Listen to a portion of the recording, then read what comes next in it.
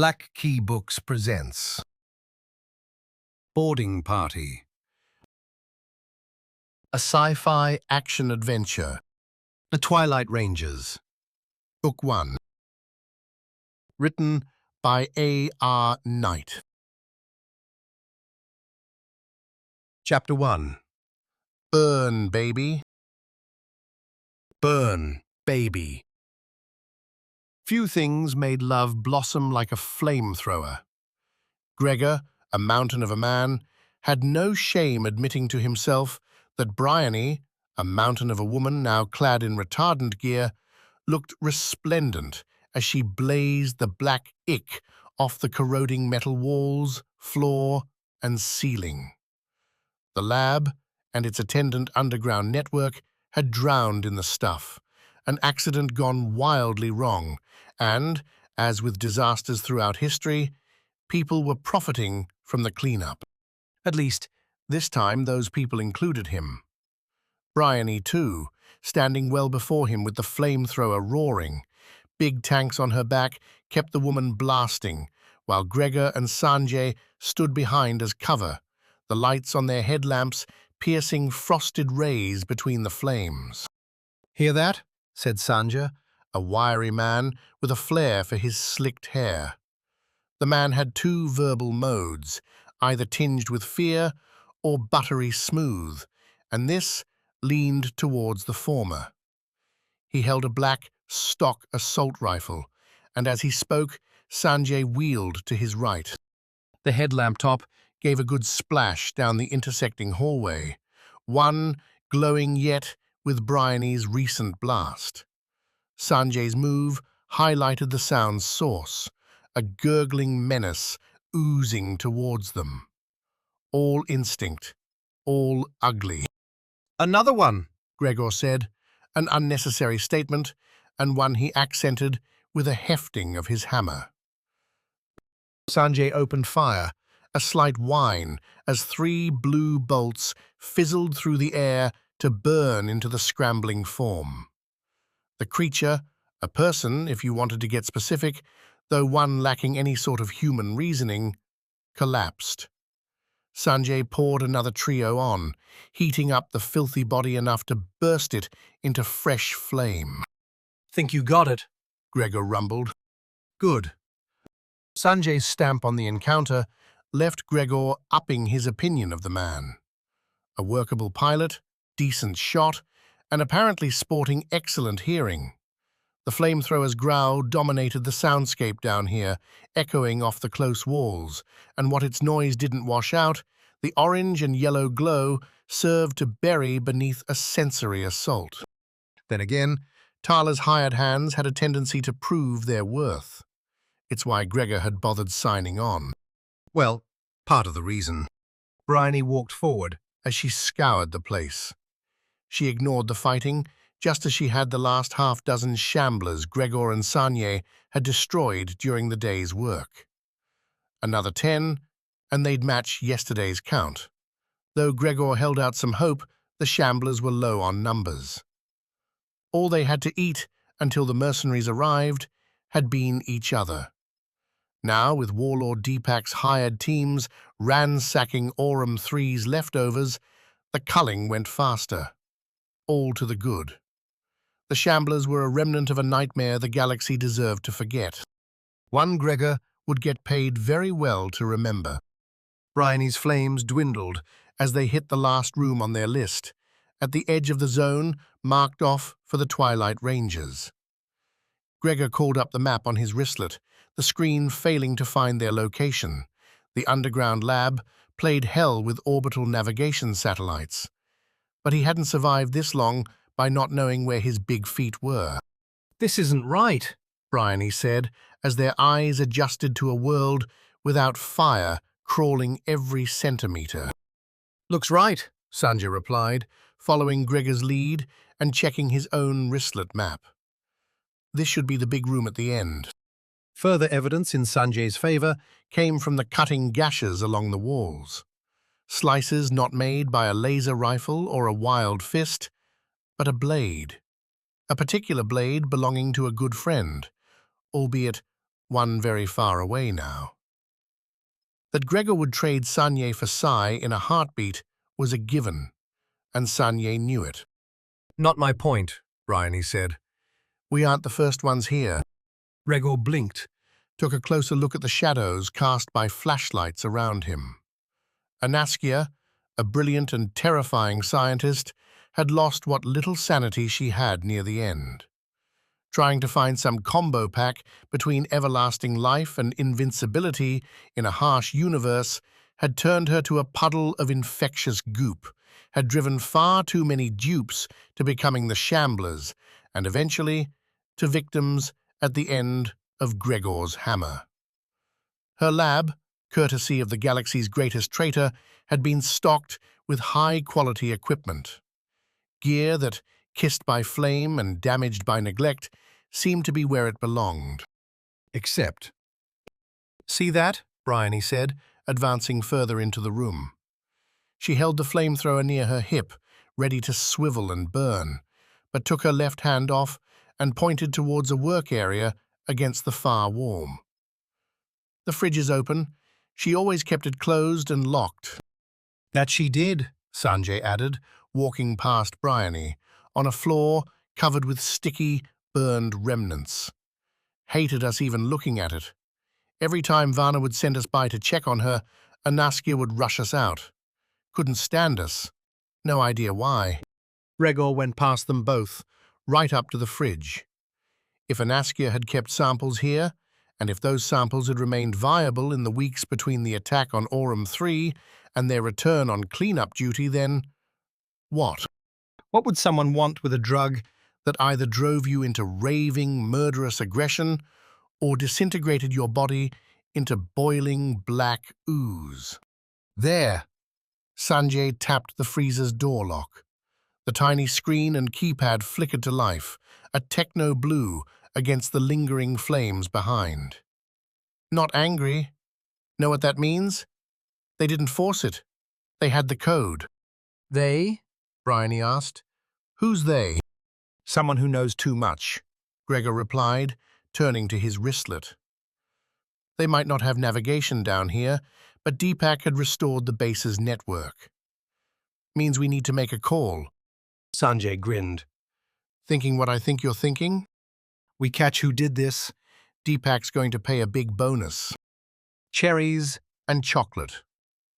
Soft red lights strung about the room, sheets so much softer than anything Epony encountered in Sever Squad. She stretched, watched the shadows slip into the connected shower. The recycled water hissed on, steam followed. Tarla could have blacked the glass, but she left it clear, let the morning's fun linger.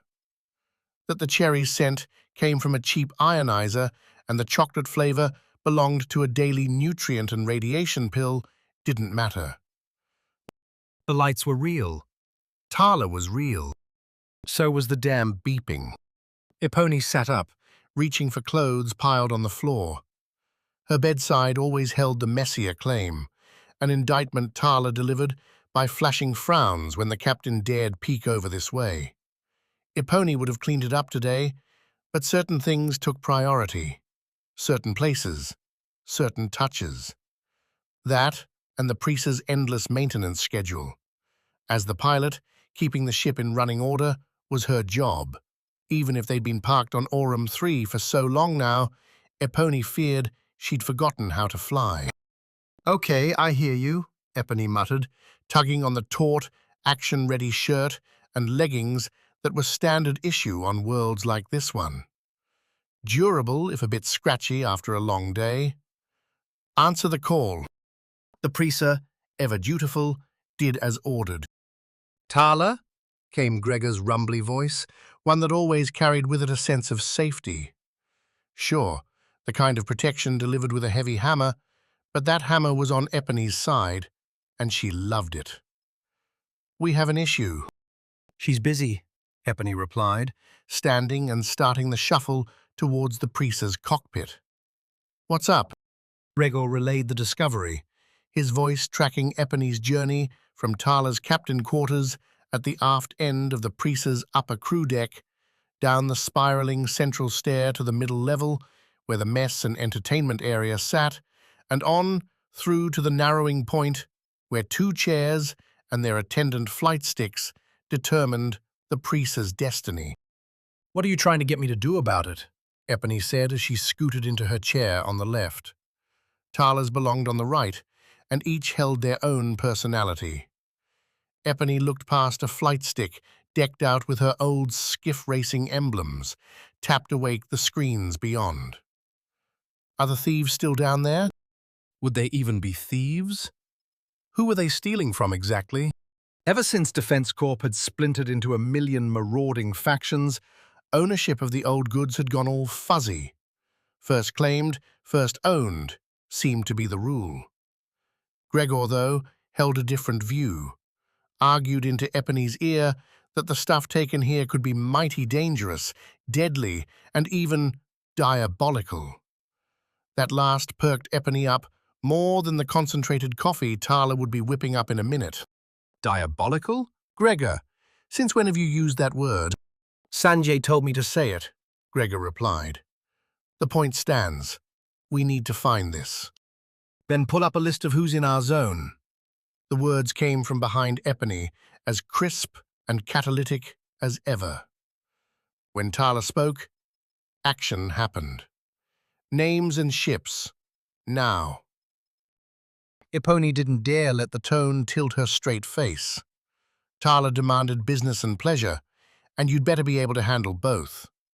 Instead, she swiped at the screens, pulling up the Aurum 3 map, zooming into the ruined base's various cleanup zones and selecting theirs. Epony sent the findings up off the screen onto the priest's huge windshield, one currently showing a golden morning on the desert planet. The sand dunes and metal ruins found their views blocked by a scrolling list of teams, with names ranging from Gilbert's Glories to the Enkashan tribe. All had dates, times, and tasks delivered, and paid for, by Deepak's orbiting fleet. Any departing today? The priest was smart enough to act on Tarla's next query without Epony's intervention, and the list cut itself to 3 teams. Splashed next to them were scheduled departures. Well, on 2. The third, the Imarohi, had a red-shaded label calling out their flight, having left only a few minutes ago, as improvised. There we go, Tarla said, wrapped in a towel and nothing else, wet hair cascading down a thin, hard-edged face. A real shower was a real luxury for any spacefarer. Gregor, get you and your team's asses to the surface. We'll pick you up on the rise. As Gregor double-clicked an affirmative, Epony squinted at the target's team name. That's it? We're breaking contract to chase these people, and we don't even know what they have. Trust your team, Epony. We're the best. So when Gregor and Sanya say there's a winning proposition on our hands, we trust them. What if they're wrong? Tarla threw her a knife's grin. Then the Twilight Rangers will have some new openings. Now get us running. They have an hour's head start. That's all they get. Anaskia's promise didn't look like much. Cheap red wine shoved in a vial, put by Farrelly in its force cage. A little glass box, save for a raspberry knob on top, from which ran diode tendrils. After she'd placed the vial inside, resting in a mesh cradle, Farrelly had twisted the knob. Without sound, with a subtle energy, the diodes tightened the mesh and locked the contents and the cage itself in stasis. As she and her crew had abandoned their cleansing job, and in turn, Aurum 3, the liquid in the vial hadn't shifted a micrometer. It wouldn't either until they reached Verdance. Then, a task long delayed could begin, and so many could be freed. Put that away, Trank said, bone-weary as ever. Getting the captain's chair hadn't helped the man much. Deep bags and constant sighs tarnished what was otherwise a handsome form. Your dereliction's been noticed. The bridge picked up Trank's tone. The Imarohi was hardly a spacious ship, with 6 seats in the scalloped command deck covering all its systems, all filled with loyal Verdant's Navy sailors. We have countermeasures and weapons. A few more weeks of work would have done better than all of them, Trank snapped. The pair, with Farrelly holding the cage in both hands, stood in the bridge's center. A clean grass-green floor held their feet, its sheen interrupted by inlaid leaf and vine work. Farrelly looked to those patterns now as Trank continued laying out how easy it would have been to slip away with the job done. Our orders were to recover the sample, Farrelly said when Trank's bluster ran out. I did that. Now it's your turn. As the man started to speak again, Farrelly clicked her tongue. Remember, I'm not one of your crew. Talk to me like this again, and I'll see you tossed. Trank held his acid, so it took Farrelly till her cabin to question her words.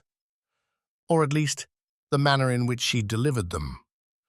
Undercutting Trank in front of his crew could curtail his authority right when confidence in Trank's command was most necessary. A bad move, and one she wouldn't make again. Farrelly logged into the simple terminal, opened her digital diary, and noted the mistake. Number 3061. She'd reviewed the first 100 just that morning, and she'd hit the next 100 tomorrow. Around and around, sanding off her flaws. With what they'd be up against, Farrelly couldn't afford to be anything less than perfect. Navigating the galaxy took time. The new fold drives helped, slipping ships through space-time and spitting them out somewhere else cut centuries into hours, so long as you followed specific routes and rules. Trank had a counter on the screen before him, standing near shoulder height, accepting his glower without reaction. When the numbers hit 0, they'd be far enough away from interfering masses to make the fold and escape. Aurum 3 was the major mass, but Deepak's Nautilus had enough heft to make the fold a dangerous gambit. The Imarohi would break apart if its fold drive snagged some of the Nautilus, which meant getting far enough away, which meant surviving the inevitable. 2 interceptors incoming, came the expected call from Rails, the lanky, copper-haired man handling communications. His station sat to Trank's right, ensconced by a wrapping terminal. They were on patrol when we launched, I think. You think? Or you know? No. Definitely no. Even scrambled fighters wouldn't be on us this fast. Then say it that way. It matters. Rails, twisted in the seat, looked at Trank like he wanted to ask why. He found Trank looking back at him with the captain's expectant stare. Dig a little, and Rails would figure it out. Meanwhile, a blinking orange light on Trank's terminal said the fighters wanted to talk. Farrelly was gone, so he'd be on this one. Not a problem. Personal issue, Trank said, after greetings dished and dashed. We have 2 crew whose family members back on Verdance are experiencing severe medical events. They've requested to return, and it's our policy to honor those requests. Losing a lot of cash for that, Captain, the lead fighter replied. The 2 craft were making a lazy circle around the Imarohi as the latter picked up speed, aiming for a deep speck of nothing. Don't think I've ever seen a mercenary group be that nice. Trank wanted to curse, but held his tongue. The fighter pilot's tone and words said the man wasn't green, wouldn't fall for an easy explanation. We're lucky that we can afford it. Our crew matters to us. They stick around longer, and we reap the benefits. Even if you're blacklisting yourselves, getting on Deepak's bad side would indeed be a bad play. The warlord held this sector, and until the turmoil sorted itself out, any business would want the local muscles' favor. Except Trank wasn't playing the usual game. He just had to pretend he was. Your lord's that angry? Trank furrowed his brow, frowned. We're far from the only people cleaning out the facility down there. Those fighters completed a second loop, were swinging around to park themselves in the Imarohi's aft. Not a good sign. Deepak's a man of honor. He keeps his commitments. Unfortunate that you're not. Like I said, if those two on your crew really need to return, we have shuttles you can commission. Plenty of freelancers ready to take their spots. Trank squinted at the console, then glanced around it, hoping to see Mavra looking back. She was easy to spot, with the golden dots on her cheeks and forehead. A sect Trank hadn't bought into, but it seemed to bring her peace and competence manning the Imarohi's weapons systems. Mavra's nod in reply told Trank the Imarohi was ready for what was coming next. As I said, we take care of our own. We'd love to work with Deepak and all of you again. Sad it didn't shake out that way this time. Sorry to hear that. Still, contract says we get a search before you leave. Everything on Aurum 3's under Deepak's control. Can't have anyone taking what doesn't belong to them, you understand? I do. But, nope. No talking around this. Shut off your engines and we'll have a shuttle over real quick. They'll take a peek, have you sign off on your decision to leave, and then we're all settled. So if you wouldn't mind. Trank stared at the console, the square taking up the screen's middle, showing the two fighters at the Imarohi's rear. He reached out, pressed his fingertips against the screen, and squeezed them together. The square zoomed out, reaching hundreds and then thousands of kilometers.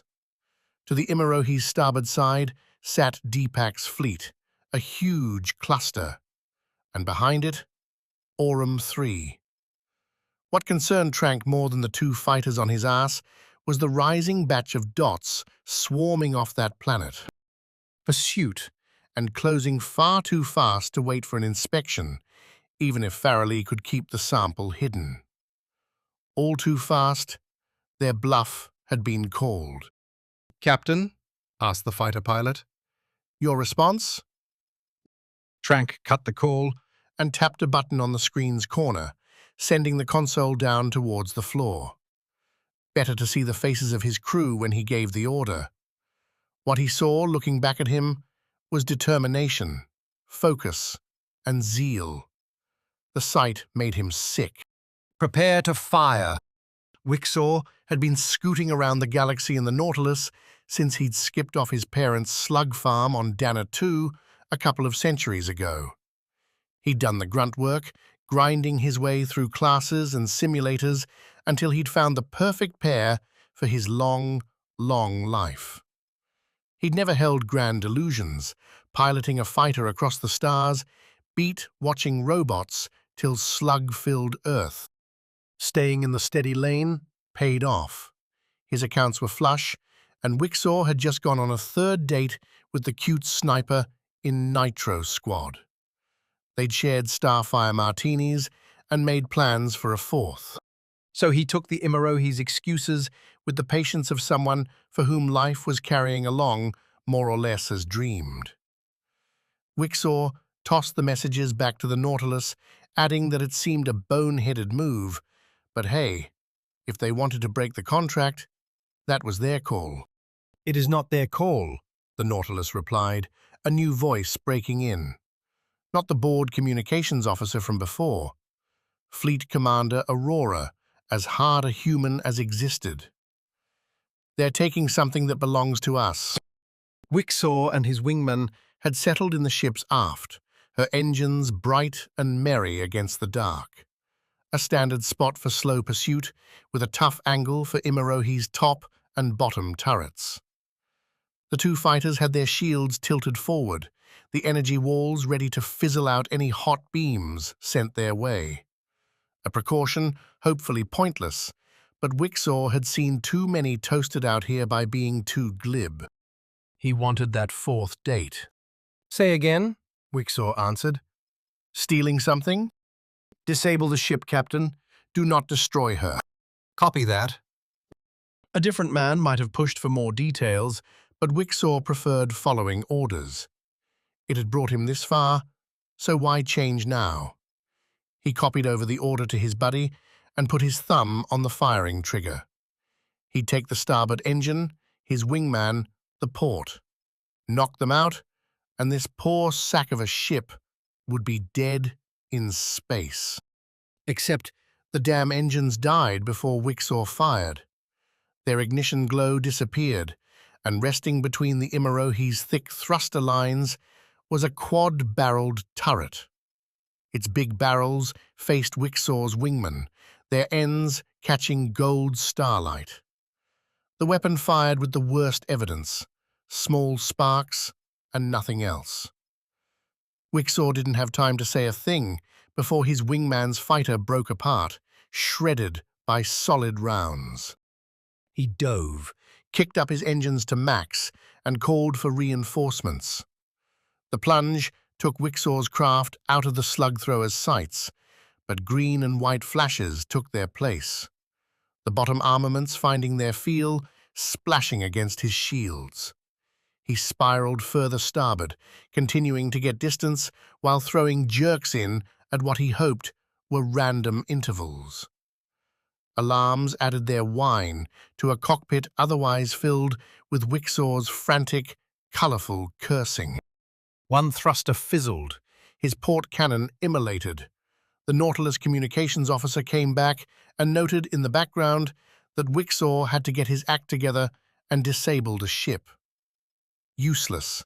He pulled the flight stick back, felt his baby slide in vacuum slower than he needed, but the Imarohi's gunners hadn't expected the move and sent a murderous wave low. The fighter's nose pointed now back towards the Imarohi, and Wixor heard the right kind of chime. Missile lock. He slipped his finger one notch down on the flight stick to a fat button and held it down. The long pressure tripped a particular command, one every Defense Corps fighter had baked into its being. Not one, not two, but the fighter's whole 6-missile complement rocketed towards the Imarohi. As the missiles fell away, Wixor's left hand punched a different, very red button on his seat's side. The flight suit compressed, the visor locked into place, and the cockpit detached as Wixor blew through it into cold vacuum. Another green and white volley hit his fighter, melting its ruin to nothing. Wixor kept his eyes on the freighter, on those 6 glowing dots streaking in. Might not be much left to capture, but screw it. They'd taken his wingman. Chapter 2. Party time. Epony was still congratulating herself for the immaculate scoop when Tarla, next to her in the cockpit, whistled. The Preaser was climbing out of Aurum 3's atmosphere in pursuit of the Imarohi, a quest that, given their target's lead, seemed dubious. Epony hadn't bothered to voice the opinion to Tarla. Their relationship functioned on white lies and subtle things not spoken, and focused instead on the fundamentals, like how she'd kissed the dunes en route to picking up Gregor, Bryony, and Sanja without a stop. "There's a line," Tarla said, black space taking the place of Aurum 3's golden sky. "Lot of attention on our prize." "The chatter's going off," Pero, the group's sniper, said from behind them. He'd slotted himself into the small third chair, one that could serve as a de facto support spot if needed thanks to Tarla's modifications. The wiry man watched a big blue screen scrawl with transcribed text, speakers starting out as ID numbers before flipping to ship names. Deepak sent a couple of fighters, but the Imarohi hasn't folded. Put a whole bunch of contract brawlers on dig-out duty, and you couldn't be shocked when a little action sent them all scurrying. Epony had seen that action play out in countless kart races, where weather or some other delay had the pilots twitching in ready rooms, waiting for an outlet. Seemed like every boat that could get in the air was taking the chance to let off some steam, and their glowing engines replaced the stars out the front viewport. all streaking towards the High. "Oh, damn," Pero muttered from behind. "What?" Tarla asked, turning and giving Epony a reprieve from her commander's watching eyes. Tarla, for all her many charms, tended to supervise up close. "Talk, Pero." They shot back. "Took out a fighter." "With what?" "Dunno. The fighter's hitting back with some missiles." Tarla swore. "It had better not kill them."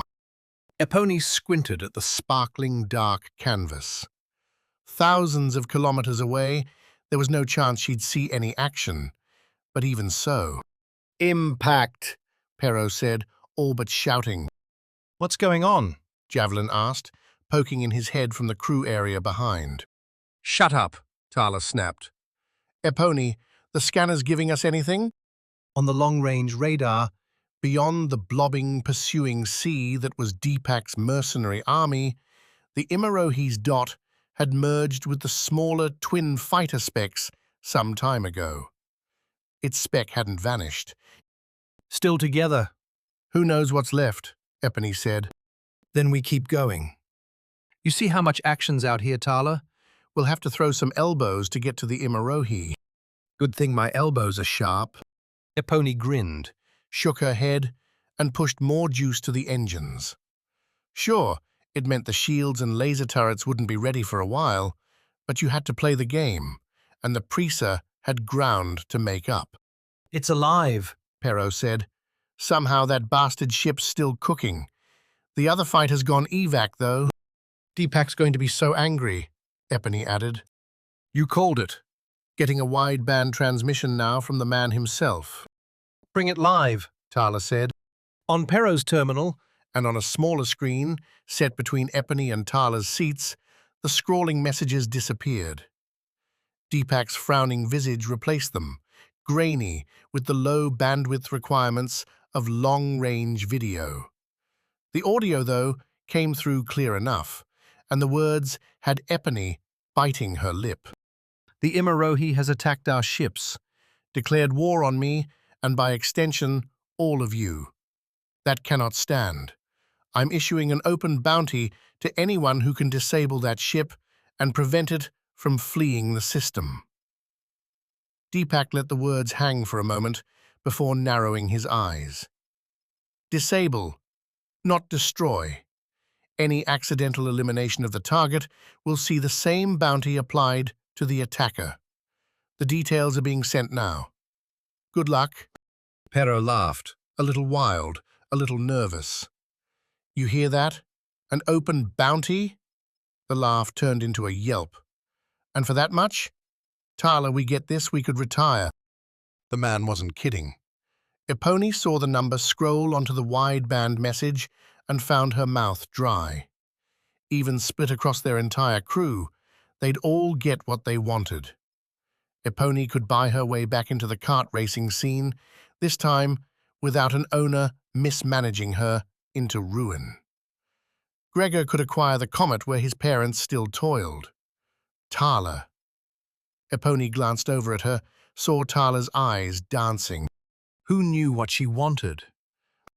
"An open bounty means it's anything goes," Tarla said, more wondering aloud. "With that reward, everyone out here just became our worst enemy. Epony, are you ready to fly?" "Always." "Good. Get our cannons and shields up as best you can. Pero, get everyone to battle stations and figure out where the Imarohi's trying to go. Maybe we can get a better intercept." Tarla stood from the chair, the buckles drifting as gravity's last grasp vanished. "I hope everyone had their coffee this morning, because it's going to be a long day." Gregor and Bryony tended to end shifts together, sharing a shower for a little privacy amid the Preaser's otherwise close quarters. That had been the plan here too, though zero gravity killed the water pressure and meant reverting to sponge baths. Not that those weren't fun with a partner, but any leisure time died with Pero's ship-wide command to get to battle stations. floating and kicking. The formidable pair bounced from the shower across the upper-level corridor to their shared quarters. Or rather, to Bryony and Epony's. But since Gregor bunked with Pero, and Epony spent all of her time in Tarla's captain's chambers, there'd been no protest at the moves. Deepak's either desperate or crazy, Bryony said, as she pulled on the tight underclothes meant to breathe in oxygen, but seal close for warmth if pressure vanished. Always a struggle to get on. Neither of them looked competent as they huffed, pulled, and spun. Open bounties just get people killed. Smart move. Explain? Almost done with Aurum 3, Gregor said. Job pays only when it's over. Crews will die here. Bet he'll save cash on this. Bryony laughed. Clever. Deepak is.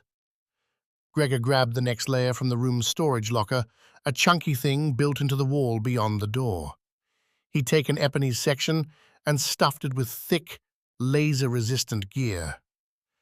He's ruthless. Like me, then. Almost. They grinned at each other, Their dress-up done, and Bryony kicked her way through the door. Gregor followed, thanking his own diligence in maintaining the black-and-white power armor suit they had down below, in the Priest's small cargo bay. A gift from Deepak for Gregor's Sever Squad's heroics. The suit wouldn't be worth much in a space laser fight, but if things went messy, Gregor's hammer and the batteries to wield it would be ready. Get your asses going, Pero snapped, the man waiting for them in the Priest's central space. We'll be in range in 20 seconds. You're in range of my fist right now, Gregor replied, as Bryony kept going towards the starboard nodule. She'd take the turret there, while Gregor went port side. Feeling like a warm-up? Pero narrowed his eyes. A thing the man did far too often for a coward. The guy kept skipping out on hard work, liked to hide at a distance and pick people off with his little sniper rifle. One time, just one time, Gregor would like to get Pero in a ring, with nowhere for him to scurry off to. Later, Pero said, jerking his head towards the port side turret. Too much at stake. You see what the bounty's for? I'll find out when we get it. Pero did laugh at that. And Gregor held back the haymaker. Usual stakes? Bryony called from across the room. Spice it, Gregor replied. Half the bounty. You're on. The Priest's turrets kept things tight for a big body like his. Gregor managed, though, strapping himself into the cushioned chair and pulling in the twin stick controls. He pushed and pulled the levers, each sending the gun up, down, or, if massaged right, in any other direction.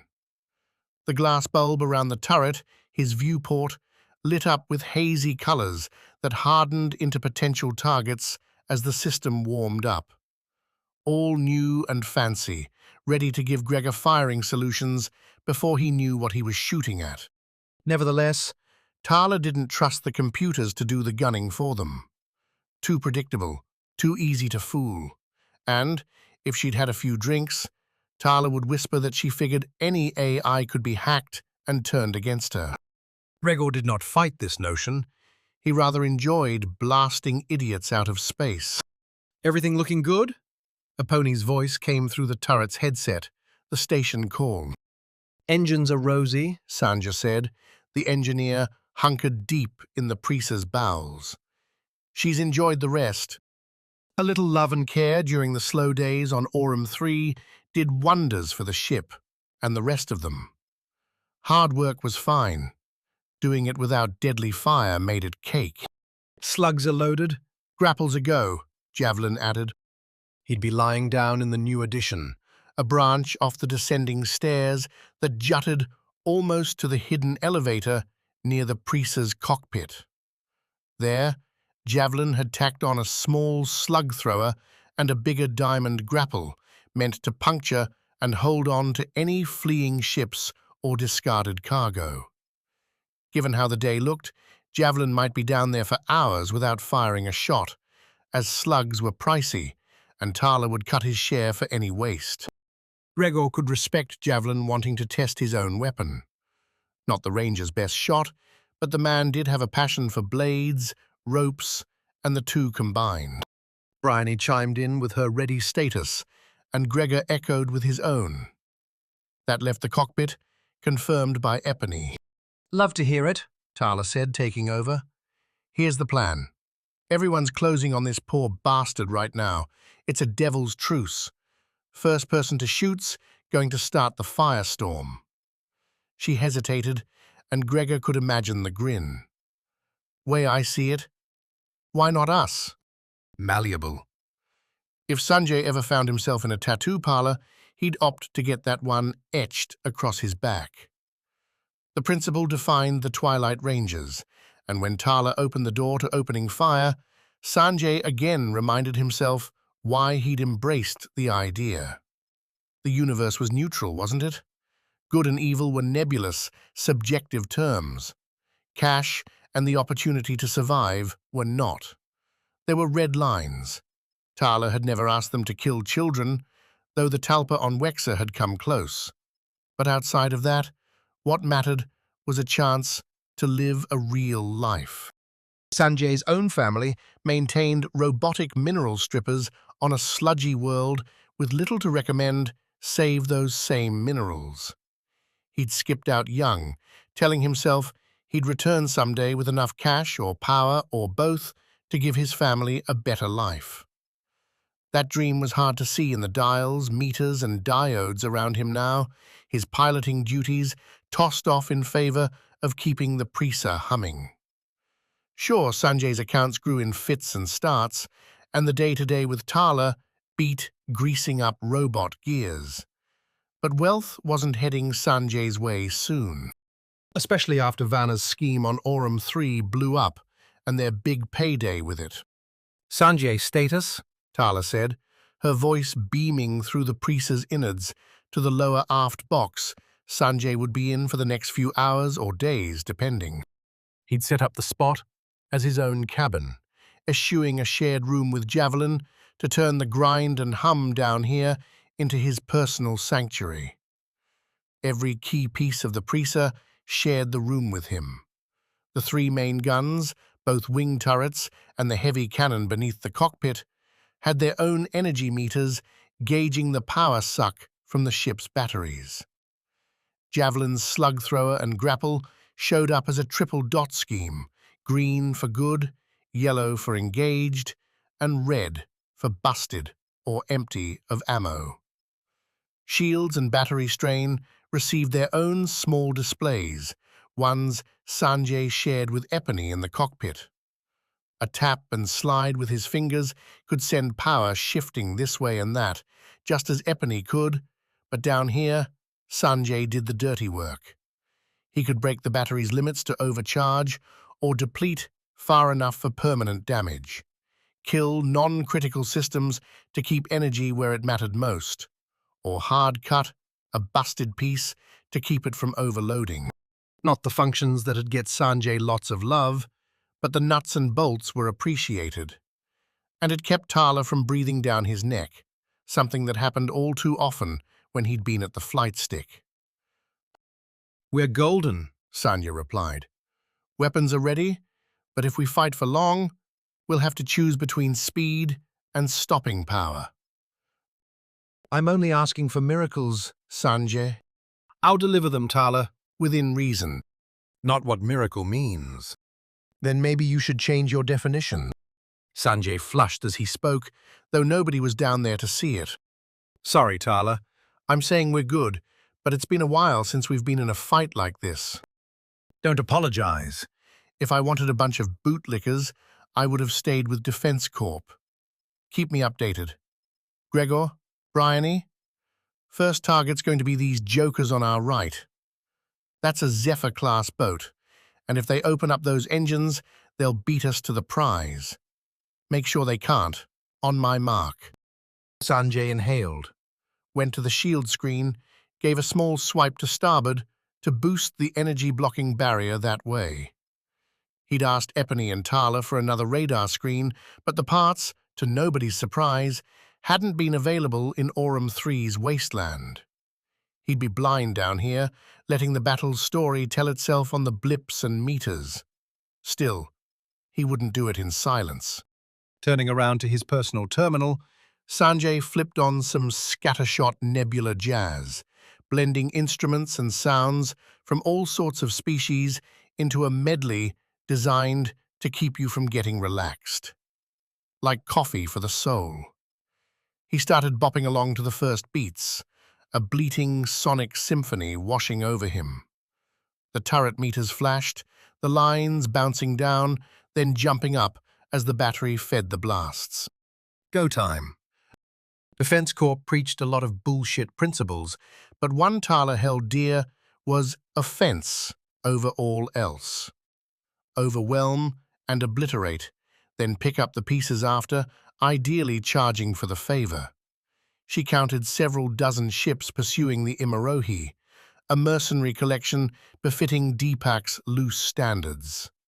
All hunting immediate riches. Some ships would be more dangerous than they appeared, others less so.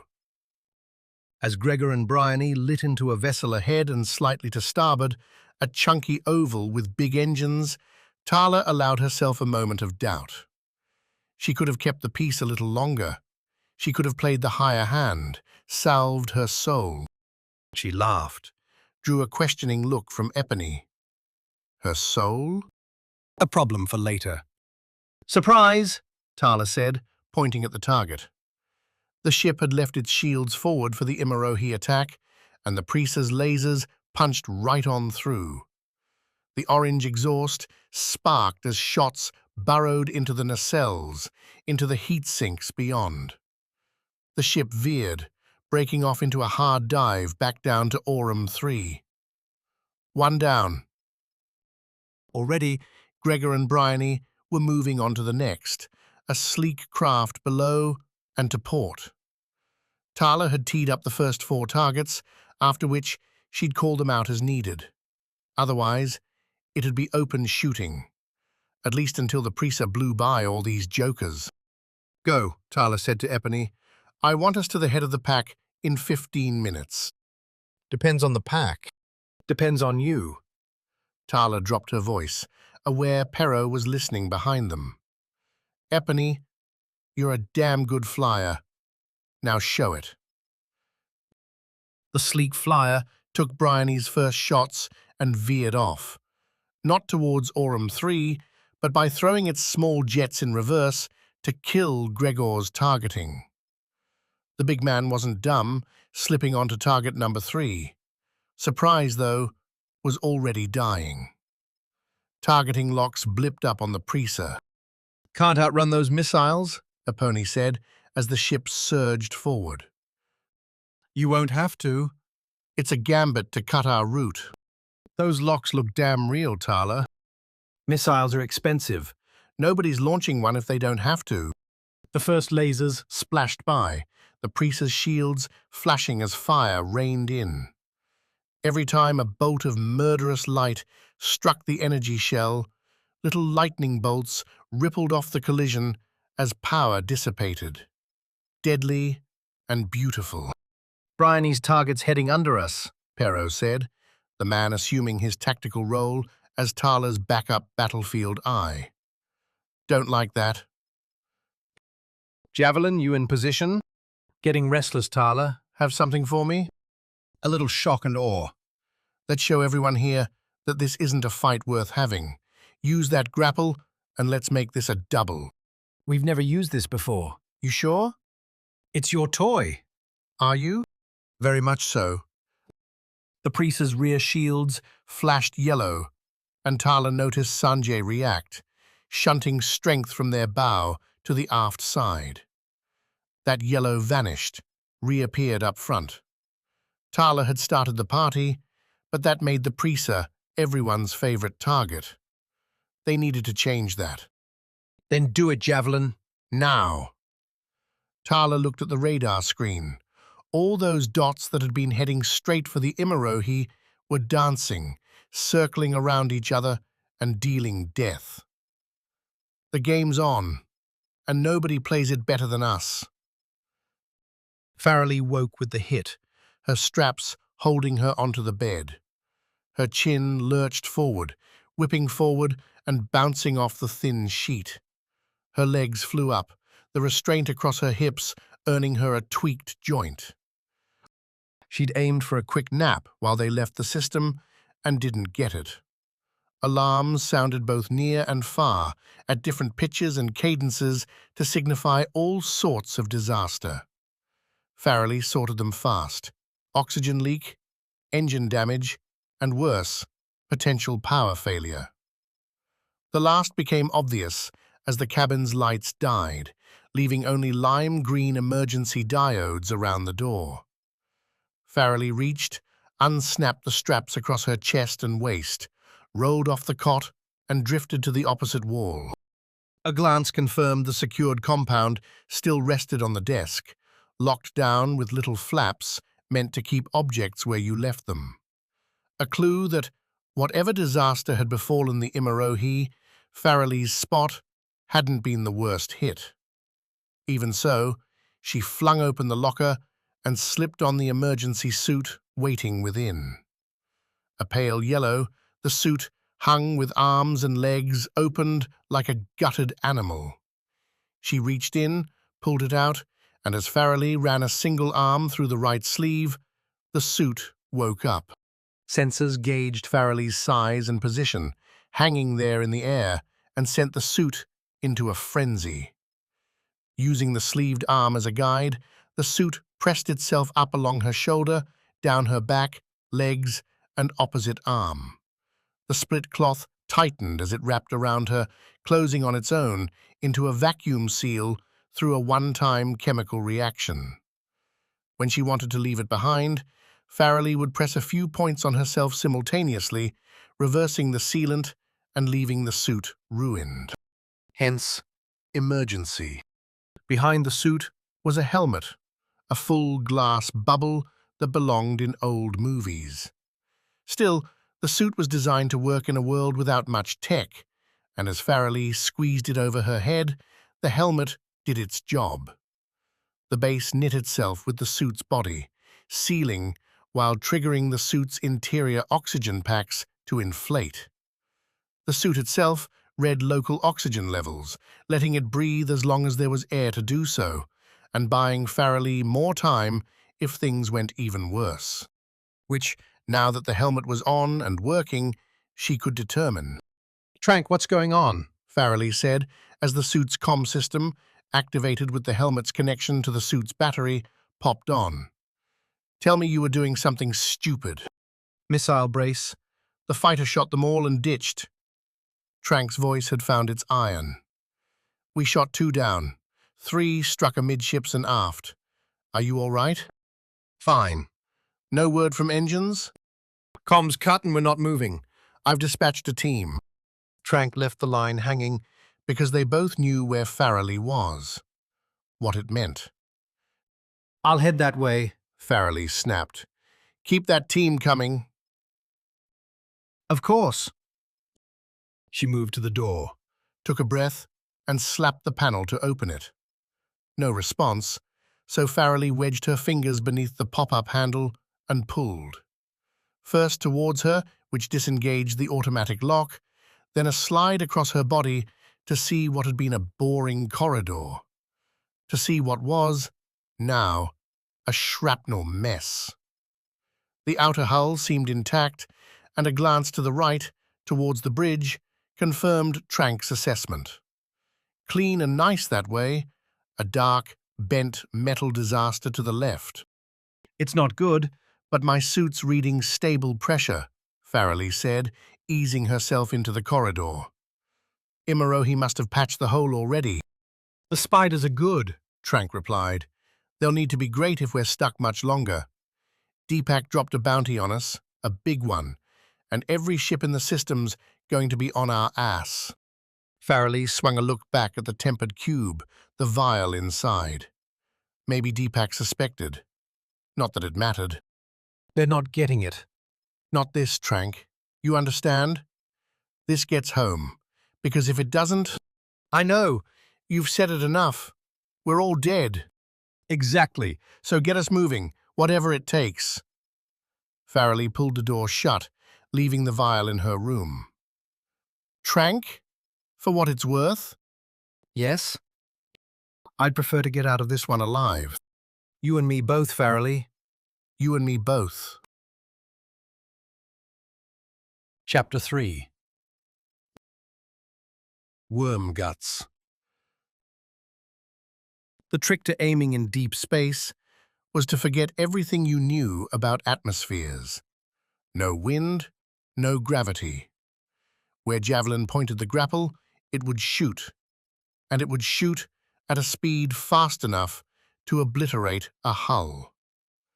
The weapon, which Javelin had customized himself after begging Tarla for the cash and getting some bored Defense Corp artificers from the Nautilus to fabricate it, led with a long diamond spike.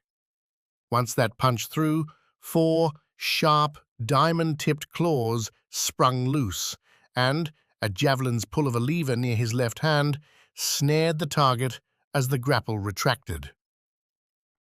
Simple and effective, at least in concept. Hopefully the same in reality. The target swam below and to port, a ship half the Priest's size and bristling with forward-facing cannons. Its hull bore designs calling favor to a religious sect Javelin had briefly toyed with in a younger day, one espousing rampant exploration, adventure, and burning out bright. Today promised all those things and more. Ready? Eponi's call came through. Going to set you up, and be quick, because bugs are everywhere. I'm always quick, Javelin replied, getting his left hand ready. The lever had a button on its top, fit to Javelin's thumb. Mark on 3. He spoke, laying down, head to toe, in a glass bubble, beneath the Priest's crew chamber, just ahead of the sloping decline to the engines and cargo hold. Above Javelin, his ship's bow stretched like a chrome tongue depressor. Below, stars and infinity sprawled. At his eyes, the glass displayed data in shadowed whites, giving Javelin range, targeting options, and the grapple's readiness.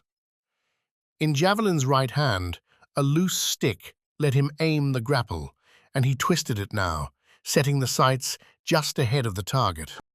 Mark! Javelin snapped. Eponi dipped the preaser, and Javelin fired, the target rising right into his crosshairs. The ships weren't more than a few hundred meters apart, and the grapple crossed that distance in less than 2 seconds. The spike should have made a clean hit amidships, but the target, either with better senses than expected or just reacting to Eponi's shift, rolled. The grapple instead glanced off an upturned wing, bouncing off starboard past the gunboat into space. Did you just miss? Eponi asked. That's what they think, Javelin replied. Pull up.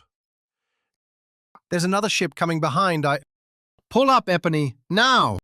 The grapple's cable, nearly a kilometer long and thinner than Javelin's arm, spooled into the infinite. As Eponi shot the preaser upward, the target reversed its roll. Its engines cut, the gunboat expecting the preaser to blow by and give it a big, fat target. Javelin reversed the grapple, setting those 4 claws out. The coil crackled as it sucked back into storage near Javelin's feet. Eponi paid attention, saw the grapple's retreat, and rolled the preaser, keeping the grapple's return right where it needed to be. The gunboat kicked its starboard jets at the move, turning to hit the preaser's exposed belly. Maybe, at that turn, they saw the long cable. Maybe they realized what had bounced off them a moment ago. It didn't matter. The grapple's bottom claws caught the gunboat's frame, just ahead of its engines, the claws digging through hull plating like Javelin might scrape some pie with a fork. Wires rent metal, and the pop flares, as oxygen caught fire in the briefest moments, followed the grapple's line. Catch, Javelin muttered to himself. As if hearing its master, The grapple found a hold near the ship's bridge, snagging the hull's hard crossing bar before the gunboat's glassy, sloping windshield. The ship tilted, its engines, its crew trying to make sense of the long gash splitting its hull. "Jav, go slack in two," Epony said. The retraction, coupled with the Priest's upward acceleration, pulled the gunboat out of its firing line. In atmosphere, the Priest would be contending with thousands of fresh kilos tugging on its engines. In vacuum, Epony didn't lose a damn thing. On two, Javelin pushed the lever forward, letting the grapples line out as Epony rolled the Preaser. Lasers flashed past, arcing in from overhead. An attack angle, and a good one, going by the alarms Javelin had been doing his best to ignore. Beneath him, the grapple's line went slack, but the retraction and the gunboat's faltering engines preserved velocity. The caught ship flew past, its bridge and the panicked, confused faces within visible for a fleeting moment. Javelin would have waved, but the gesture wouldn't have meant anything. Because, as the gunboat eclipsed the Preaser and continued past, the attacking vessel, a larger one, completed its run. It shot overhead right as the gunboat appeared from the Preaser's shadow. The billowing crash, the flying metal, exploding stored missiles, and ruin that followed as the two ships became one wreck had Javelin wince. Then he pulled the lever and watched his pride and joy come running home. A bridge in chaos, a ship in flames. Not a situation Trank wanted to be in, but one he knew well enough not to panic. The key, for a captain, lay not just in stifling his own fear, but in projecting that confidence out to the crew. Trank spoke orders clear and calm, laying out teams to check damaged areas, restore communications across the Imarohi, and figure out how long they had until the bounty hunters arrived. The last came in from the radar specialist, seated to Trank's right and gazing at a large, curving screen. The man had half Trank's years, and if the captain remembered right, hadn't ever left their home system before this assignment. A chance at glory did tend to pull people from their settled lives. Now the man, Crames, told Trank he had maybe 30 minutes. Then someone could start shooting, and soon after, try a boarding action. "You think that's likely, sir?" Crames followed his own status update, twisting around in his seat to look at his standing leader. "Boarding us?" "The bounty asks for it." "I'd say it's likely." "But they won't, right?" "We'll get away." Trank frowned at him, knew the others on the bridge were picking up the conversation as the bridge went quiet. "Officer Crames, what we're doing is trying to get home. We will do anything and everything to make that happen, because what we're fighting for, here, is worth all of our lives. If the Imarohi is incapacitated, we will endeavor to reverse any boarding and take control of the attacking vessel, then return home using the taken ship." He took a breath, leveled a weighty gaze across the chamber and the other 5 staffers at their terminals. Dedicated crew, all. "What I'm saying is, there will be no surrender here. There will be no defeat. There will only be our triumph, no matter the cost." "Sir," Kramers said, dropping his voice, "I have family. Back home. 2 sons. I didn't think—" The legend was already written before the mission began. A tool for suckers. Join the most heroic quest, but don't worry, because the danger was minimal. Etch your name in history without risk, as you'd simply be running to Aurum 3 and back. Defense Corp was in shambles, which means the path at last was clear. Varna, Helix, and Anaskia had done the work. Now we needed to finish the mission. How different glory seemed when death chased your every step. "My daughter expects me back," Trank said. I don't plan to disappoint her. Crames, as did all young officers with too few scars, took the captain's words as a promise. The next problem flashed on Trank's console, the standing screens displaying the Imarohi's battered readout. The ship's skeleton splayed out on Trank's right, with yellow and orange zones all along her midsection to her aft. They'd been red a few minutes earlier, meaning atmosphere venting into vacuum, but his skilled crew and attendant robots had already patched the blown hole. Shrapnel had cut through the food stores and medical bay, but the Imarohi had no critical wounded. A small miracle. The Flash offered a second one. The engines escaped much damage, Claimed Aaliyah, her face popping into Trank's left screen. Sweat's sheen mingled with burnt flakes on her skin, a sign that much wasn't nothing. I'd estimate we can get 80% thrust right now, Captain. As much as 90 in an hour or two, if I get my guess right. The forward drive? Aaliyah shook her head. Still diagnosing, but nothing looks too far gone. I need to know, Aaliyah. Without the drive, we need to change our tactics. You'll know, Captain. See that I do. We'll bring thrust to 50% to buy that time. I said 80? Trank flicked a lip corner up. I don't want any mistakes. A fire, a blown thruster, and we're dead. 50 until you confirm, with as close to absolute certainty, that we'll survive. Aaliyah kept the frown, but nodded. As ordered, Captain. Trank cut the call, Rose his look back to the bridge crew. Raise power to 50%. I want shields and weapons as good as we can get them, because I doubt we'll be outrunning anyone today. We might not have to, Crames said. They're fighting each other. The man laughed. They're all so greedy. All the same, we plan for what's likely to come, not for what we hope will happen. Stay sharp. This fight is just beginning. A few ships destroyed, a few dozen more to go.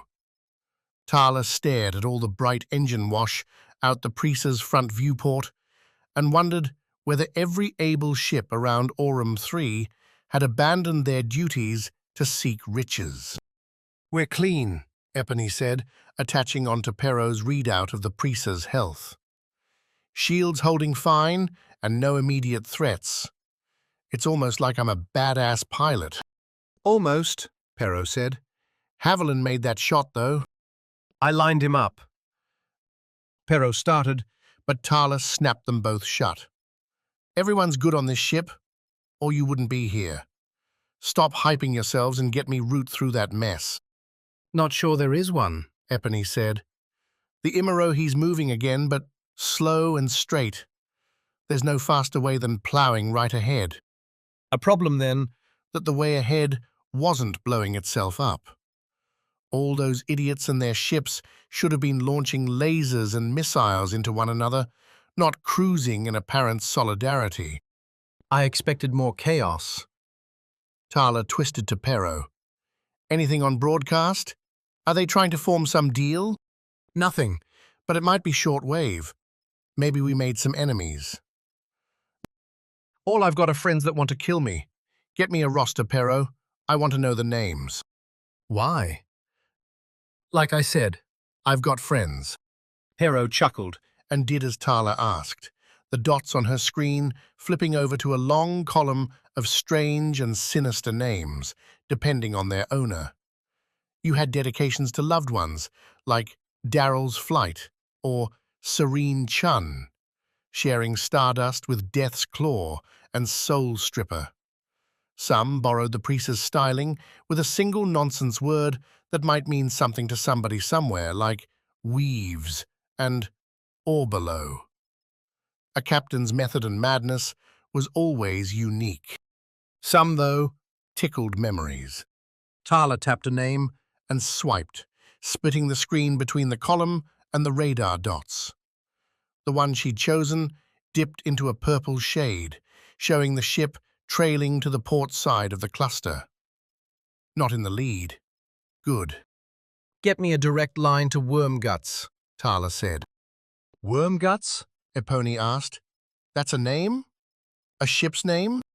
Gavrius is a fan of Stupid things. But he's a ship captain? Lots of stupid people are willing to pay him to do the stupid things he loves. Have your line, Tarla. Linking up now, Pero added. The console whisked away the dots and names, replaced them both with a simple stock ship image and the connection stats. Close enough for zero latency and a tight beam, meaning eavesdropping would be tricky. A ship would have to literally fly right between the two talkers to listen in, and Tarla reminded both Pero and Epony to let her know should any be dumb enough to try. Though that'd also mean the ship would have to figure Tarla and Gavrius were talking, and to think we spend weeks together on Aurum 3, and it's a bounty chase that gets you to pick up the comm, Gavrius said, his voice deep and gravy smooth, but not his image coming through. Keeping it low bandwidth then, harder to detect. I'm hurt, Tarla. Good. I left at least a dozen messages. And not a word. One just yesterday, in fact. Tarla rubbed her temples. Do you think this helps you, Gavrius? I just want my crew and yours to know how much I love you. Tarla caught Epony's sharp glance from her left, rolled her eyes in reply. Your love is like the cancer I never wanted, and despite how much fun it is, I'm not calling to chit-chat. Too bad. That's all I want from you. As slick bastards went, Gavrius could shimmy himself through an appetizer or a cocktail, but keep the date going for more than an hour and the holes would poke through. As shallow as a puddle on Wexa, the man circled back to the same stories, held no real opinions, and still considered himself an entrancing specimen. Would that Tarla could ice him right through the console. Who knew? Maybe she'd have the chance by day's end. How about cash, Gavrius? Enough to get that idiotic name blasted off the side of your ship. Oh, you want to team up for the bounty, Tarla? How nice. A little late, though. Already made your bed? I did. Gavrius fell quiet, and Tarla matched him. A big cluster like all those ships meant a mess to come, meant a lot of divided shares if somehow they kept the peace. But it might be crowded. Then how about we kick a few out? What's your offer, Tarla? Already made it, Gavrius. The bounty, split even. A laugh. Tarla muted her end, swore. Gavrius was about to make this so much dumber than it had to be. Partners, Gavrius said. After this. I'm not. Tarla, I'm not joking. I've a line on something big. We were going to split off in a few days anyway, and I'm seeing this bounty as a great chaser to our Aurum 3 cocktail. We get it, then you and your crew come with us. A job that'll have us all sitting real pretty. Oh, Tarla put on a little purr. Gavrius, I'm impressed and intrigued. Accepted. Now let's torch these fools. Another chuckle. I've missed you. Bryony scoffed. Javelin claimed a dozen heads for himself after the slingshot kill. She and Gregor had split the first onslaught, guessing 4 apiece. The day promised a high count. But 12? I'll give you 4, Gregor said over the comm. Small ship, few people. The crash goes to Epony. I don't want your bodies, snapped the pilot. But if Javelin gets them, he might win. You know that's a bad idea. True. The last time Javelin had won the nightly card game and the associated winnings, the man had carried on for hours about his brilliance. That he'd lost both the nights before, and soon enough, the night after, didn't matter. Why remember the losses when I can celebrate the victories instead, Javelin had said, and that same tone came in now as he accused the others of jealousy. You could have picked the grapple, all of you. Well, not you, Epony, but you don't really count anyway. Javelin let a happy sigh filter through the comm. Did you see her? She worked so beautifully. A catch, a toss. We have a weapon now that nobody will expect. If they paid attention, they will, Gregor said. Bryony leaned back in her chair, a hard job in the port turret's cramped confines. A tough place to spend what promised to be hours and hours. She'd adapted to the discomforts, the bio-bags and muscle zappers meant to keep cramps at bay. Pero would run food and water to the stations, a duty the sniper performed with enthusiasm, because, so he said, hopping around kept him out of harm's way. The coward. Nevertheless, Bryony could appreciate the preaser. She'd been with Tarla for near a decade now, long enough to have skated through plenty of jobs with crap ships, or worse confines. One outpost they'd patrolled for months had no electricity, and they'd had to rely on Javelin catching fish from fetid waters for any break in powdered vitamin protein mixes. The pay had been trash too, but Tarla wanted to wait out a bad bounty, so their options had been limited. Today, at least, had both profit and punching potential. Tarla's making friends, Epony said, interrupting Javelin's continued stream of consciousness praise for his hook. Any of you know a guy named Gavrius? Oh, did she?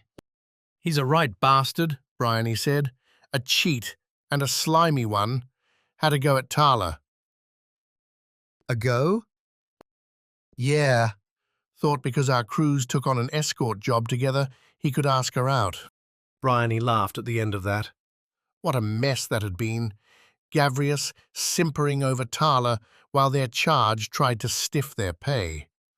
Argued that because a few of the protesting peasants had hit his barge with thrown rocks, that the Rangers had botched the job.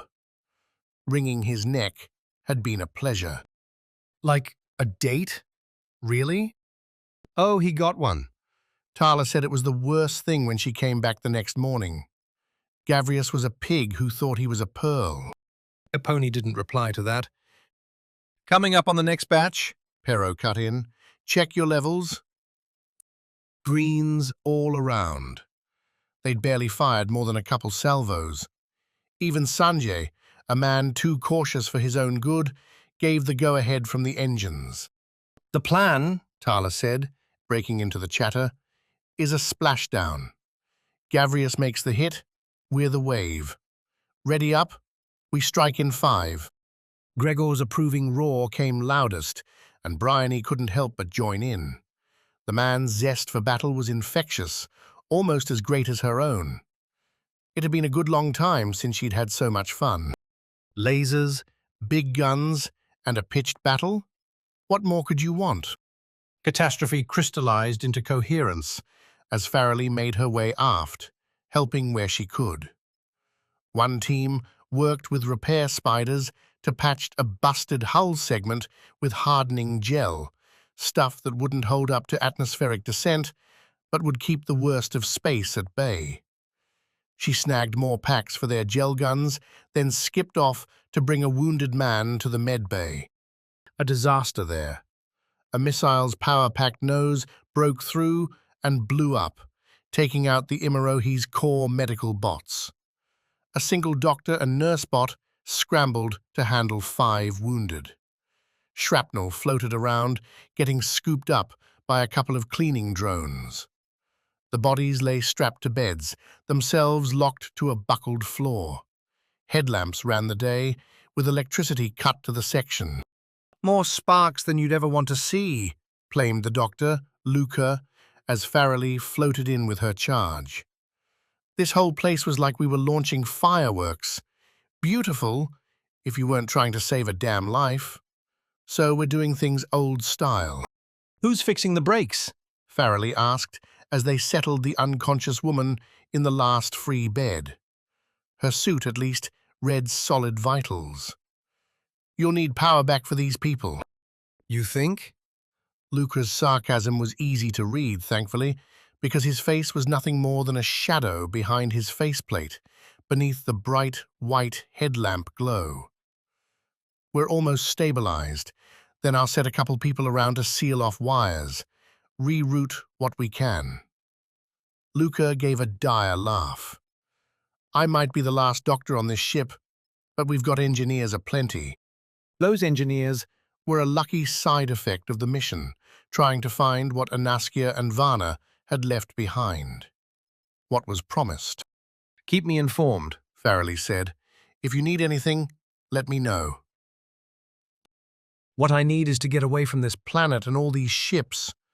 Don't know what you all did to get the hornet's nest after us, but we take another hit like that, and we're all dead, Farrelly. We're trying. Trank's trying. I sure as hell hope so.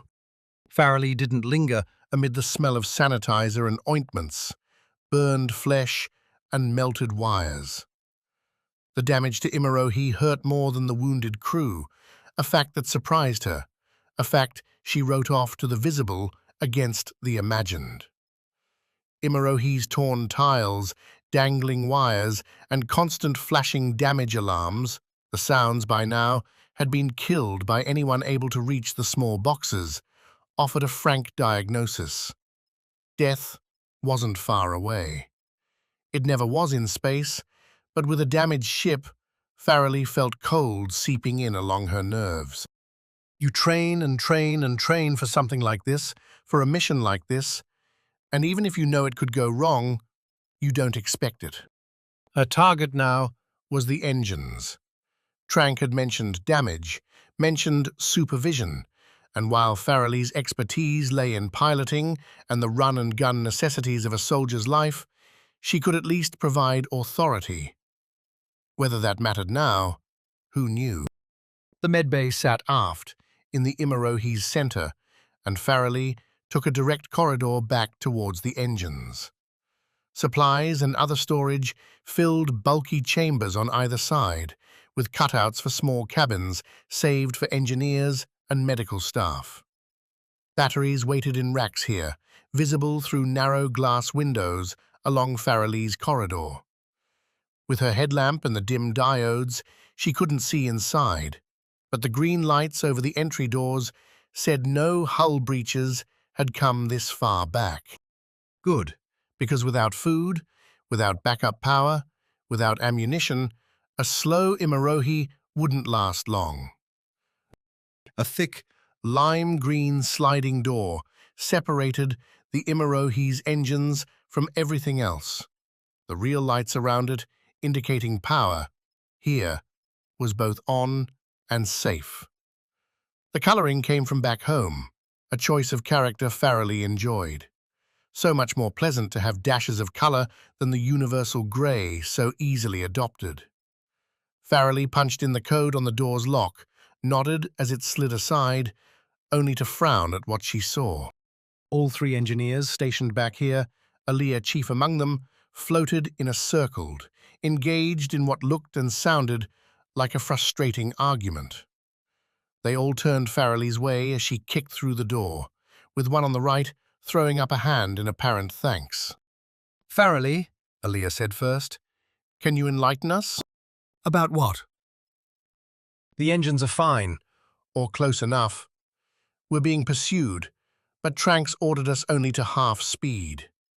Aaliyah took a breath, the engineers beside her angling accusing looks at Farrelly.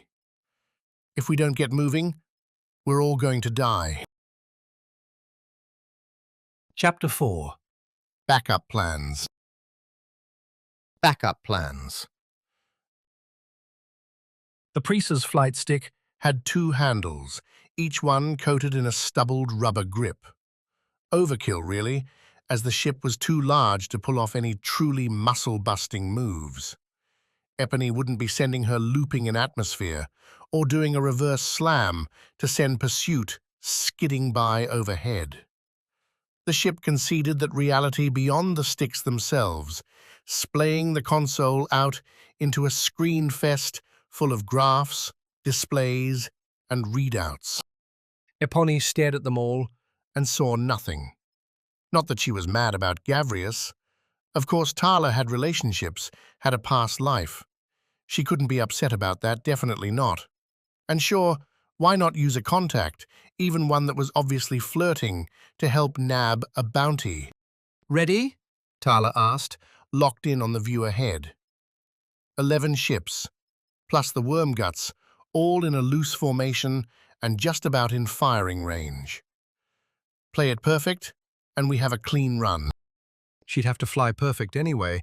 Because Sanye had been pulling the Priest's shields into its engines to make time. Epony had already cursed their own delay in getting off-world, a tough break that put them far behind. And now the consequences were clear.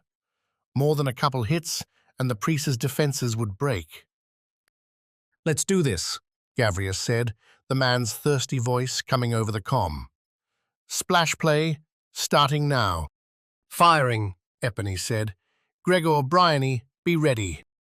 A light trigger on the flight stick's right side served to fire the front cannon, and its bolts zipped right where Epony aimed them. The worm guts jutted out of the laser's way, a near miss sending the ship careening into the cluster's middle.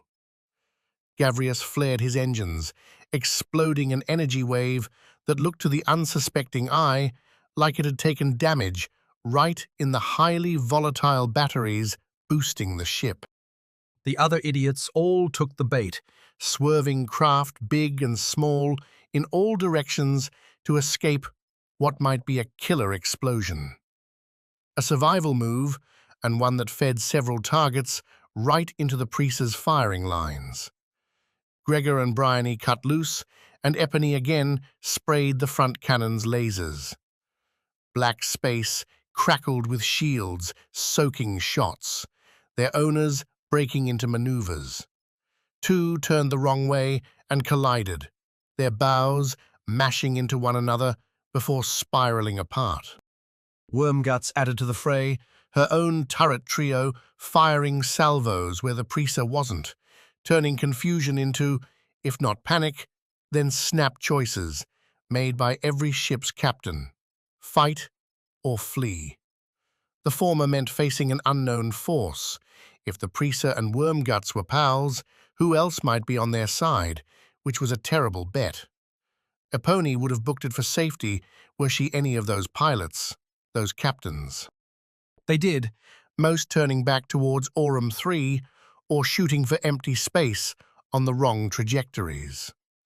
A wave scattering out in all directions. A perfect splash, Tarla said, nodding to herself. Nice work, Epony. Not that Epony was done. Wormguts had settled into its new flight path, straight on to the Imarohi, and the Priest was coming up behind her. Gavrius wasn't evading, wasn't suspecting, and Epony could send an easy salvo right up its aft. She didn't have to voice the option for Tarla to notice. Don't, Tarla said, her voice going low and slow. Gavrius is an ally. Competition, actually, Epony replied. We could knock out the engines right now. She's got a point, Perro said from the comm chair. I like keeping the bounty shares between us. No. Tarla reached out, put a hand on Epony's shoulder. Not now. Why? Are you questioning me, Epony?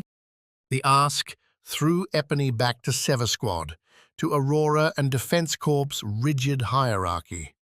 Giving input was welcome, dissent was fine until a course was chosen. Outright defiance, punishment, exile, death. Aurora hadn't ever done, or said she'd done, those last two. Epony had no doubt Tarla had. I'm trying to decide what's more important to you, Epony said. Is it the cash we need, or is it Gavrius? Neither. It's your lives and mine. Gavrius and his crew are better left alive. Tarla moved the hand off Epony's shoulder and over to the flight stick, resting right above Epony's own. The captain pushed the stick to port, taking Wormguts out of the firing line. Trust me. Hard to do that, Perro said from behind. Last time you took us to Aurum 3, and we all about died working for a maniac scientist. Time before that, You almost got us killed on Wexer. Just saying, Tarla, your intuition's been off. As Pero finished, Tarla whirled from her seat, pushing off Epony's own and putting her right hand on Pero's throat. Her left pulled a metal straw left over from sipping a protein smoothie out of the bottle and pressed it to Pero's temple. "You want to leave? Do it," Tarla growled. "Until then, when I want your opinion, I'll ask for it." Epony watched the struggle reflected in the big windshield, A blurry view, but one that showed Pero not backing down. The sniper's face stayed set, his eyes hard. "You're a good captain, Tarla, but the moment you get overconfident is the moment we die. I don't want that." "You think I do? I think the galaxy's getting more dangerous." "And you've got to keep up, for all our sakes." Tarla pushed off Pero, caught herself on her own chair, lest she float on up to the ceiling. She tugged herself back down, shaking her head the whole way. "Knowing when to shoot and when to stay your twitchy trigger finger is the difference between me and you, Pero. Go back and check on Sanjay. Take him a snack." Pero left without further complaint, without even a last glare. "Smart move," Epony said, eyeing Tarla as the Preaser drew even with Wormguts, a clear path to the Imarohi ahead. "He's not wrong, but I won't have that crap. Not now. Not today." Tarla pointed towards the Imarohi, a tiny dot in the distance. "That ship is all that matters, and we're going to get it. After, if Pero wants to buy his own crew, he can go right ahead and do so." Pero did not, in fact, want to buy his own crew. The sniper wanted the opposite. His own house on an island on some friendly world, drinks and women, and all the time to soak in some real surf.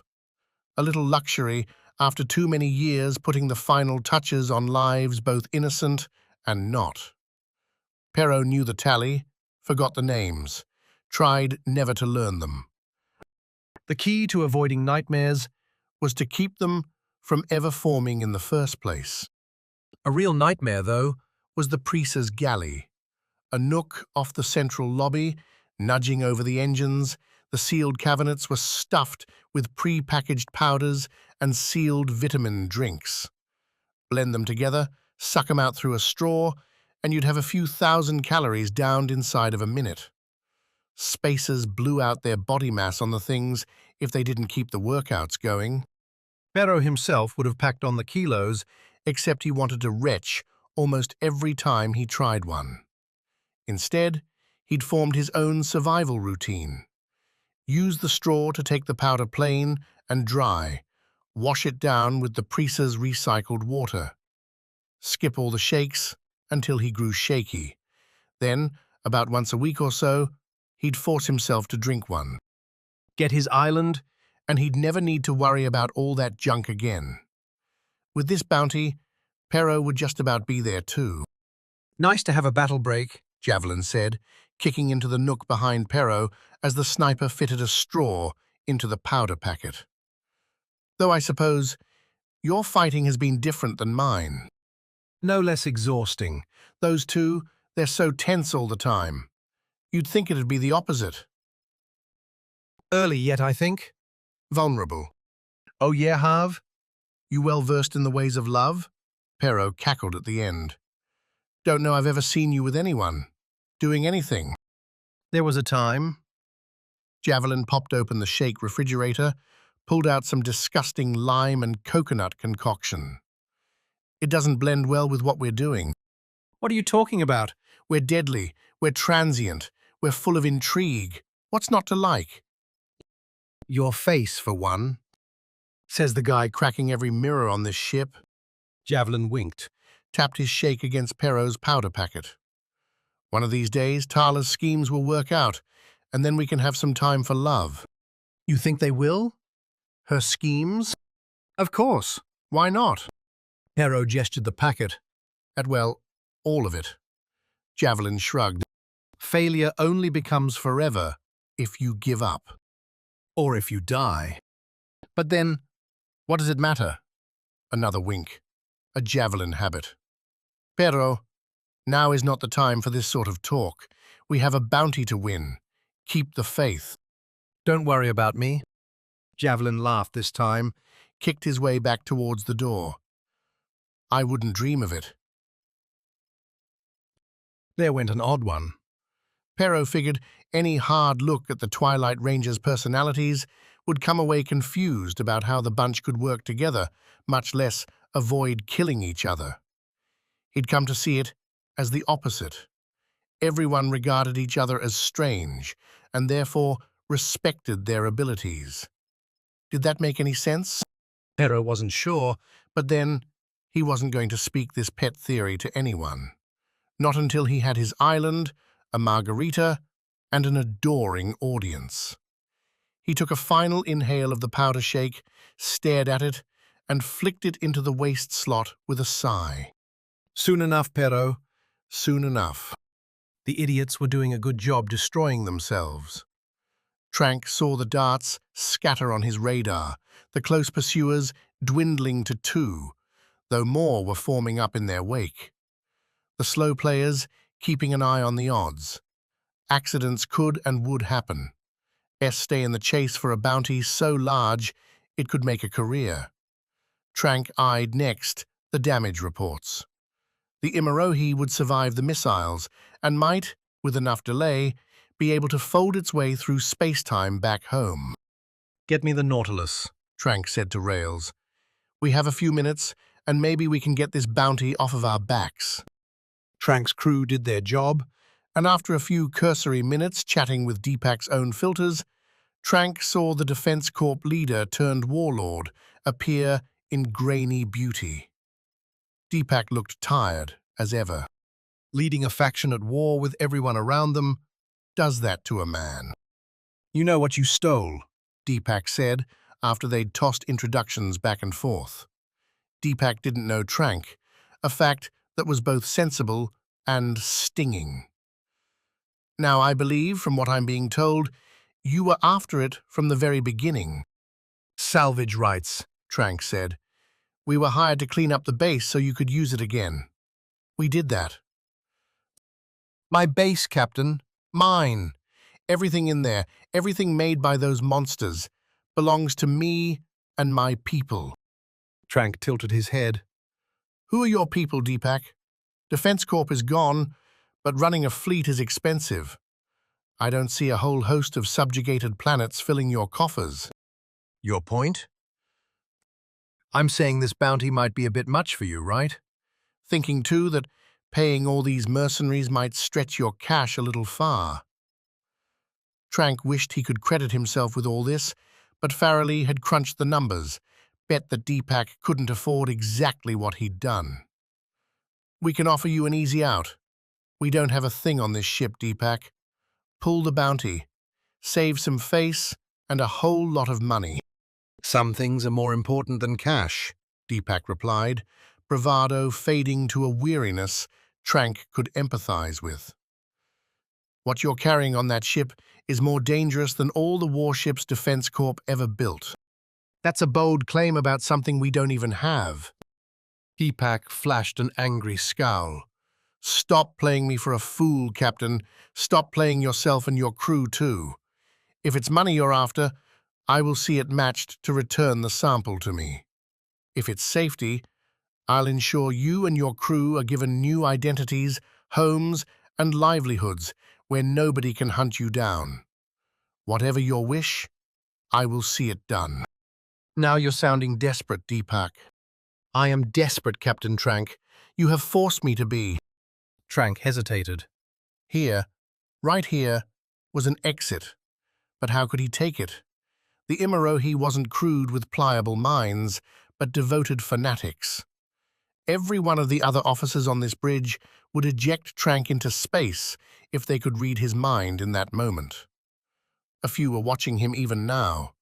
He could feel their eyes sneaking looks around the terminals, seeking in their captains some courage, strength to straighten their spines against any that might come after them.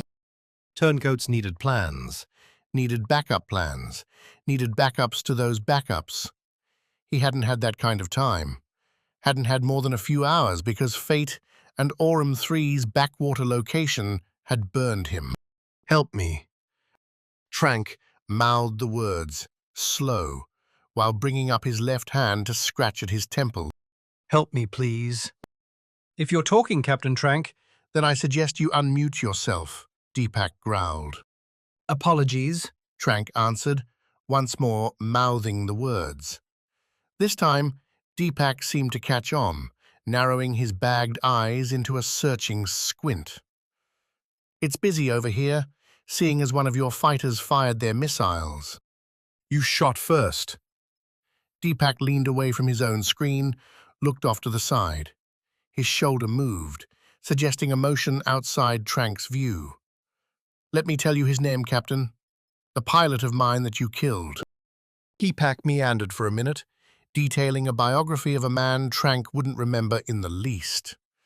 Because, partway through, Deepak's hand came into view, holding a tablet with a screen zoomed in on a series of large, easy-to-read numbers.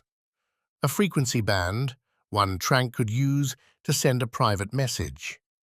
He focused on those numbers, repeated them until they echoed like a song stuck in his head. Do you have it? Deepak asked. His story? Seared into your mind? I do. Good, because I expect you to think about him at the end, when it's you and your crew joining him in the next life. Trank cut the call.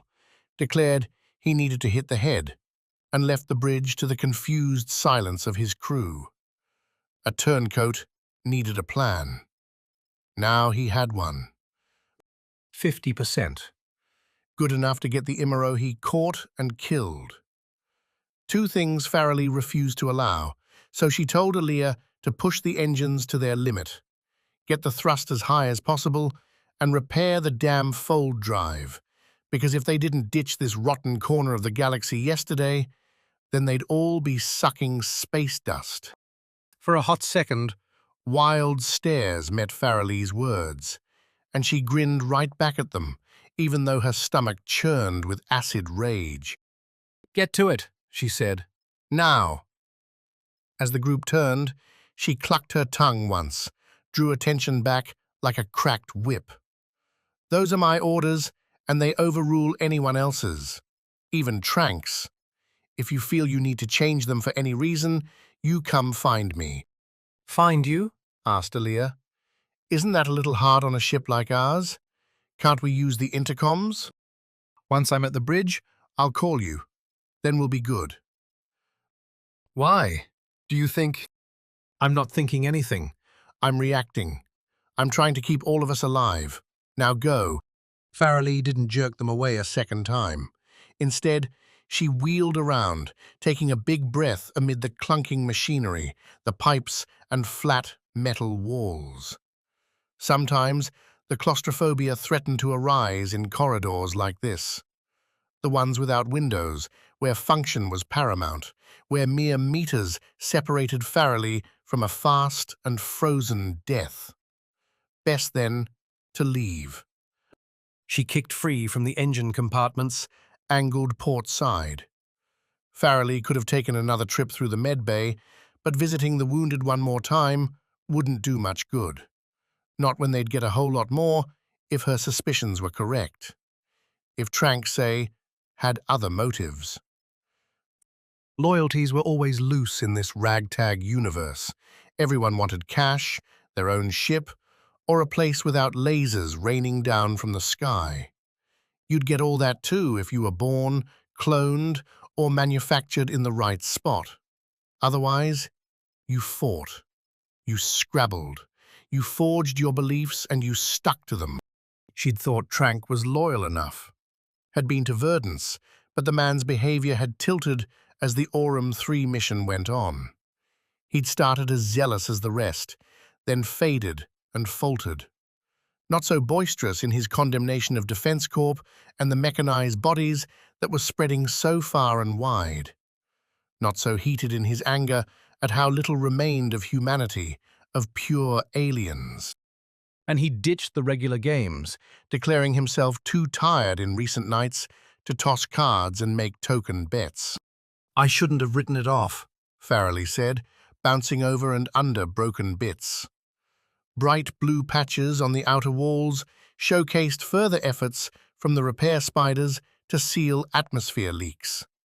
Little symbols, each declaring how close they'd come to failure. I should have tried putting it all together. Her voice, as it usually did, Put Farrelly on an even keel, one that setting into righteous action by the time she returned to her cabin. Spared much damage, the door nonetheless hung open, thanks to power outages along the strip. Because there had been those, right? Outages. Farrelly tried to recall those moments after she'd put on the suit, scrambled out. Had she shut the door? Locked it? It had been hot, fast.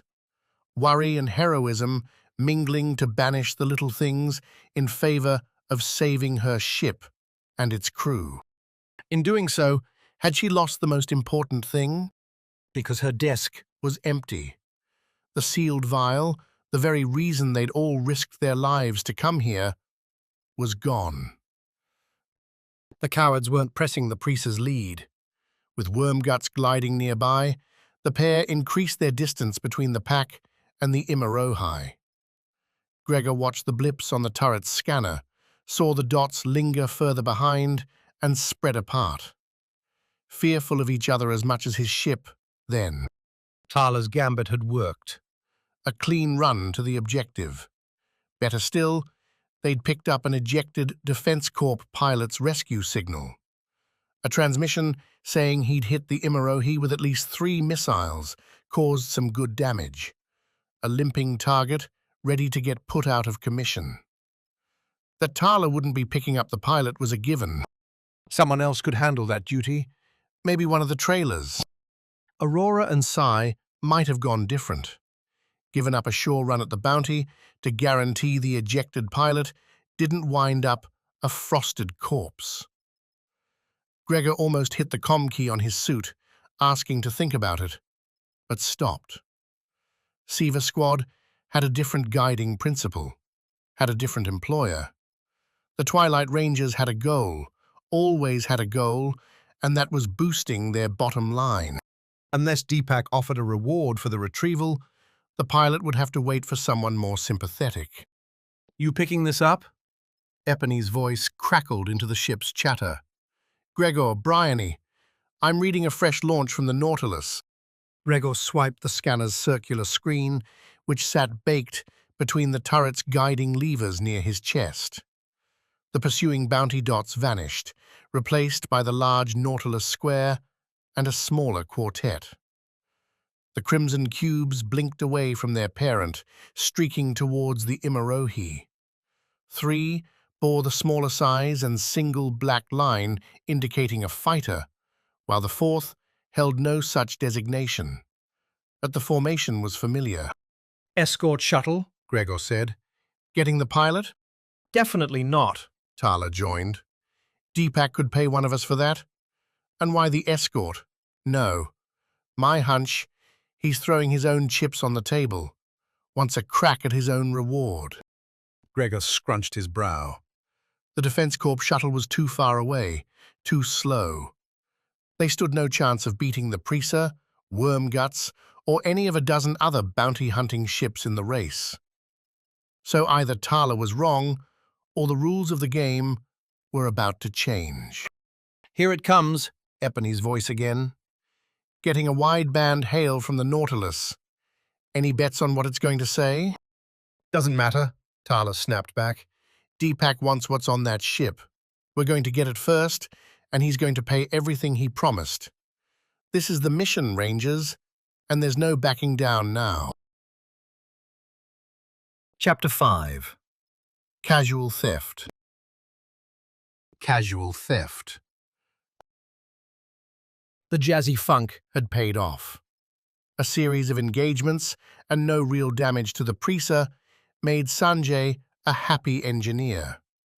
That he'd experienced all of those skirmishes, including Javelin's grapple adventure, through the Blinks, twitches, and occasional beeps from his dial forest in the Prisa's engine room was all the better. When he'd been at the flight controls, every battle drenched him in sweat. Tarla would be yelling this and that, threatening to take control from him, while Pero and Bryony insisted he roll to port, starboard, or loop endlessly to keep targets in view. Instead, here, he made one blissful tweak after another to keep the Prisa happy. Now Tarla was going to throw it all away. Deepak had issued the order. Fall back and let the Imarohi coast until his own forces could make the capture.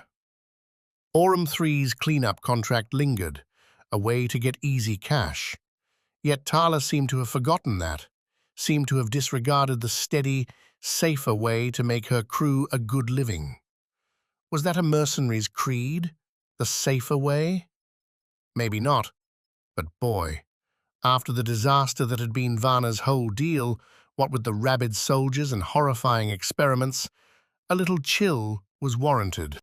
But did Sanjay say anything? Did he reply to Tarla, following on Deepak's heels with a push to keep right on going? Nope, not at all. Because Sanjay counted his fingers, his toes, his temperature, and his breath, and found all of them right. Pushing back on his captain would set several of them out of order, and that just wasn't the game anymore. Some called it ride or die, the phenomenon where you'd give up any sense of agency and follow your leader to whatever end. Maybe he'd hit that. Maybe Sanjay would pick the holes in Tarla's every move, but he'd still press on with her, and he knew it. Damn it, he knew it. So he turned to the best escape he had, those dials. Sanjay moved 2 sliders down on their tracks, draining energy from the Prisa's shields on both her sides. That excess capacity went, with a twist, to the thrusters. The feel as the Prisa sped up another 10% set Sanjay's gut into a curious twirl for several seconds. Almost pleasant. You giving me some extra kick? Epony's voice coming direct to Sanjay. I figure the faster we get to the Imarohi, The more time we'll have before Deepak's crew meets us there. Obviously, you're taking my shields to do it. port and starboard. Keep the enemies behind and ahead, and we'll be okay. Epony gave a grim chuckle. You make it sound easy. Next time, give me a warning. Could have thrown off my vectors. Of course, Epony. Sanjay scowled at the little box, its speaker grill summoning up those disappointments. A warning? Epony controlled the throttle. She ought to be able to... No, stop. Dials. Meters. Bliss. Sanjay reached over, turned up the volume. The frenetic beats continued, the warm vocals rising to meet them. This was a his bubble, and nobody, nothing, was going to burst it today. All for nothing. The deception, the dash away from the bridge putting his ship and crew at risk, and Trank hadn't found the device. Farrelly's cabin had been wide open, though Trank hadn't seen any damage to the door, suggesting a forced entry. Either damage to the ship had somehow popped the door, or someone had opened it. Maybe Farrelly herself? Would she have risked taking the sample in her emergency suit, floating through a ship scalloped by broken metal and potential vacuum leaks? Too reckless for her. Farrelly was a true believer. She wouldn't risk the whole mission, not for that. So perhaps it hadn't been in her cabin at all. Captain? Came Etra's voice, the Imarohi's pilot. Trank had arrived back on the bridge almost without realizing it, simple instinct taking him through one sliding door after another, the Imarohi's corridors all looking the same. Thought you should know that Commander Farrelly ordered our speed increased to the maximum allowed. Are we holding together? No issues yet, sir. Engineering seems to know what they're doing. Good thing. Trank kicked over to his bridge console, the stacked monitors doing their best to hide his expression. He could lower them, take the mold of admirals past, and conduct his crew with gestures and brave faces. Or he could use the cover to pat his chest, where the small gun he'd picked up from his cabin on the trip now waited. Its metal brought a fatal confidence, a deadly certainty. "How long until they catch us?" "Minutes, sir. But there's only 2 of them. Smaller than corvettes, and us. The others are hanging back." Deepak shuttle? Farther out, but gaining. "They're all faster than we are." Etra's misgivings had been noted at the start of this getaway. The Imarohai wasn't built for speed, was built as a sturdy escort to larger Verdance vessels. It had been one of the few that could pass as a mercenary craft to meet Deepak's request, one of the few Verdance could scramble to try and salvage something from Varna's mistake. Our weapons? Trank asked the question, despite the readout on the monitors before him. Yellows and reds littered most of the Imarohi's armament, with the slug thrower between the engines, the only one left green. Shield strength wasn't spectacular either. A few concentrated blasts and the gunboat would be liquefied. Even so, he preferred asking the crew for their opinion. Sometimes they could see something he didn't. "I'll take anything, people, because we're going to be put up against a wall soon, and none of you want to wind up in a Nautilus prison cell." "I think we have to be smarter," said Rossi, her flame-dyed hair going from yellow tips to deep red at her core. The colors complemented her skin, a body decked out in Verdance ink. She ran the ship's weapons and had an aggressive streak Trank had cultivated. Trigger-happy was better than trigger-hesitant. "Our best shot, lure them in, then turn tail and let our slugs break their bridges. They'll know what we did to the fighters. They'll be expecting that. Then we need to make them forget." Trank tapped his bottom terminal, the finger making little rainbow smudges with every impact. Stress relief that annoyed the Imarohi's technicians, but Trank was who he was. Rossi's words had sparked an idea, one he was chasing down, one he... "Trank," Farrelly's voice, every bit the frosted iron she preferred, came from the bridge doorway. In the banana-yellow emergency suit, splattered with mechanical fluid, and, Trank noted with a wince, blood. Farrelly looked a tad ridiculous. When she said his name, it came out through tinny speakers, and her arms, fattened by the suit, made what must have been an angry gesture appear bumbling. If the situation hadn't been so serious, Trank himself would have laughed. As it was, he noticed eyes flick away, more the few trying to hide second-hand embarrassment. Good. Anything knocking Farrelly down a little would elevate himself, a boost Trank would need. And soon. Where is it? Farrelly said, her voice dropping to a quiet growl, its menace muted by the suit speaker's effect. Where is what? He could see scowling face behind the helmet's visor. A dark tint to block harsh starlight made Trank feel a little like he was chatting with a ghost, some nether shadow. One that, going by Farrelly's clenched fists, wanted to punch him in the mouth. "A Naskia sample. It's not where I left it." Trank cocked his head. "I don't have it. Why would I? It's your job, Farrelly. I'm trying to keep us alive." By cutting the engines? Trank pointed to the terminals, to the scanner display showing vessels coming ever closer. "We aren't outrunning anyone. What matters is the fold drive and getting it operational. I didn't want to risk any further damage. A risk, I see, you're willing to take." Farrelly said nothing, just glared. Trank put on a slim, patient smile. That he was running a mental race, like Farrelly must have, through the Imarohi's crew, to figure out who else might have taken the sample, didn't come through in either expression. A standoff that ended with Etra's call. The enemies were entering attack range. If the Imarohi wanted to do anything besides die, now was the time. What will it be, Farrelly? Trank said. Do we fight back or surrender? For all the wonder in the stars and nebulas around her, Epony spent so little time enjoying them.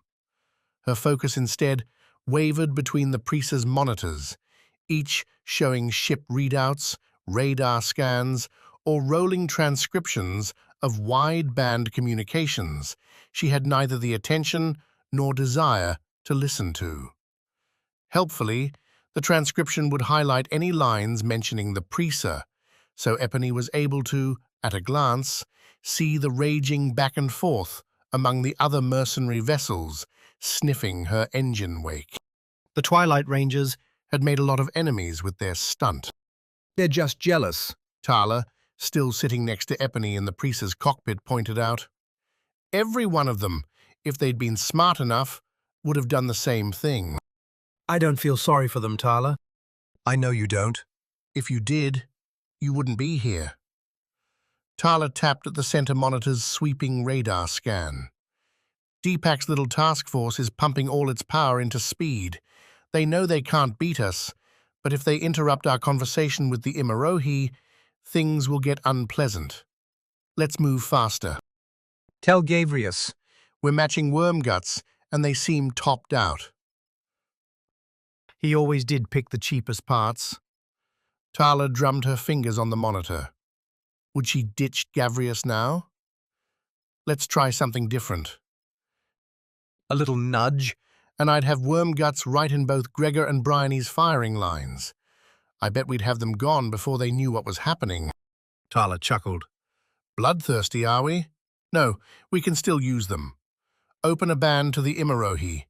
I'm going to tell them exactly what's going to happen if they don't shut down their engines. The threat would carry. The Priest's frontal cannons were in range, albeit a long shot, where the laser's power would dissipate some. Still, who knew how much shield power their target had left after the missile barrage? Opening the ban now. I don't want to blow them up, Epony said. Then don't. Tarla shifted in her seat, sat up straighter. Putting on a captain's poise, even though the signal would be only audio. Imarohi, this is the Preaser, the ship ready and willing to light up your ass with enough burning fire to, well, you understand. I'm guessing there's a few on your battered boat that still want to fight, and that's admirable, if stupid. How about you give them their chance? Shut down your engines, let us dock, and we'll do this the old-fashioned way. If things work out in my favor, Deepak loses a whole bunch of cash to get what he wants. If you win, you get a fresh ship and time to get that fold drive working. If you agree, turn off those thrusters. If not, we'll blow them apart in 10 seconds. Tarla clicked off the comm And sat back, smug smile finding her face. You know they might not be listening. Epony noted. If they aren't, then they deserve to die. A ship on the wrong end of so much disaster has to keep its options open. As if hearing Tarla's words, The Imarohi's big blue engines faded, dimming to nothing. The distance between the two ships, already decreasing, slid faster as Aurum 3's pull chipped away at the Imarohi's velocity. Epony plugged in a docking command, and the Preaser spat out a 10-minute countdown. Just enough time for the crew to get themselves ready for wet work. Gavrius? Tarla said, the captain doing her own communications call this time. The Imarohi's accepted our offer of a slugfest. We're docking. You're going to provide cover. I'd be willing to swap those roles, Tarla. Your boat's bigger and better armed than mine. The yearning in the man's voice Made Epony crinkle her nose, almost snivelling. If they'd been on a cart track together, Epony would have bumped the man over the edge, let him disintegrate in some lava river or giant slug's gullet. Yes, she's a lot better than yours, which is why I don't want to see her damaged, Tarla said. You'll keep Deepak shuttle at bay until we're done, just like the good little boy you are. oh, I'm not a good boy at all, Tarla. You know that. Do I? Keep us alive, and maybe you'll get a chance to remind me. Tarla cut the call, stood, noticed Epony's frown, and bent down, kissed her forehead. Don't be jealous. At the end of all this, I'll let you shoot him if you really want to. Now, tell the team. Full assault preparations. This is going to be a bloody one. Fight. Surrender. What did either matter against the vanished sample? Farrelly closed her mouth, took a second to suck on her lower lip. If Trank hadn't taken it, then who? Why? How? Farrelly, Trank spoke again. Her name centered her back in the hallway outside the bridge, in a damaged gunboat, pursued by adversaries aplenty, with a malfunctioning fold drive. They could die a dozen different ways, and that would guarantee the sample's destruction too. Stop spiraling. Okay. Farrelly looked away, counted the rivets on the floor plate. An even 16. Like her phrases, the simple one-by-one method dulled the frantic edge, set her back on course. We have to fight, Trank. There's not another option. There is. Surrender. Trank jerked his head back towards the bridge. A lot of crew on this ship might die if we try to fight back. The Imaro, he's not in good shape, and we're outnumbered. Or if you want to fight, then we have to use what we have. Trank loaded the words, called back to conversations they'd had on Aurum 3 and the approach to it. The stages of desperate resistance, with tricks and traps equalizing odds that had no business being close. Those had been fun thought experiments poked at over drinks back in the ship's small mess. Back when things hadn't seemed quite so dire, quite so real. When they could lie to themselves that this would be an easy mission. Damn it, where had that sample gone? You want to invite them on? Farrelly asked. Do we have enough people to hold? Not all of them. Trank put a hand on Farrelly's shoulder. I know the stress has torn at us, Farrelly. This isn't easy, and it won't get easier for a long time yet. But we have to trust each other. We let them board, then pull a surprise. Slash and burn. That will buy Aaliyah time to fix the fold drive, and for you to find the sample. A shuddering nod. Okay, I'm game. Keep us alive, Trank, and I'll get the sample back. I swear. The captain gave her one last short nod and kicked back onto the bridge. Farrelly watched him, running eyes over his clothes, trying to find a spot where the sample might be hidden. Then laughed at herself. What? He'd take one of the most valuable objects in the galaxy and stuff it in his pocket? No. Trank would have stashed it somewhere else, somewhere secure. At the same time, she believed his denial. The captain didn't have a liar's glint, and his plan made sense. If Trank wanted to turn the sample over to Deepak, the only alternative that could work, then he wouldn't want bloodthirsty mercenaries climbing aboard. A third, then. Someone she needed to find. Trank's announcement came overhead as Farrelly bounced back to her cabin. Boarding battle stations, armor and weapons for the frontline defenders.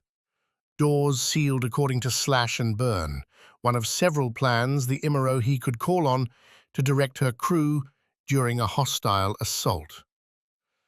Farrelly's own place in that plan was undefined, a floater able to go wherever she would do the most good.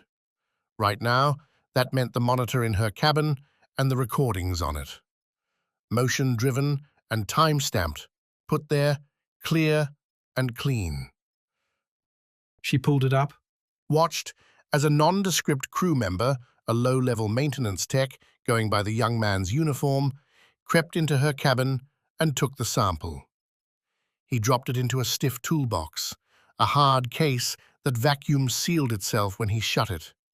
Secure enough then, and that brought some measure of relief. The man left. No attempt to destroy the camera, to erase the footage.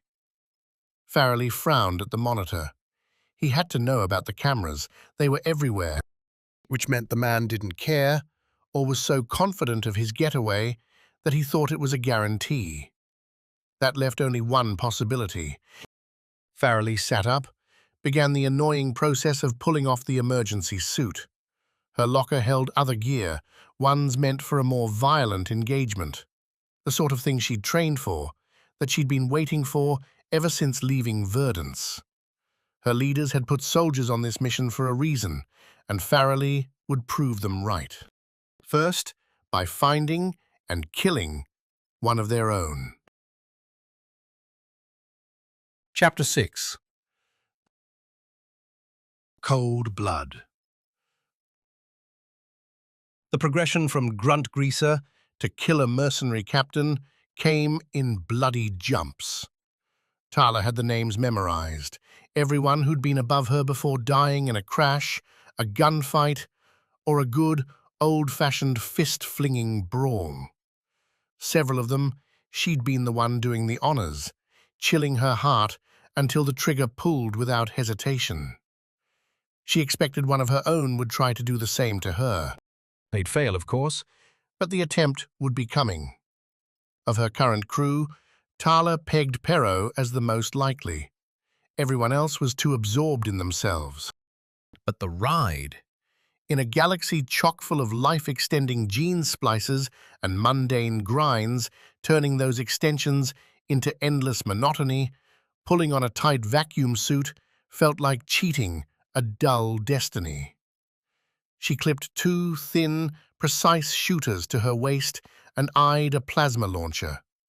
The big gun could melt through almost any door, or, in a pinch, spray over a hull hole and freeze into an airtight seal. Useful, but ultimately too much to take. And too expensive to lose. Better keep it classic. Thus armed, Tarla turned to the mirror in her cabin and slid on her eye patch. The intimidation factor, coupled with the patch's hidden inset screen, highlighting threats to make her shots ever more accurate. The hairbrush and soap, next to the scalloped bathroom sink, weren't threats, though if the nail clippers made any sudden moves, the patch would frame the object in neon yellow. A clear target, ready for annihilating. Combat boots, with optional magnetic clamps, and braces with grapples completed the ensemble. She'd forgo both for lighter gear on the ground. Space demanded ways to keep yourself on your target.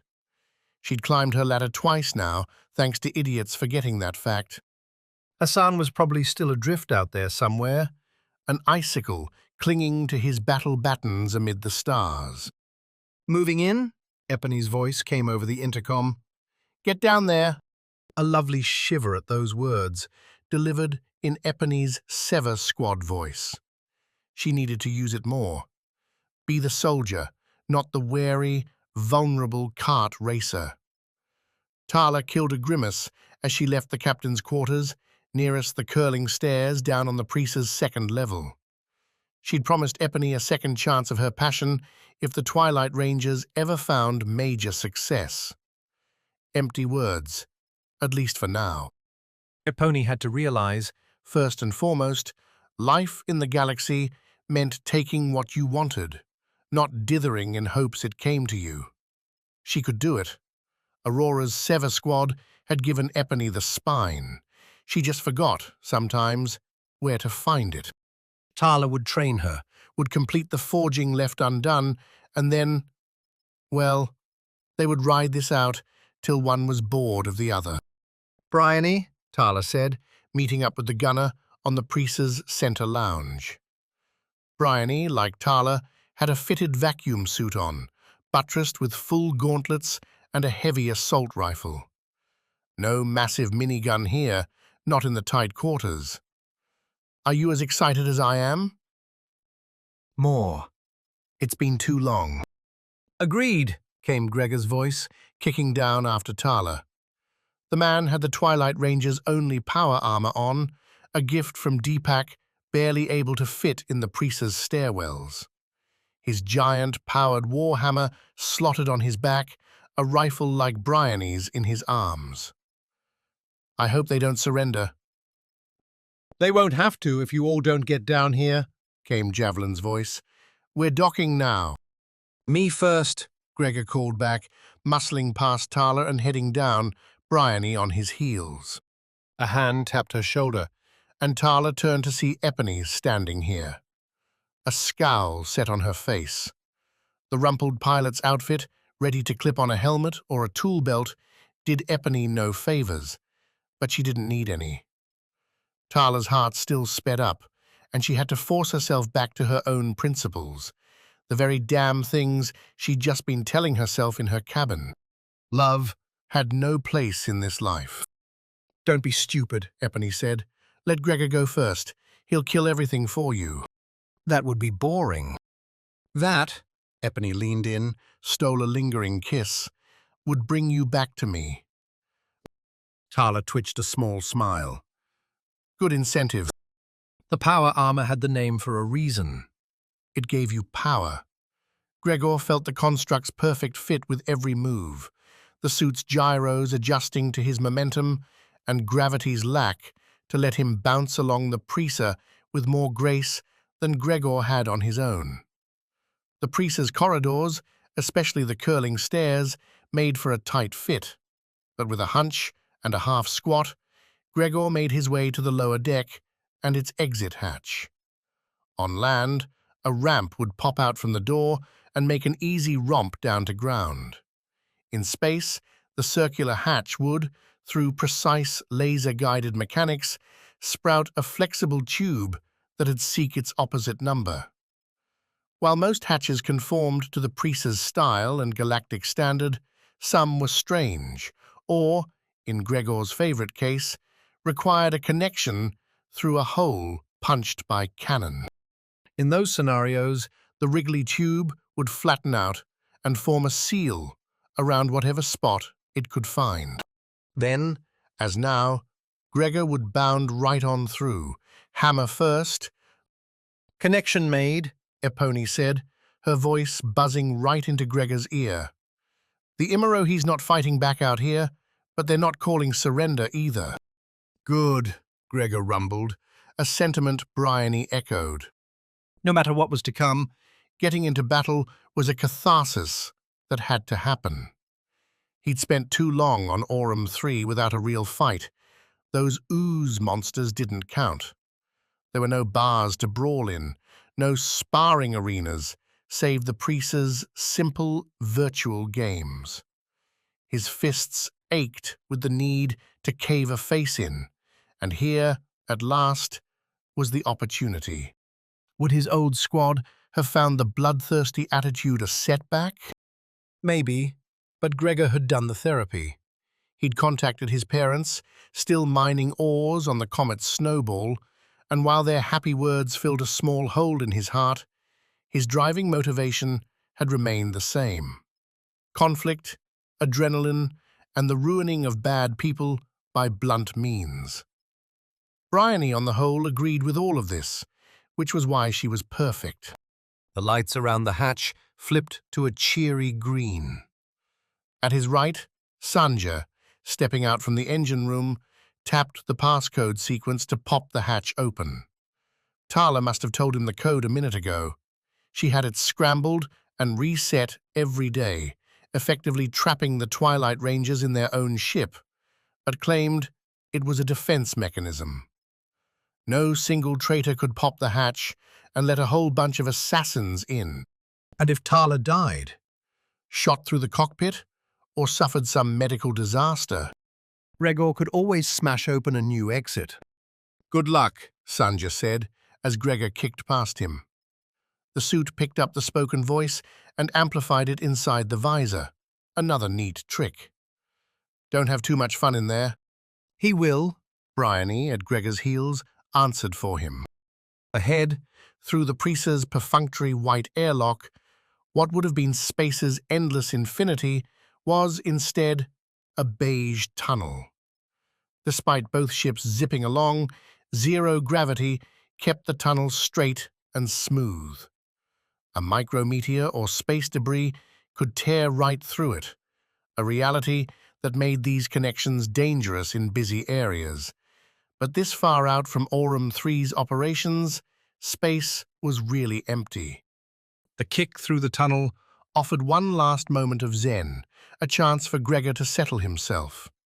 He used it to get a firm grip on the warhammer and level its head at the Imarohi's closed hatch. Normally, invaders had a couple options to get inside another ship. The savvy might try slipping a virus through the other ship's computers, getting access to unlock a hatch remotely. That took time and trust, which the Twilight Rangers did not have. Another option was to drop some explosives, retract the tunnel, and try blowing a fresh hole. Viable, but prone to accidental obliteration of either the target or the bombing crew. If Sai had been here, Gregor would have backed that route, but the old man had decided to be a grandfather. A choice Gregor understood in the abstract. Kids were, barring a tremendous change in lifestyle and outlook, not in his future. So that left option 3. The hammer. Blunt force trauma to an outer hatch was a difficult play for most. These weren't the ancient days where a platoon could scoot up to a gate with a battering ram and whack away. Every second in the tunnel risked a whole slew of problems, from those micrometeors to either ship deciding a sudden escape was its best play. That the Imarohi wasn't trying it already said its engines were fried, or its crew figured an up-close killing gave it better odds than exchanging space lasers. Regardless, better to not give them a chance to reconsider. Gregor twisted the hammer's bottom hilt. A slim line of lights filled up, the hammer pulling energy from its battery and stuffing it into a cap on the hammer's head. The space tunnel narrowed as it approached the Imarohi's hatch, making the tight confines closer. He wouldn't get a full swing. Hopefully, he wouldn't need one. Ready for entry, Gregor said, And the trio behind him, Bryony, Javelin, and Tarla, all clicked back their affirmatives. He scooted up his grip, Shortened the angle, settled his gaze on the Imarohi's clean steel hatch. A single indented handle sat in the center, a keypad along the right side. That's where Gregor would aim, right at the joints. He took a fresh breath and let fly. Trank and Farrelly first. They had their pick of the crew, all from lists supplied by Cassina, the Verdance leader driving the mission. Nice in a vacuum, stressful when they had less than a week. Vana's collapse scattered across the stars, bouncing from one quantum data station to the next until it shattered the stately march towards doom. A plan, so long in the making, pulled off with so many accounts, so many persuaded minds, trembled on the edge. Here, it shivered again, one step away from a plummet. Trank himself would make the push when he had to, there was no doubt.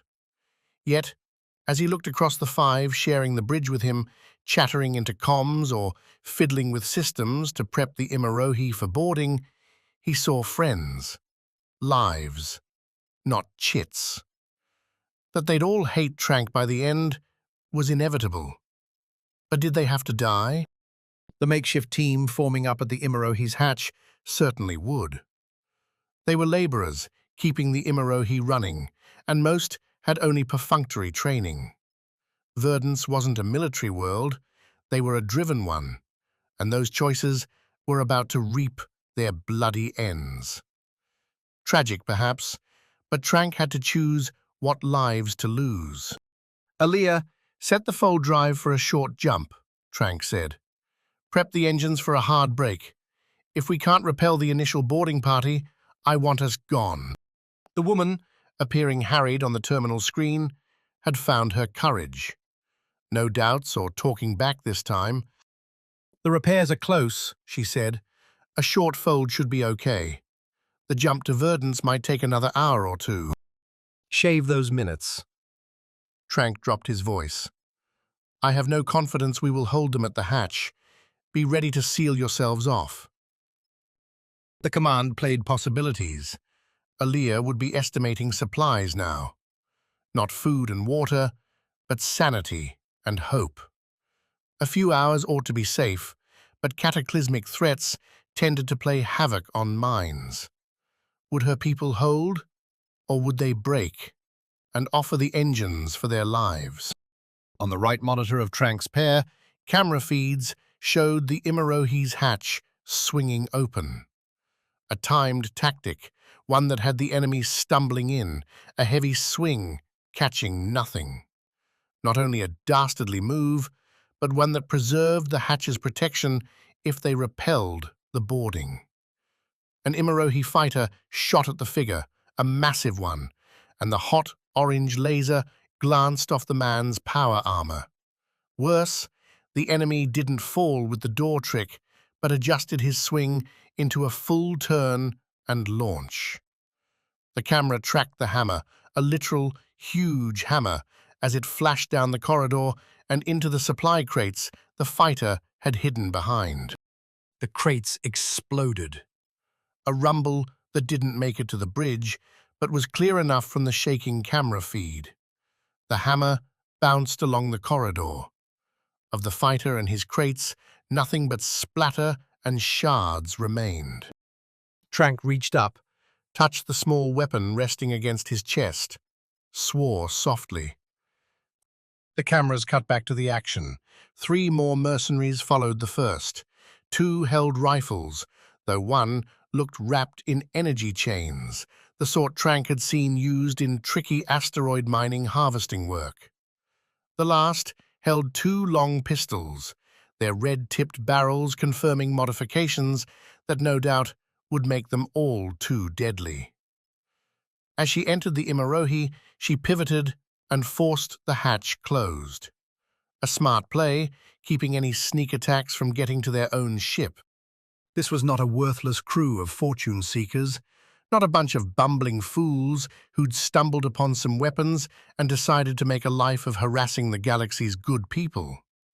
These were professionals, and the Imarohi was doomed. Trank, however, Was not. seal the bridge. Trank ordered, speaking loud to his crew. If you have arms at hand, now's the time to check them. We're going to order everyone to seal their rooms and drain the ship. And would you please light up that second vessel when it rounds our engines again? It would be impolite to refuse such a gift. The latter an obvious simple move, the former a twisted one. A vacuum vent was extreme, but it offered the best defense against a siege, or, in its more practical purpose, against a raging fire. Trank dialed up the medbay, watching all the while as one Imarohi fighter after another met a fast, laser-driven death at the hands of the mercenaries. Not one fatal hit was scored against the invaders, who moved with devastating purpose along the close corridors. "Close your doors and your vents," Trank told the ship's doctor. "It's our only option." They didn't argue. They understood, as only duty-driven people could. The engines came next, and again they agreed. The doors would be closed, the vents sealed. After the vacuum leak began, the Imarohi would dash to life, tearing it apart from its captor and sending those killers to the next life. Ready? Trank asked his bridge. Where's Farrelly? Asked Rails. "We can't vent until we're sure." Hopefully dead. Or about to be. Trank started to say Farrelly was in the engines, or perhaps the medbay. Rails had a zealot's set on him, though. He double-checked the assertion, wait for a guarantee that his Verdance leader was safe before opening the vents. "Then find her," Trank said, "or we're all dead." The worst thing a pilot could be was stuck, and with the Prisa latched onto the Imarohi, Epony was very much stuck. She'd pulled Sanjay and Pero from their roaming duties and dropped them in the turrets, mostly to make herself feel better. Deepak Shuttle kept harassing her with demands to leave the Imarohi behind, but they'd become half-hearted. Both sides seemed to understand the Twilight Rangers were on a clock, And if Deepak's desire was recovered by the mercenaries first, then a deal could be made. If not, then the shuttle and its fighter escort had a good chance of turning the Prisa into space junk. "Hey!" Sanya's voice on the comm, as wavering as ever. The man had the raw skills to make a decent pilot, but his indecisiveness put a hard ceiling on it. You had to make snap judgments with confidence when you had the sticks, and Epony found herself fighting off a sigh as Sanya delivered a question, not a fact. "You see this energy spike coming from the Imarohi?" With the shuttle's transmissions covering her screens, Tarla hadn't been watching the readouts. She swiped over that way, to the Prisa's scanning of her neighbor vessel. The details delivered changed with distance, with defensive distortion, but this close, Epony had the Imarohi virtually dissected. The Prisa's computer took in what the outboard cameras and sensors pulled in to construct a model of the ship, and when Epony flipped the display to show power readouts, the Imarohi's engines turned red. "Heating up." "They're bailing," Epony said, then spat a curse. "We're tearing them up, and they're trying to cut us off." Understandable, given how awesome Tarla, Gregor and Bryony were, and, she supposed, Javelin too, with all those glowing chains of his. "If they wrench off our connection, we're going to get hurt. Lock in." "You're abandoning them?" Pero asked from the starboard turret, his weapon staring right at the Imarohi's guts. "We leave. There's a good chance we're not getting another connection." That ship has an escape pod. "Tarla's either going to get control or bail out." Epony hit the key commands, popping the tunnel. The Imarohi's airlock would keep it safe from any vacuum leak. She won't want us scratching the Prisa. Outside, the Wormguts noticed the move. The ship continued its lazy circle around the Imarohi, an orbit they picked up when Epony let Gavrius know about the spooled-up engines. Gavrius said they'd take a crack at knocking out the nacelles, and Epony told him to go right ahead. What she didn't mention, what she saw on the scanners, and what Deepak's original fighter had reported. The Imarohi had an aft cannon. Epony pulled to port as the hatch tunnel compressed against the Prisa, watching Wormguts slide behind its target. The Imarohi's engines lit, the promised hard break. Now would be the time. Wormguts exploded, 3 hard flares popping from the ship. Gavrius swore over the open band, twisting his vessel down and away. Its thrust died quick, along with the external running lights and its shields. A spot-on strike, and Wormguts was down. Epony pumped a single fist, managed to suppress a cheer. "We're on minimal battery power," Gavrius snarled, unfortunately still alive. The transmission hissed with static, low signal strength. "Our backups can't keep life support on long because those slugs dug in deep. Bastards had a thrower hidden there. One you'd have known about if you were a decent captain." We can pick you up after we've secured the Imarohi, Epony replied, tuning up the Prisa's engines to match the Imarohi's new velocity. "I'm sure Tarla won't mind stopping by." That won't work. For once, Gavrius held a bit of humility in his tone. "I'm getting atmosphere leaks. We have minutes, not hours." You're asking me for a rescue? Pleading for one. Epony sat back, rolled her eyes towards the ceiling. If those slugs had been shot a bit better, if they'd taken Wormguts in the bridge, this whole issue might have been resolved for her. Instead, I know what you're thinking, Epony. Pero, on a channel just to the bridge, keeping Sanjay out of the loop. Letting Gavrius and his crew die won't get you any favors with Tarla. She'd ask the obvious question. Why not save their asses and charge them for it? I hate it when you're right, Pero. Too bad it happened so much. Epony chuckled, set the Prisa on a new docking course. I swear if Gavrius and his crew so much as scuff the carpet...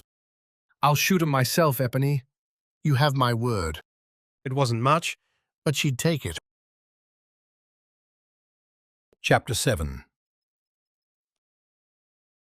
A little chatter. The Imarohi's gambit To open their airlock and interior hatch when Gregor swung was bold.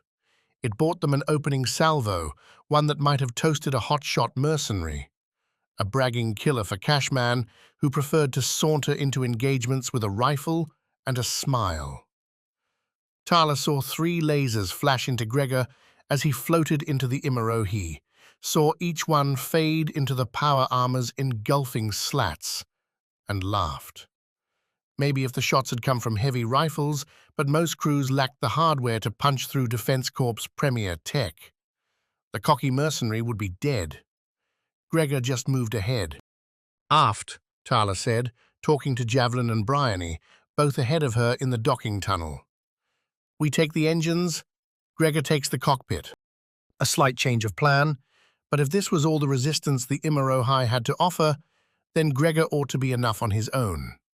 Overwhelm the engines with their trio, and then Tarla would free Bryony to support her boyfriend. A simple sweep made easier with the worm guts running patrol outside. A breezy reward. At least, That had been the hope.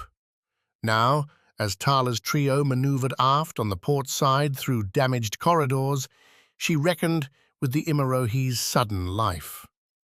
Contact with the Prisa had vanished once inside the Imarohi's hull, but they'd all felt the lurch as the vessel changed its direction. They all knew what that meant for their lifeline home, what it meant if the Imarohi used its fold drive and warped light years away. we ought to get one of those on the Prisa, Javelin said, tailing Bryony one jump at a time. Cabins sat in hallways on their left, narrow confines for a gunboat not made for long missions. Fold drives are changing everything. Too expensive and too unnecessary. Tarla snapped back. We'd have to upgrade the Prisa's batteries to power it, even if we could find a place to put it. There's enough contracts around here anyway. In space, we know. Jump halfway across the galaxy, and it's new worlds, new laws, new warlords. Here, we have a reputation. Didn't get us much with these guys. because they're fanatics. Bryony said. Their voices came direct to Tarla's ears, the thick disgust clear enough. Don't care about cost, about profit, just getting their way. Makes it easier to kill 'em. Javelin replied. Way I see it, them and us don't have much in common save some biology. Easier to find that thing Deepak wants with a dead ship anyway. Bryony grunted her approval. Tarla kept a quiet smile. This was the attitude she wanted, she needed among her team. Not the softies playing for a sanctified soul in the beyond. I tried to spare lives was an argument that had no place among the Twilight Rangers. That had been the problem with Defense Corp too, what had led to too much corruption and complaining. Triggers needed pulling, but people were too hesitant to do the job. And then Varna had gone so far rogue. And they still hadn't offed her. Some pithy apology on offer to the galaxy, a tour talking about her bad ideas. You want to send a message, you leave a smoking body and let everyone know who put it there. Since Tarla had gone that route, she'd never wanted for another contract. Ruthless principles paid. The cabins swapped out as the Imarohi broadened towards its aft end. A crosswise chamber came up, its closed double doors indicating a med bay. Bryony, keeping her rifle pointed along the corridor's continued length, slowed to give Tarla a chance to take it in. They'd be wounded inside, doubtless, from the missile attack. Not their own assault, because the group that had greeted the Twilight Rangers was very, very dead. Did it make sense to barrel in there and slaughter a bunch of unlucky crew, hopped up on painkillers and the ship doctor keeping them that way? Not unless someone asked for it. Keep going. Engines are more important. Tarla pointed a pistol in her right hand down the way. If you get bored on your way back to Gregor, Bryony, you can clean these up. Not sure I'm that bloodthirsty, Tarla. Fanatics won't care how hurt they are, they'll Still shoot. Don't leave them. Now move. If this ship jumps, I'm taking it out of your cut. That put a spring in the mercenary's step. Cash always did.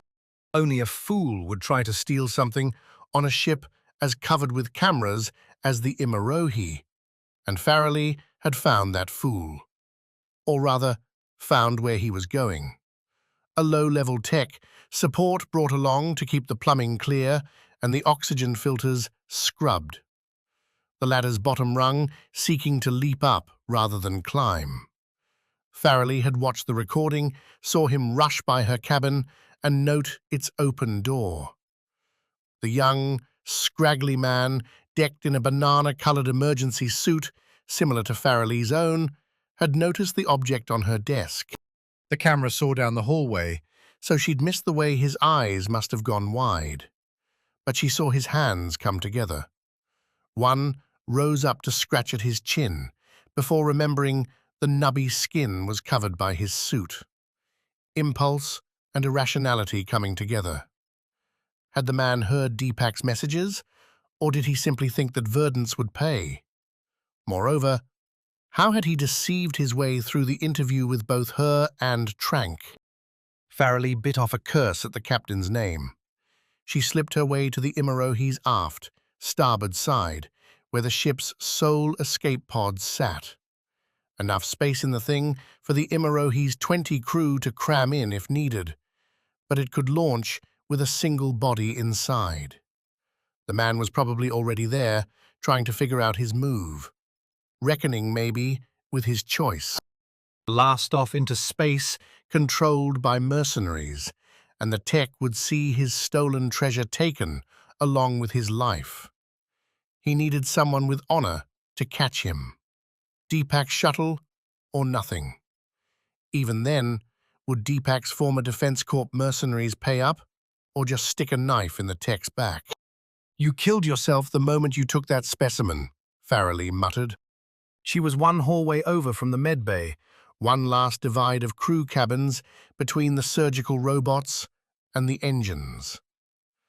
The missile salvo had spared this route, letting her move through the corridor's collected memories without much danger.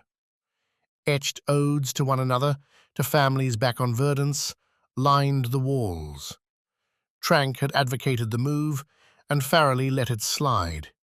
It had improved morale, helped the crew see the ship as their own. Not enough to stop the thief. A sound had Farrelly reach, grab the last cabin's recess, the shallow groove before the door. Conversation coupled with clanking bodies. Someone wearing heavy gear was coming this way, and it wasn't hard to eliminate any friend from the pool of possibilities. They were heading not just her way, but towards the pod. A dilemma with a desperate solution. Be the bait. Farrelly kicked off back down the corridor, glanced back, and shouted, "Give it back and I won't kill you!" Loud, stressed, and with just enough honey to attract the right kind of bee. Farrelly kept moving, bounding from wall to wall. Behind her, the clanking rounded the corner.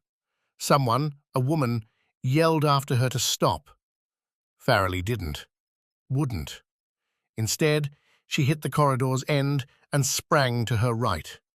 The sounds chased her, clanking boots on metal. The medbay's double doors came fast, and Farrelly pressed her hand to keypad. Locked, thanks to the assault, the Imarohi still accepted Farrelly's prints and opened itself. On the other side were surprised crew and their attendant machines. 4 left here, all strapped onto their beds after the missile attack. Antiseptic and the blubbery wet of skin sealing gel drifted in the air. She pushed through it. The doors shut behind her. She had to be fast, had to hope the attackers all followed. If even one kept going along the starboard side, if even one thought to inspect the escape pod and question the man within, everything was lost. Eponi's hand hovered over the emergency disconnect, while Gavrius and his worm-gut survivors crawled up and into the preaser. A simple tap, and the foursome would be exposed to vacuum, would spin out into the stars. They'd freeze or suffocate. A few moments of terror, and then gone. She'd done worse with Sever and still slept without nightmares. Like an uninvited party guest, the logical part of her interrupted the mordant idea with an incessant buzzing. The preaser's long-range scanners showed the rabble hadn't all given up yet. Despite the Twilight Rangers staking their Immerohi claim, 8 ships still streaked towards them, not counting Deepak's own assault shuttle. That those 8 cared more about exacting revenge or extracting salvage from the preaser's corpse, not to mention the Wormgut's wreckage, seemed likely. At 3, the preaser's current crew wouldn't be able to fend them off. "You live, for now," Epony muttered, taking her hand away from the console. Instead, she put the preaser on an outbound vector away from the Immerohi and any further hidden defenses. "Sanjay, Pero, let's welcome our new friends on board. And Sanjay, I want more shields, less engine power. We can't fly too far away if our team needs a pickup." "You're seeing the same numbers I am, Epony. If they all gang up on us, we're in trouble," the engineer replied. "Tarla played her bet. We can dust these other ships and circle back." That's a coward's move, Sanjay. On the console, a green-laced update flashed. The tunnel connection to the Wormguts had been disconnected manually from the preaser's hatch. Gavrius and his morons were aboard. A path chosen. What's the line? "We're no good to them dead," Sanya said. "Tarla wouldn't want the preaser getting shot up." "What do you know about Tarla's wants?" Shields up, turrets up, Sanja. "I'm not abandoning her. If you want to, come up here and we'll talk real close. See who's more persuasive." Sanjay didn't reply. But Epony saw the readouts shift. Her top potential velocity whimpered down to a level in line with your average overloaded cargo freighter. But the preaser's energy deflection capabilities bumped up to maximum. The turrets, too, crackled. Still, she kept the course away from the Immerohi, watched as the mercenary vessels made their adjustments to intercept her ship. Only Deepak's assault shuttle kept its focus. Behind her, the cockpit door shunted open. Epony twisted around, took in Gavrius in all his battered glory. Faded stubble bore scratches, a bloody line leaking down from his forehead along his jaw and dripping onto a plain cherry shirt. Reflective silver pants made for vacuum, and finding a body lost in it, met the navy shirt at his waist, completing a cloak of a body buttressed by steroids. That his dark hair came to a leading point over his brown eyes completed the picture. "Epony," Gavrius said, and when she nodded, he advanced into the cockpit, gave her a frown. "Appreciate the rescue. Dumb play on my part. Should have figured they'd have some tricks waiting. Nothing from Tarla?" Not yet. "We're about to have our own problems, though." Saw that. "How about you let me and my crew, what's left of them, sort this out? We've lost a lot of blood. Would be nice to spill someone else's." 2 turrets. "I'll give you one. Pero's in the other. Your others can sit their asses down and stay out of the way." Gavrius didn't contest the order. Good thing, because Epony had her hand on the sidearm at her waist.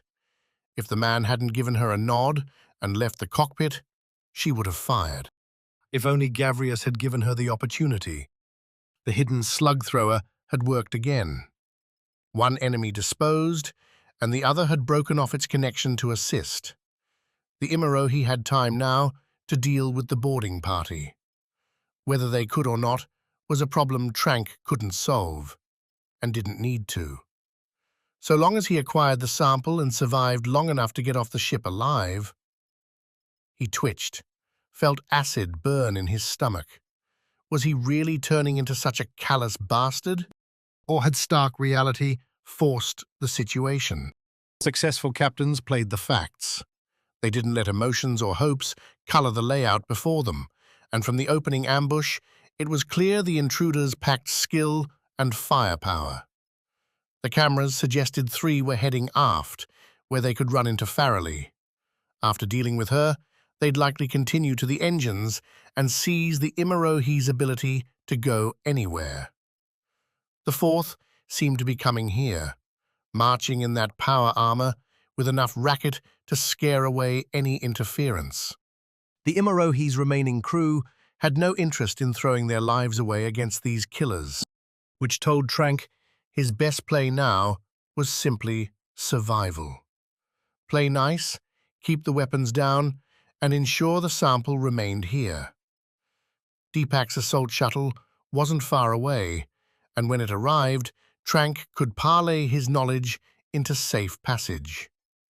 From here first, and eventually to his daughter. "Captain?" Rails asked. "There's an unauthorized outgoing transmission coming from our ship." Trank did that essential captain's move, the raised eyebrow. "From where on this ship, Rails? The engines?" No, the escape pod. I'm linking you in now, sir. In return for getting me out of here, and the same cash you promised him." A crew as small as the Imarohi's on a journey this long meant Trank knew the voice. Squibs was a low-level tech, the kind of grease any mission needed to have just to keep the gears turning. He couldn't manage a thing, but had an improviser's knack for solving problems with whatever lay at hand. He'd been Trank's dependable fixer when plumbing problems had blocked the Imarohi's protein converters, and had been the first one out the airlock to fix the comms broadcast antenna when a micrometeor knocked it out of alignment. Now Squibs had decided to take his own path. Brave, stupid, and infuriating. The response came back fast from Deepak's shuttle, the transmission's target. They agreed to the terms, and why wouldn't they? They weren't any different than what Trank was getting, and Deepak had no loyalty at play here. "Lock it down," Trank ordered. "That pod cannot launch." We, can't, sir? "It's an evacuation pod?" Obviously. But Rails wasn't thinking with flexibility. Then we use other means. "Get me audio to that pod." "Live, sir." There wasn't a camera feed inside the pod. A tragedy, because Trank would have basked in Squib's face the moment Trank announced himself. The pod did have an intercom connection, so Trank's introduction came in between, but did not cut the conversation with Deepak's oncoming shuttle. That craft's comms officer had the sense to shut up immediately, leaving Squib to babble a nonsense excuse as to why he was in the pod when no evacuation had been called. "They're killing us," the man said, his voice pitching up a couple octaves. What had once been a taut, confident lilt broke into a tinny whine. "We're all going to die, Captain. I just didn't want to be one of them." "You're talking to Deepak's crew to arrange a pickup?" That's right. "Hurry up and I'll wait for you." A pickup worth a cash reward? Squib went silent for a second. The classic hesitation, while excuses formed and vanished, ideas spawned and ditched. The one Squib landed on should have been thrown in the trash with them all. The mission, Captain. "I was going to tell them the real reason we came. I know it's bad, but I'm young, and I don't want to die, and I don't have much, and—" "Stop." Trank took an audible breath. "Squibs, if you launch that pod before we sound a general evacuation, I will have it fired upon. You will be destroyed. That pod is the only lifeboat we have on this ship, and you will not take it to sate your greed. Sit in there if you must, though I imagine your talents would be more useful elsewhere." Captain, No amount of money in the galaxy will matter to your atomized body if you launch that pod. Trank closed the link, flicked his eyes over to the Rossi, the gunnery captain. "If he tries, make sure he doesn't succeed." The woman nodded back at him, and Trank returned to the cameras flicking along as the intruders marched through his ship. Blowing up the sample wouldn't bring the greatest return, but it was an outcome Trank could live with. So long as he did, Indeed, live. Chapter 8. Bunny Hop. After spending weeks burning off ooze beneath Aurum III's sands, the Imarohi's painted metal corridors were a delight. Bryony could appreciate the scribblings on the walls. She'd never draw anything, but keeping up morale was always a good decision. And they came with good lighting, solid construction. This was a quality ship. She'd do her best not to destroy it. To that end, after chasing the woman back through a crew cabin corridor, Bryony had slowed her roll. The walls in here were thin enough that her rifle's heavy lasers would burn through, but she'd kept the finger off the trigger. She'd also held off a rampaging shoulder charge. It might have felt satisfying to barrel through the craft, but Tarla always pointed out where extra cash could be found. In the likely event that the Twilight Rangers reduced all the crew on this ship to ash, salvage in good shape would make a nice bonus. As for the fleeing woman, where could she go? Epony had briefed them all on the Imarohi's sole escape pod and promised, if the thing launched, the Preaser would make the easy pickup. So Bryony could let her run. the engines were the priority. Stop the Imarohi, then they had all the time in the universe to obliterate its soldiers, or get them to surrender. A solid door on the Imarohi's starboard side protected the engine entry, one matched, Bryony figured, by a partner on the port side. The Imarohi's fat aft needed room for its powerful batteries, and those rested to Bryony's right, behind a thick corridor wall plastered with warning signs. No laser fire here, lest you wanted to die in a very big, very hot explosion. "I'm guessing neither of you picked up a keycard off a body?" Tarla asked, referencing the black slate on the door's side. You think they still use keycards? Javelin replied, then laughed. A ship like this, it's all biomarkers. The DNA you can't fake. Tarla shrugged. Bryony, break it. A little hit to the resale value, But a door was just a door. Bryony considered her options. The battery made her heavy rifle a tad dicey, not to mention a laser might burn right through and roast something valuable on the other side. So she turned to Javelin, asked for a chain. Don't break it, okay? Javelin said. These things aren't so cheap.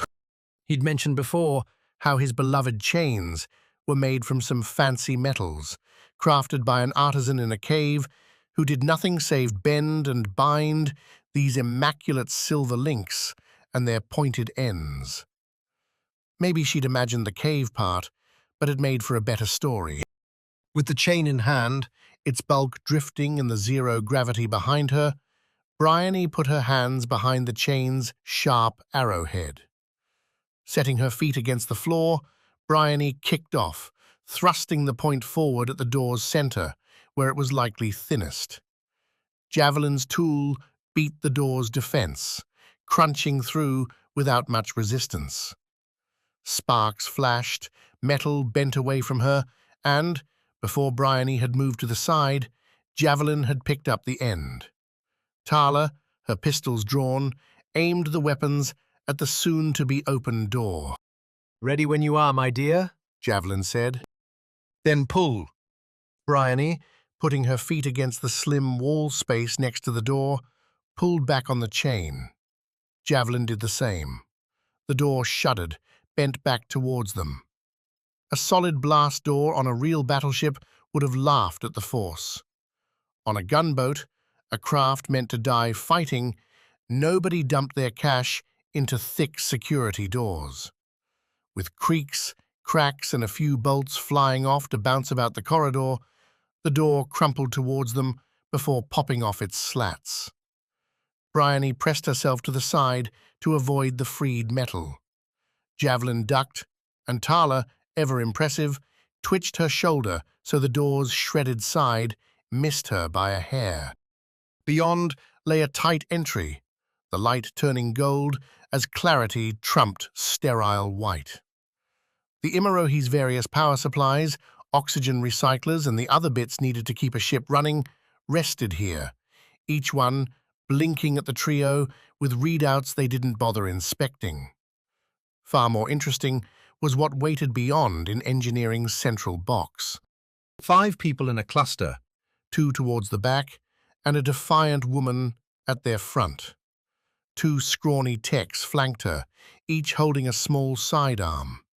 Neither one fired as Bryony kicked into view, though they flinched hard as she raised her rifle. Hold, said the lead engineer. I don't want to fight. It could destroy the ship. You know what we want? Tarla said, floating in behind Bryony. Shut all this down. Game's over. Is it? You're mercenaries, right? You must have a price. Tarla snorted. You're not the captain or the pilot. What are you able to negotiate? Your lives. At the words, the engineer raised one finger. Behind her, The 2 techs, standing near a huge console, sprang into action. Both turned and hit several buttons. Bryony sighted on them, only for Tarla to say, "Wait!" the Imarohi lurched. Bryony's head split, a firework of a headache splashing off for a hot second before melting back into the moment. She let her rifle's head drop, one hand going to her temple. Tarla, next to her, spat a cursing stream. The engineers were shouting, not orders, not requests. Cheers. A damn pod door was locked, already primed for launch. Farrelly slapped her hand against its hard metal. It did not, unsurprisingly, budge. Squibbs didn't respond to her hissed request to let her in. Understandable. Farrelly kicked back from the pod door, glanced either way down the hallway. Deserted. There'd be no help. No added pressure. The keypad next to the pod's door Offered a pleasant green glow, rapping words saying the pod was primed to launch. A timer said that launch had been ready for quite a few minutes now. In other words, Squibbs could have blasted away. So why hadn't he? Farrelly changed her tactics, kicked back close to the door, then used the keypad to talk right through to the pod. A little link that'd sever the moment the pod blasted off. Do you know what you have, Squibbs? Don't know what you're talking about. Squibbs' voice trembled, as the bastard should. You stole it from my cabin. I want it back. I didn't steal a damn thing. I swear, Squibbs, if you don't open this door right now, I'm going to blow it apart. You wouldn't. Farrelly chuckled dark. Squibbs, we've been boarded by the enemy. Times are desperate, and the only thing left making this whole nightmare worth it is in your pocket. Give it to me. But you'll kill me. She thought about saying, Yes, she would, because it would be so satisfying. Instead, she sped through her list, the motivations keeping Farrelly on an even keel. Farrelly, are you still there? The question, Scribbs, is, why are you? You're in the pod, but you haven't launched it. Every second, this gets worse for you. Trank said he'd blow me up if I did. Enemy of my enemy does me a favor, if only for a moment. Know who else is going to kill you? Farrelly said. Everybody. Deepak's soldiers will blast you the second they get that sample. The mercenaries won't split any share with you either. Your only chances with me is getting back to Verdance. Squibbs stayed quiet. An opening, then. Apply some pressure, like she had for so many years back home. Ruthless, dedicated, driven. The cause, life, pure life, above all else. You have a family, Squibbs? He rattled off names and relatives. No children. A small blessing. If you want to see them again, you'll open this door. I can protect you. This was a mistake. Help me fix it. Offer the condemned a way out. And if their faith is wavering, they'll take it. Squibs, clearly, had no faith anymore. Was, in every way that mattered, a traitor. He opened the door, face stained with tears, and the sample clutched in both hands. Fear ran off him in waves. He stank of it. Just like the ones Farrelly had put into the chambers, had broken into pieces of people. She held out a hand. Squibs put the sample into it, and with the gesture, seemed to grow 1,000 kilos lighter, even cracked a small smile. Farrelly looked at the sample, the vial still encased in its shell. The electrostatic shield still held, keeping the contents at a preset temperature, protected from radiation and simple bumbling. Congratulations, Squibs, Farrelly said. You didn't fuck this one up too bad. I was careful. Good. Farrelly shifted the sample to her left hand, kicked back from the pod's door. Come on out. Trank's going to need you on the bridge to help repel these invaders. Right. Think you'll forgive me? I'll let him know you came around. Squibs gave her a grateful nod and kicked out of the pod. Turned his back to her. Good. A more pleasant way to go. Farrelly's shot was precise, perfect. She bet he never even felt a thing. She couldn't say the same, as when her pistol hit its holster, the ship, the universe, reality, flinched. At least Gavrius could shoot. The man, splitting turret duties with Perro, held his own as Epony danced with 3 attacking mercenary ships. 2 nimble darters, barely large enough to beat out fighters, tried one pincer move after another. They'd break in opposite directions, then loop in at the preaser like hungry mosquitoes, only to be driven away as the turrets battered their shields. Sure, the preaser took her lumps too, but Sanhe was playing the power game like a champ. So far, Tarla would get her baby back without a scratch. The third enemy, though, prompted both worry and more wild flying. Perro and Gavrius grumbled in turn that Epony's sudden jerks, swirls, and rolls kept them from delivering death blows, but such things were necessary because she couldn't let those missiles lock on. We're not worth it. Epony shouted at her terminal, the broadcast spilling the words out wide. Think of all the money you'd lose. Any space-grade missile would break the bank for anyone but the big boys. The preaser didn't have launchers for that reason. You'd lose a whole mission's contract launching a salvo, and when the missiles hit, they'd destroy what could be salvaged. They were brutal things, the disasters of stellar warfare, and Epony had last tested her mettle against them over this very planet. She'd prefer to never repeat that experience. But the reputation we would gain, came back a reply at last from the scallop-shaped ship. The Twilight Rangers destroyed at our hands. The eventual rewards would more than pay for these munitions. Tarla's not even on board, Epony said. You're shooting at the scrubs. Hey, Hero broke in on the local comms. Watch who you're calling a scrub. I will not. And you are. We are, Perro, Sanjay added. Look who Tarla chose for the boarding. Exactly. Keep the channel quiet unless it's important, Gavrius burst on. I can't focus. Hey, I'm the acting captain, and I'll give the orders, Epony cracked back. Destroy those damn boats, please. That ask was more than an obvious plea. The latest pincer split had found cooperation with the missile killers off Epony's aft, with the twins' smaller craft angling in from above and below. If Epony tried to dive or loop, she'd put the preaser into a bracing salvo from either one, and staying level made for an easy lock and launch. Worse, somehow, the Imarohi had disappeared.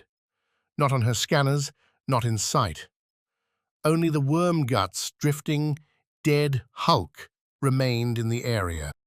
You want your steady shot? I'm going to give it to you, Epony said. Give 'em hell, you morons! I object to... Pero started. Shoot, you bastard! Gavrius yelled, the first good thing the man had ever said. Shoot, they did.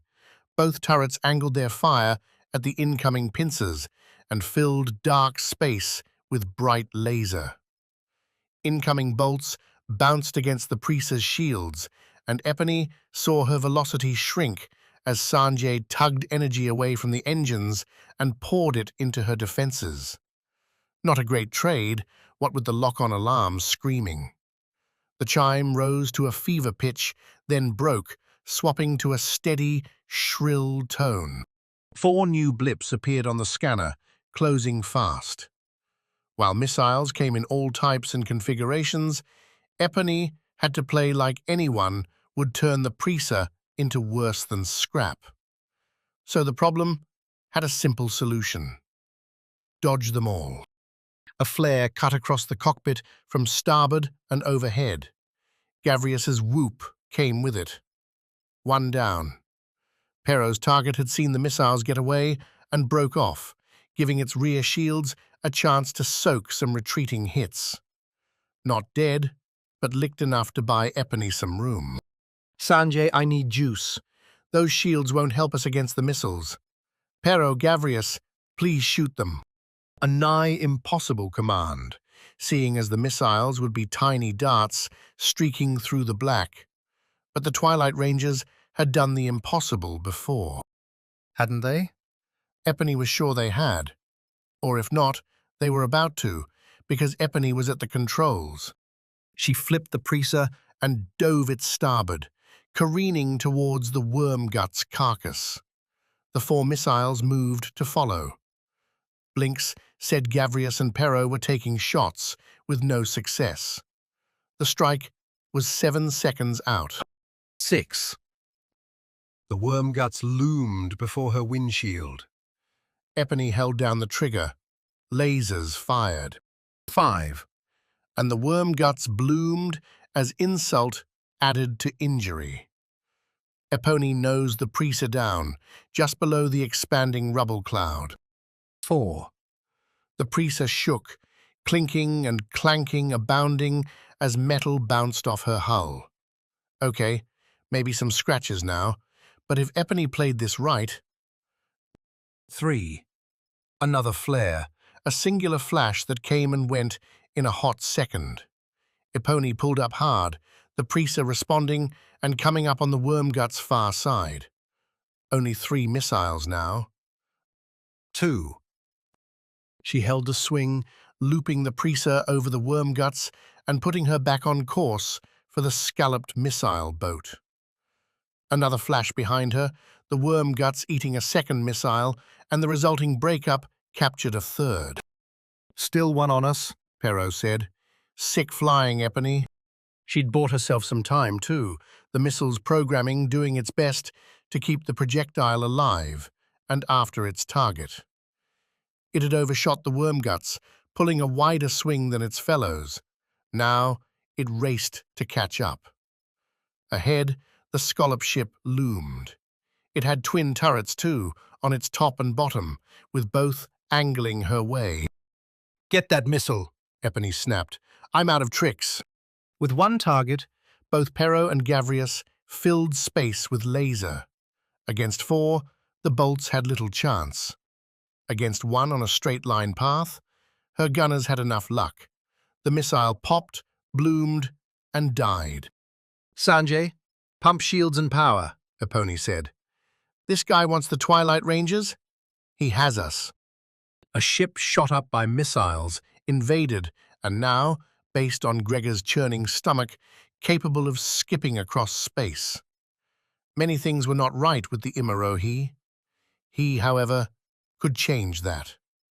His hammer, rifle, and power armor were a capable trio, and Gregor was bringing them to the one place where change could be made fast.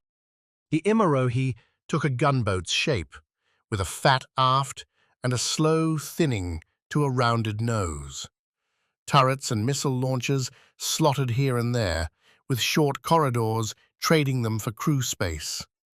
The Preaser, smaller, preferred a bulky middle going high to low, easier to squeeze power armor through those wide stairwells. As it was, he simply smashed his way along, denting the occasional bulkhead that dared encroach on his progress. The whacks were satisfying, little motes of damage that helped Gregor center himself.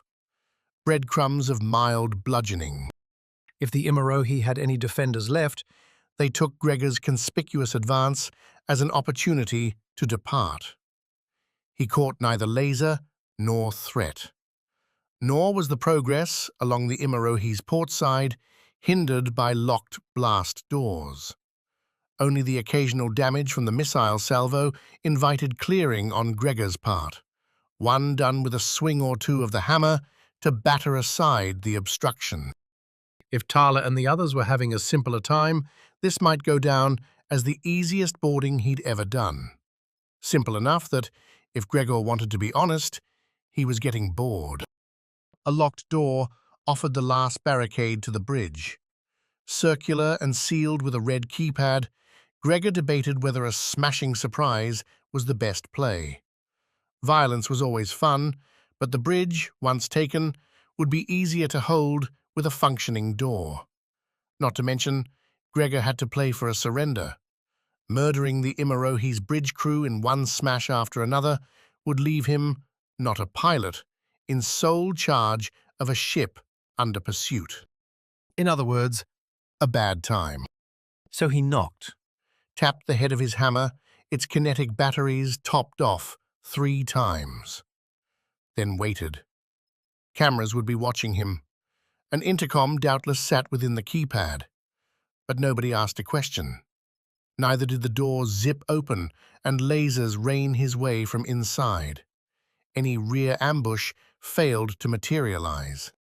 Again, the Imarohi proved itself an ill match for the Twilight Rangers, or a band of particularly aggressive children. When the door did shunt aside, without any preamble, Gregor saw why. Shouting, angry, and pointed came first. Most seemed to be directed at the captain, who, as Gregor stepped into the bridge, countered every accusation with a point of his pistol at the speaker. At Gregor's appearance, the shouting shrank to a simmer, the half-dozen crew throwing scowls his way. Maybe now, The captain spoke into the void. You'll listen to me. The fold drive wasn't going to get us to Verdance. We have to treat with these people, or else we're dead. Deepak won't take a damn one of us alive. You're a traitor, Trank, snarled a young man on the starboard end, swamped by computer monitors. Comms, Gregor reckoned. We all heard the pod transmission. Nothing you say now matters. A chorus agreed with the man. Trank responded with an upturned lip and a look, exasperated, towards Gregor. our problems are legion. Trank said to the mercenary. Keep me alive, and I'll make sure this ship and its prized possession are delivered to you without another shot being fired. Doesn't look like they'll listen to you anyway, Gregor replied. They will, when they realize the only way back home, to their families and loved ones, is to follow my orders. Folded arms and more than one muttered insult said otherwise. Gregor chuckled, set his hammer's massive head on the floor to rest his hands on its head. Without gravity, the hammer didn't weigh anything, but he liked the look. Intimidating, or so Epony had called it once. Nobody dies here. Gregor announced, so long as you keep this ship where it is until we have what we want. Then, you can kill the captain. Silence greeted him, but the offer seemed to drain the tension from the room. Now, can somebody tell me what happened, and where we are? Chapter 9. Cheap shot. The missile boat had weapons, but, as Pero kept his turret pointed and lasers lancing forth, it did not have the Preaser's speed. nor a pilot like Epony at the helm. The ungainly craft tried to move as Epony barreled at it, sweeping the Prisa side to side in loops both full and abbreviated. Every dip and dodge made the missile boat's turrets, well, miss, while the bigger, bulkier ship couldn't do the same. At first, the missile boat's shields held, their searing blue reflection sparking up as lasers poured in. Then, they collapsed. No warning, no bright flash, just a punch through and a dark smear as hot energy boiled into metal. "Shields down," Gavrius announced over the intercom, the obvious declaration less for Pero, Epony, and himself than the others on the ship. Sanjay, for example, wouldn't know the fight was almost over. He might register the hails from the missile boat pouring in now, asking for the Prisa to let up, that there were lives on the ship. Innocent techs and the like. Epony gave no hold command. Tarla wouldn't have either. Salvage could be found after the fact, but the missile boat had tried to kill the Twilight Rangers. There was only one response. Pero delivered it, though it was impossible to know whose laser, whether his or Gavrius's or Epony's, via the Prisa's front guns, dealt the final blow to the boat's structure. This time there was a flash, brief and meager, followed by spreading debris. The hails ceased. The scanners showed no pod launching away. The crew had gone down with their ship. Stupid. One problem solved, another created. Pero sat back in the gunner's chair, its comfy pads soaked in his sweat. The Prisa stayed at a stable, cool temp, but it wasn't hard to get worked up, dealing hot death through the stars.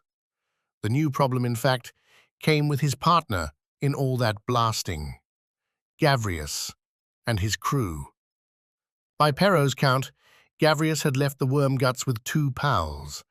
Those lackeys had spent the entire battle free to wander the Prisa, perhaps to check some crew quarters or arm themselves. "Sanjay," Pero said, the message going right to the engines. "You holding up okay?" Only minor damage. About as good a fight as we could have hoped for. Overconfidence gets people killed. Sanjay hesitated. I sense there's more to that than I'm hoping. We picked up some stowaways. I'm worried they might not be so nice. What gives you that impression? They owe us. Pero unsnapped himself from the seat. The cramped passage behind him led to a ladder, down which was the Prisa's upper cabin corridor. He'd taken a sidearm up here with him, more a precaution against the terrible ways a man could go in a space duel. Getting yourself half liquefied, blown out into vacuum, riddled with shrapnel, or any of a million other possibilities, necessitated a quick way out. There were, though, other uses. Easiest way to cancel a debt? Kill whomever has it, Pero said, thinking we need to cut some losses. You're getting way too ahead of yourself. This is Gavrius, Sanjay. Another silence. Then a sigh. Damn it, Pero, you might be right. I know it. You capable down there? Rifles right here. Meet in the middle, round them up on the way? Knew I could count on you, buddy, Pero said, opening the ladder's hatch. The priest's hallway lay below, all clean and pearl white. I'm dropping in. Or he would have, if Epony's voice hadn't crackled over the ship-wide comm. Nice shooting, people, Epony said. Not only did we win the war, but we're getting a second crack at the prize. Looks like the Imarohi only skipped a little ways off. I'm taking that to mean they're not able to run. We're going to scurry on over, pick up our friends, and make ourselves rich. A share, Pero figured, that'd go down better split between 3 fewer hands. You wanted miracles. You received them, on the god's own schedule. Not that Trank believed in the mythical figures of an age long before his own, but technology was a close enough substitute, and the fold drive was a miracle by any reckoning. It was, however, flawed. while the mercenary, who'd introduced himself as Gregor, kept watch on an angry, dangerous bridge crew with fresh ideas on a mutiny. Trank let his mind work on what his twin terminals displayed. The raised monitors showed two things of vast importance. On the left, ran out a grid to the monitor's borders, while the right put the Imirohi in X-ray, its systems throwing warnings all over. On the radar grid, The Imirohi sat alone, but red slashes to their aft and port said craft continued to close the distance. One of those would be Deepak's assault shuttle. The others could be mercenaries, could be Deepak fighters, could be something totally new and devastating. Just how devastating depended on the right terminal, which showed the Imirohi in shaky status. He'd set the fold drive for a short leap, undercutting engineering and their plans to zap them all the way to Verdance. That switch had told Trank's crew the truth, or given them cause to question his lie. Now the fold drive would need time to recharge, and the Imirohi's batteries would need to siphon more fuel from the ship's small nuclear reactor to put it back into play. With any luck, that charge would be slow. With any luck, the sample would be long gone by then. Its destruction, unfortunately, depended on these mercenaries now that Squibs had failed. the idiot. What's your plan? Gregor asked him, the muddy voice coming through the power armor with toneless intent. Implacable confidence, and why not, with a hammer like that? I don't think your crew means to let you live, I don't care if they do. so long as Deepak gets the sample. Where is it? You tell him, Trank, and I don't care what he is or what he's armed with, said Rails. I'll jump over those terminals and break your neck right now. Stow your bluster. Farrelly has it, and I don't know where she's gone. Good. If I don't get a chance to kill you, I hope she does. Trank understood the devotion to the cause, the need these people had to believe that their mission was just, that removing the scourge of cybernetic life from the galaxy was worthwhile. Verdance was putting its stake in biology alone, and it imposed that philosophy with a cult's zeal. Like any good cult, though, Verdance disguised its true beliefs from the outside. Brisk business continued with its genetically enhanced crops, medicines, and more. Because life made better with technology was fine, perfect, so long as the two did not mingle. A vaccine was applauded. An arm enhanced with grafted metals to grant strength was vilified. The Imirohi was a vessel for Verdance's zealots, and they would not fail. We keep the ship here. Trank said to the mercenary. The fold drive needs time to recharge. Hopefully, your friends can remove it from the hands of my crew before it does. If not, Then you'll see what it's like to face a Verdance court and experience a slow death in our fields. The pistol did its job. A sleek silver barrel extended to a beaded grip in which sat a battery ready to spark particles to deadly life. A flash, no sound, and a life taken. Precise, perfect, at least in Tarla's hands. The engineer who'd pushed the button, who'd looked so triumphant a second ago, slumped to the floor. The hole in his chest, right where his heart ought to be, let loose a smoking tendril. Stop and shut up, Tarla announced as the room quivered. One of the other engineers started to scream, only for another to slap a hand on his face. He's already dead. He didn't suffer. You still can. Touch another lever, swipe another screen, and it's one shot, one life. She held the pistols loose at her sides. Behind her, Bryony and Javelin kept their own weapons ready. It's one life more than I wanted to take today, but here we are. Someone on this ship has a very valuable object, and we are going to get it. Then, we are going to leave you. Whether we depart with you alive or dead is entirely your choice. Another breath. So far, so stone-faced. Good. Panic was irritating and unproductive. Useful hostages were far better. Tarla angled her stare at the chief engineer, and the woman met its square. Name? Aaliyah. I hope that fold drive did not take us very far. No. The way she growled that word suggested things hadn't gone as planned. Likely due to damage from the missile attack. We replaced the blown part, but we need more time to charge it for a longer fold. A little lie there. Aaliyah's eyes had slanted aside at first, refocused on Tarla at the end. Hiding the cause, but not the conclusion? Yes, Tarla wouldn't be trusting these engineers after all. Pity. Lucky for you, we'll need my ship to leave your splendid company, and if you jump away, we'll have to stick around. That will make this very complicated, so please keep your hands away from anything.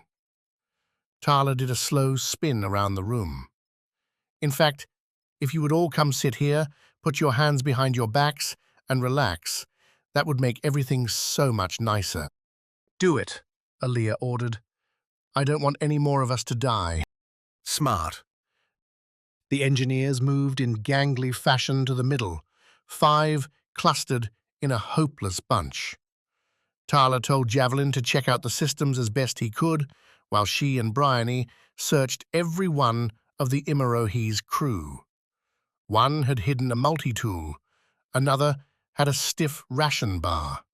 They emptied pockets of everything, because even a nail file or headphones could cause problems in the wrong hands. Also, because with every search, hope dimmed a little bit more in those eyes. Eventually, the fear would curdle to desperation and anger. But not yet. For now, these poor souls thought they had a chance to live. With any luck, Tarla and her team would be gone before they realized that chance didn't exist. While Tarla wouldn't pull the trigger unless she had to, Deepak's assault shuttle would do those honors. Standard procedure for undermining a contract. Mercenaries worked for cash, sure, but the shotgun threat kept them above the line. Now here's what we're going to do. Tarla said when the search had finished. You're going to tell me if anyone's put a new thing back here today. Something small. Probably in a fancy box to keep it safe? Heads shook. Nobody's brought anything back here, Aaliyah said. Why would they? Because idiots do stupid things. How about any hints? Anything different going on? Tarla swept her look across the bunch. Spotted one, a younger man, sweating everywhere despite the cool temperature. How about you? Anything to share? Another headshake. Then a trembling lip. Sorry, it's just nothing here. But we got an alert a little while ago. The escape pod was opened. Captain said it was a malfunction. Tarla nodded. Bryony, go check it out. As Bryony kicked off, Javelin came back. Said they were telling the truth. The fold drive was functional, but it would take a while to charge back up. I could disable it, Javelin added. You could, but let's not. Tarla tapped one pistol against her temple. Keep our options open and theirs. She smiled at the crew. See, I'm generous. We get what we want, we take off, and you can jump on home. So please, share. Anything else I should know to keep us all alive? Once she'd pieced herself together, Farrelly figured only one thing could have caused the lurch. The fold drive. For a brief, hopeful moment, Farrelly dreamed the Imarohi had travelled all the way to the green and blue bastions of Verdance. Reinforcements, from ships to soldiers, weapons to medicines, would be mere kilometres away instead of light years. She had the sample clutched against her chest, and it wasn't hard to picture handling it over, basking in the praise of a job well done and a place forever etched in Verdance legend. More importantly, Farrelly would be able to help the real work begin. Life could be brought back to its pure place. She kicked away from the pod and Squib's body to the next corridor. the last residential line before engineering. Farrelly went right, seeking a cabin, and used her master keycard to open the door. The cramped quarters had writings scrawled on the walls in black marker, quotes from Verdant's literature, lines extolling beautiful existence, purity, and a communion with nature. Farrelly knew most by heart, and she recited them as she flipped the single bed up against the far wall. That gave her space to float before the small terminal, its screen lighting up at her simple, spoken query. Where are we? A dot appeared, alone in darkness. Coordinates joined it in sea green in the lower right corner, a relational measurement to the nearest known star. 3 letters prefixed 9 damning numbers. Not Verdant's, still in Aurum 3's system. They'd made a minor jump, buying some time.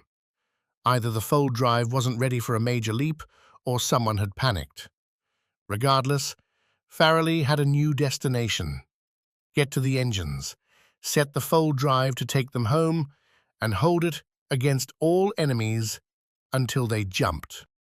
Floating back to the cabin door, Farrelly caught herself. Noise outside, a kick's consistent clank as someone came up the Imarohi's side hall. The same one she'd left not long ago. Even if the person wasn't looking for the escape pod, they'd find it. And Squib's body. Questions would arise. But then, where would they go? If they were Imarohi crew, they might be friends. If not... Farrelly glanced down at the sample. The box, so secure, took up her whole left arm and hand. She couldn't fight well holding it, but Farrelly would die before leaving it behind again.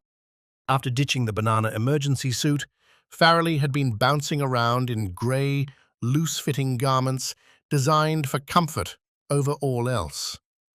The baggy fashion of long space flight. She popped the locker on her left, found another version of the same clothes. Every crew member on the Imarohi had 3 to rotate, and took out some pants. With a little effort, she swaddled the sample around her chest, tying it tight against her. Not the most comfortable thing, but with 2 free hands, Farrelly stood a much better chance at survival. This time, she kicked her way into the corridor with her pistol in hand. The Imarohi's constant noise, the hiss and thrum of life support systems, offered enough cover for her floating approach to the side hallway. Farrelly steadied herself on the left wall, her left hand planting against the metal bulkhead to slow her advance. She peeked around, looking first towards the engines and spying nobody that way, then reversing to see just who'd bounced by a couple of minutes earlier. The mercenary had a big rifle strapped along her back and was busy digging through Squib's remains. Looking, maybe, for the sample, an easy target. She leveled the pistol, hand on the trigger, steady, and pulled. Most fighters, Farrelly understood, had a 6th sense, a tingling or maybe just honed luck that had them avoiding easy deaths. This one had the same, jerking away as Farrelly pressed down on the laser. Her shot lanced out, struck the mercenary in her lower abdomen. A fiery circle flared on the mercenary's clothes, revealing burning skin beneath. Revealed, too, that luck wasn't random. Farrelly's drawn pistol had pitched shadows across the corridor. She didn't have time to curse the light. Despite her hit, the mercenary wheeled around, swinging her assault rifle into position. Farrelly fired again, scoring another shot to the big woman's chest. The armor there, padded reflective gear, would take some sting out of the blast. Farrelly had no such defense. She pressed off with her right foot, forgoing a 3rd shot to get herself back into the cabin corridor. 3 hot green lasers flashed behind her, token shots meant to burn Farrelly if she'd been bluffing. She was, with the sample tied to her, very much not. Dying here, now, was not allowed. Farrelly kicked down the corridor, considered stopping herself and plotting another ambush. The thought gipped away as it arose. The mercenary had armor and heavy weapons. If Farrelly didn't score a killing blow, she'd be erased. Instead, she kicked further, spinning in the air as she flew to aim the pistol back with one hand. The other reached out towards the open cabin's door, grasping. The mercenary came flying in at an angle, showing she understood zero-gravity combat. Had kicked herself off the outside corridor's wall to zip in at speed, legs raised behind her with the rifle up. A narrow profile. Blood bubbled into the air along with her. Farrelly shot again, missed. The mercenary returned fire, the lancing green melting the air beneath Farrelly. The window closed, the mercenary having to lower her shoulder to bounce off the cabin corridor's wall. Farrelly found the hold, hooked her hand on the doorframe, and pulled herself inside. With a tap, she shut the door behind her, locked it. The cabin was small, tight, a likely death sentence, except the damage could swing either way. Farrelly kicked herself into the cabin's corner, a spot impossible to hit with a shot through the doorway. The mercenary could laser her way in, but at the last, it would be an even chance. One against another.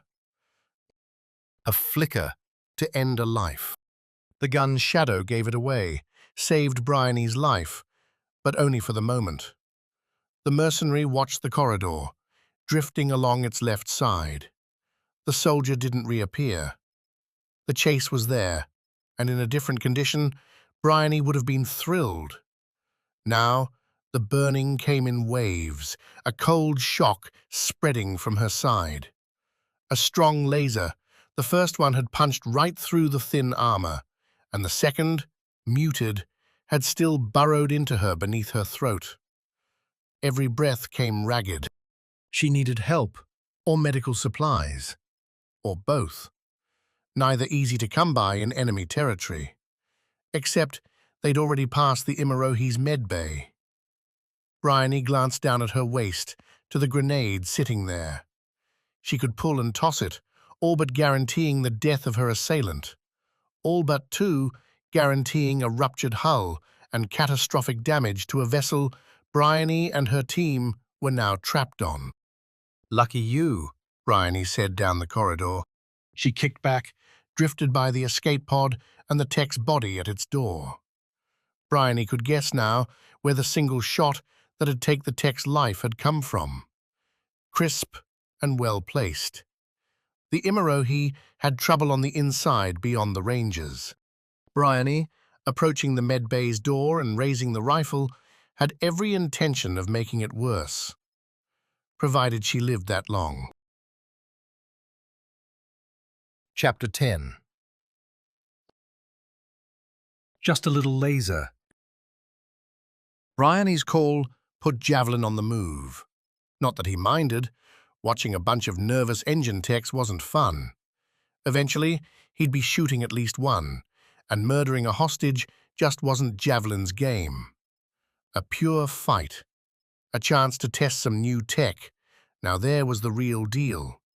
And of course, helping his teammates. Bryony was hurt, and while she'd managed to force some help from the Imarohi's medical doctor, nobody had any doubt the man might slip Bryony the wrong drug when her rifle wasn't in his face. Gregor was on the bridge, And while he wanted to ditch his watch to help Bryony, Tarla forbade it.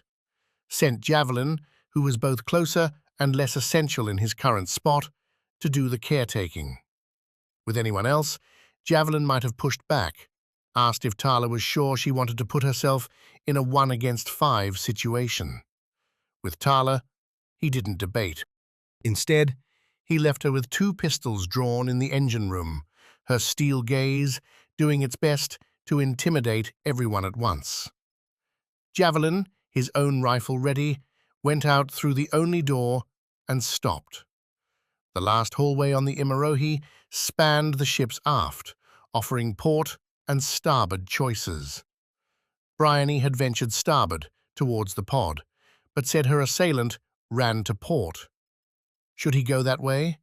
Attempt to find vengeance? The more bloodthirsty might. Like Pero.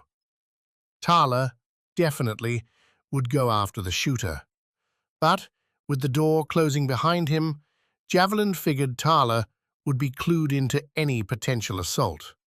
Moreover, getting Bryony back was worth more than blasting some random soldier. Javelin would be team player.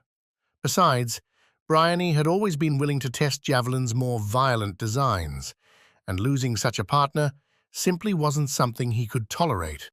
He passed the open escape pod quick enough, kicking along the red-lit corridor. The Imarohi's spare metal took on an ominous cast, its rumbling song a threat instead of a greeting to the Twilight Rangers' inevitable victory. The dead body didn't dispel any part of it, and Javelin hesitated as he passed the intersection before kicking by with force. He aimed the rifle down the hallway, saw nothing, and reported it as such.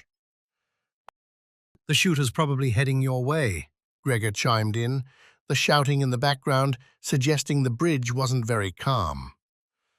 Her name, according to the captain, is Farrelly.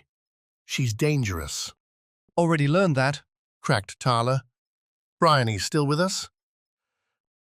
Getting fixed up. He tells me holding the rifle against his chest makes it harder to patch the laser burns. Bryony tried to laugh. It came out as a croak. Javelin, hurry! He did. And he'd arrived. The medbay doors were open, clear. Like on any small ship, the space inside had a few bunks with curtains for privacy along the right wall. On the left were metal cabinets, surgical implements, all locked to specific shelves with magnets. Laser-driven sterilizing buckets. A handheld X-ray and a circular DNA reader to gauge radiation damage. Exceedingly well stocked. Most ships would offer their crew painkillers and a shot at surviving long enough to get somewhere with real capabilities. The Imarohi intended its crew to heal and continue its mission. Bryony wasn't one of that crew, but she occupied a bunk nonetheless. The other two beds were taken as well, their wounded souls sedated into oblivion. A recent development ordered by Bryony, or just lucky timing. Javelin didn't know, decided he wouldn't ask. Holding the rifle against the doctor while the man applied patches, Bryony's pose seemed ludicrous, and Javelin said as much, keeping the squad comm off. I'll cover, he said. My good doctor, please continue. Be assured you will die as easily from my rifle as hers. Stop it with the threats, the man replied, without turning away from his work. I'm not interested in murder or in sabotaging my own work.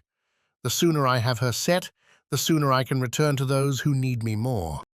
So it's not bad then? Bryony asked. You'll live. The doctor pressed the last patch into place near Bryony's stomach.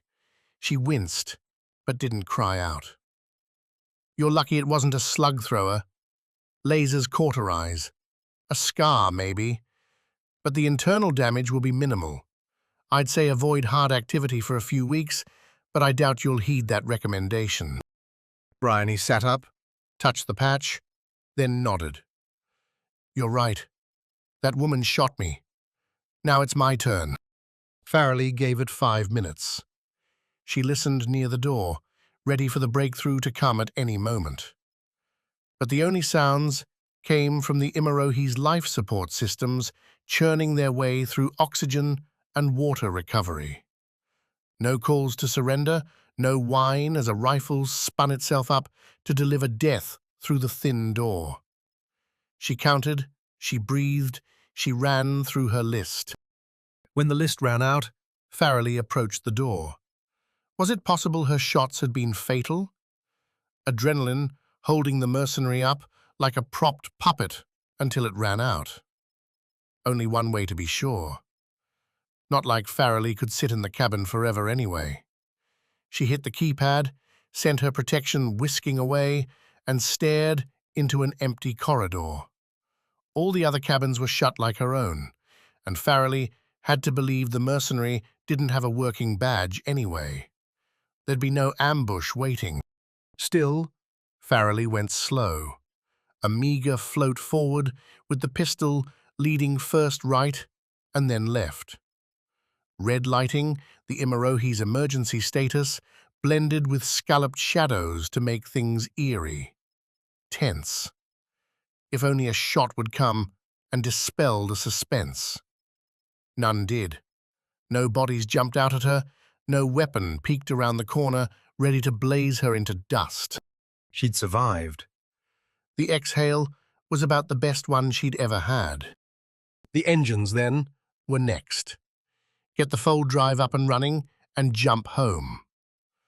Once they were back in Verdon's territory, Farrelly could find a corner to hole up in. Wait for reinforcements. The defense forces around her home planet knew the Imarohi's mission, and they'd come running as soon as the ship popped back into friendly territory. Those mercenaries would find themselves outnumbered and massacred. The thought brought a smile. The smell of Squib's body killed it. Slanting towards the engines after a short skip, Farrelly confronted the closed double door. Beyond it waited her crew. Beyond it, too, waited enemies. The mercenary she'd shot had come from this direction, and Farrelly wagered she hadn't come alone. How many guns waited on the other side? Was it worth risking the sample? what other option was there? How many all-or-nothing choices am I going to have today? Farrelly muttered to herself. She sank to the door's right side, next to the keypad. The angular door frame offered a little cover. Farrelly figured she might get a second surprise before lasers melted her to nothing. Instead, she planted her feet on the floor, right in position to kick herself across the doorway in the opposite way of its opening. Play with their senses, give them shock, and buy herself a chance to escape to cover on the other side. Hope for chaos.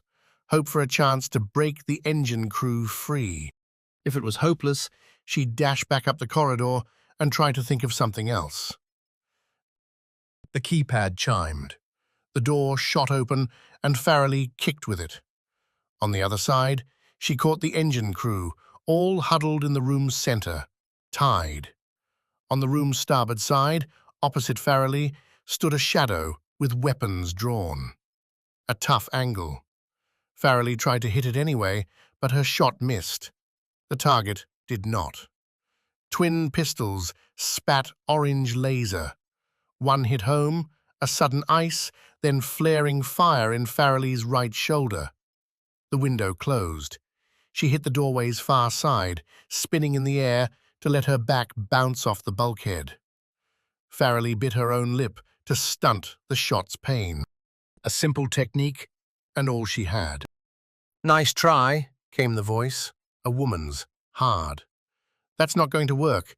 Try anything again, and I'll shoot every one of your engine crew, one by one, and I'll do it in the gut, so you'll hear their screams." "Evil," Farrelly muttered. I don't want to do that, but it's in your hands. The woman continued. "Float your weapon in here and follow it at a good distance. Sit down and join your friends, and guess what? You all get to live. A good deal by my reckoning." A chance. By Farrelly's. Deepak's shuttle hadn't given up. The damn thing and its escorts had taken Epony's dogfight delay as a chance to scoop into first place in the race towards the Imarohi. That ship's little hop had bought it some time, but the clock was running out fast. Another 30 minutes, and Deepak's shock troops would be dropping in. Epony had been one of those once. Did she miss it? A question for another time, because her thoughts were rudely interrupted by a moron sticking his head into the cockpit. "What are you doing?" Gavrius asked, having made his way from the turret all the way over here. The journey wasn't long, but by his tone, you'd think the man walked 1,000 kilometers with a heavy pack on his back. "The shuttle's going to beat us. Hang back and we can pick up Tarla when it's done. First, you want to ask a question? You can do it over the intercom like a sane person. Second, you don't give the damn orders on my ship. Get yourself out of here and back to your gun. I will not. My crew's on here too.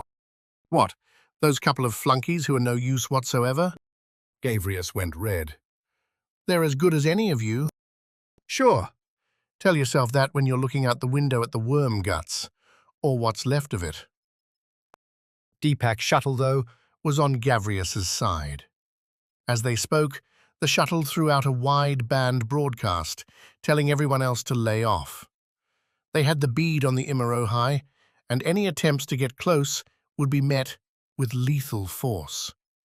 As if to emphasize the point, the two fighters kicked up their engines and started a long, lazy loop back towards the Preaser.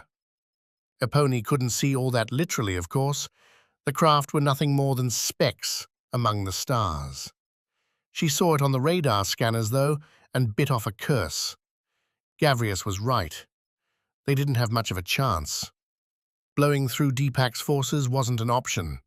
Tarla wouldn't want Epony to sacrifice their whole Aurum 3 payday, much less risk the Preaser on a wild run. See, Gavrius said. Slow down. Hang back. It's your only option.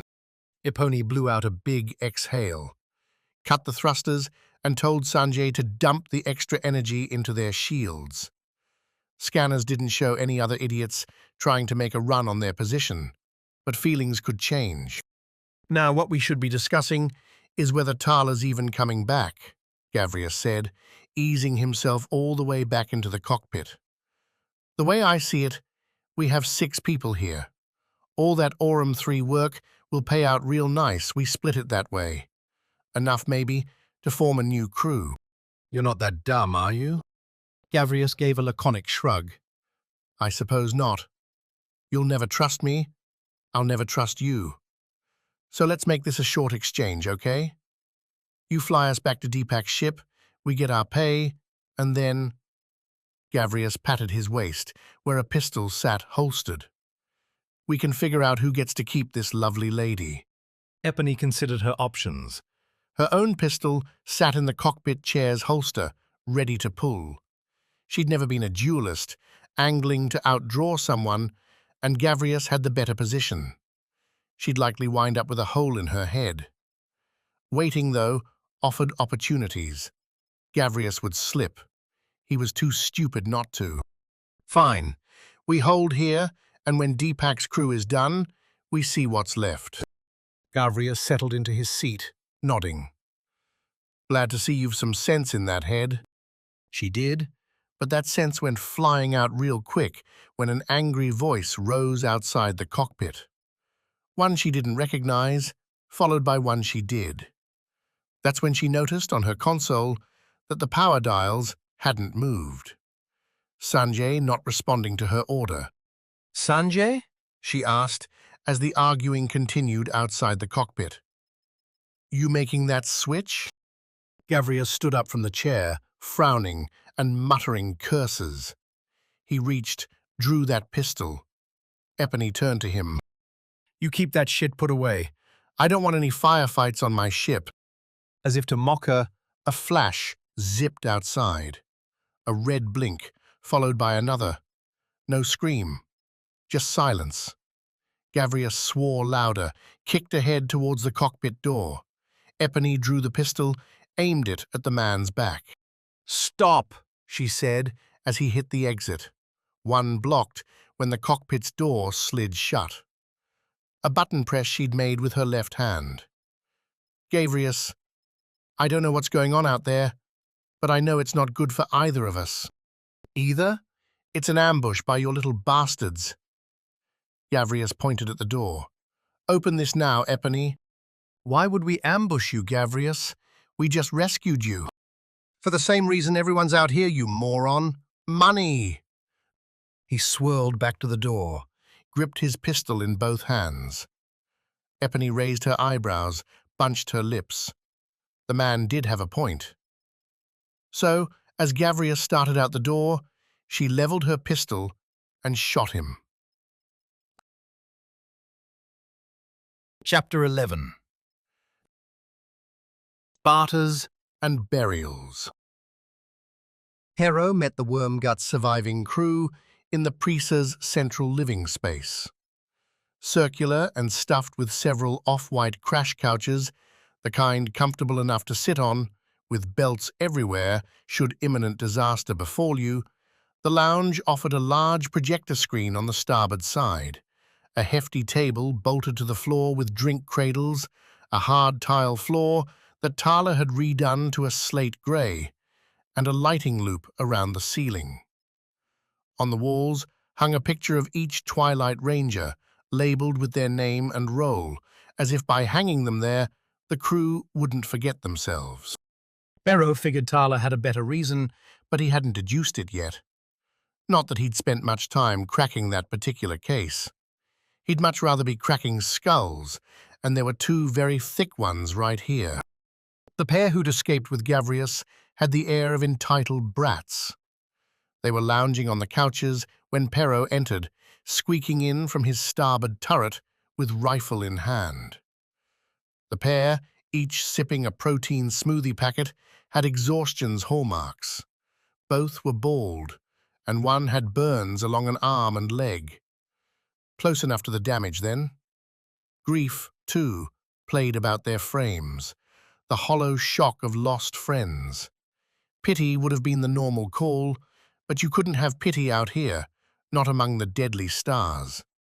A little sympathy could cost you your ship, drop your guard enough to lose everything you had left. You paying for those? Pero said by way of greeting. To his left and their right, the Prisa's winding stairs went up and down, the former to the crew cabins, and the latter to the Prisa's engines, cargo, and main airlock. Sanjay would be creeping up those stairs any minute with his plasma shotgun in hand. Until he did, Pero had to play the game. Paying, said the one on the left with the burns. A scrawny shape and crooked features suggested a life as a mechanic, or maybe a computer operator. No frontline work for this guy.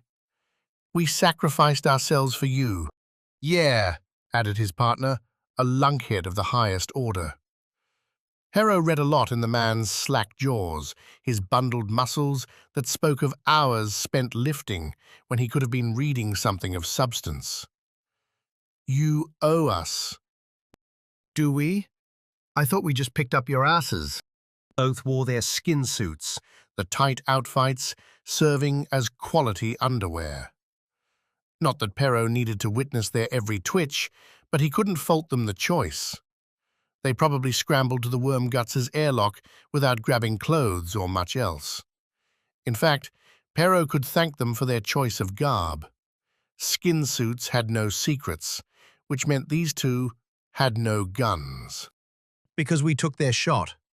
We wouldn't have gone so close if we didn't have to cover your attack, said the first one. You could have eaten those slugs. We paid attention. Knew they had a slug thrower hidden in back. Didn't you? Had Epony known that? Pero had no idea, didn't care. Their reddening faces suggested he'd done the job. You knew and didn't warn us? Said the first one again, while his partner just growled.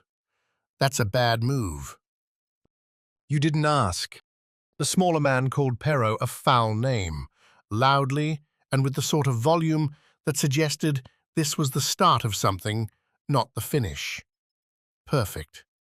Pero could have shot the pair right there, but that risked blowing a burning hole in the couch. Tarla loved those things, had put them in place after buying them off another mercenary squad on Aurum 3. No need to make a mess. How about we settle it then? Pero asked.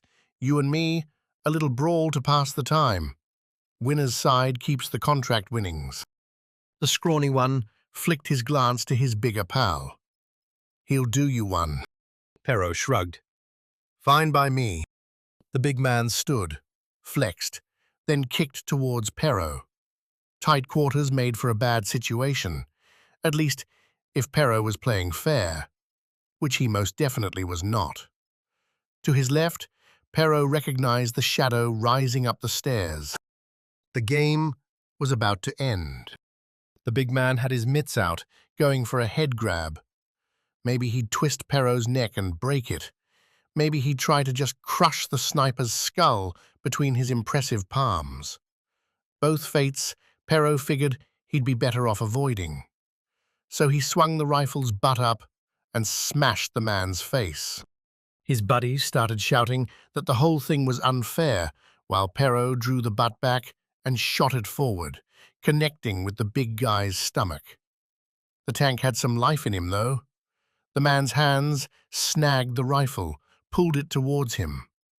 Perro followed it in, used the big man's grip on the gun to drop his own and deliver a hard, free punch to the man's face. Perro's upper body strength wasn't his best quality, but it could serve well enough against an idiot who'd left himself open. His opponent dropped the rifle to ward off a follow-up, one hand going to staunch the bloody nose.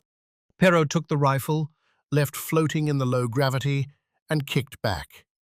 He spun the gun around, saw that the big man was well away from the couches, threw a wink at Sanjay, who had floated up behind the first, smaller man, and fired.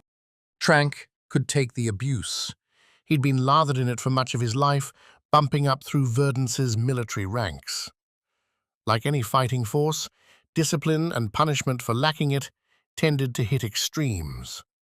One or two commanders used words like a whip, delivering incisive lashes both in private briefings and public harangues. The latter meant to show the others what could happen to them, the former to express utter, deep disappointment in Trank's failure. The lashing for this wouldn't be verbal. It would be physical, violent, and likely lethal.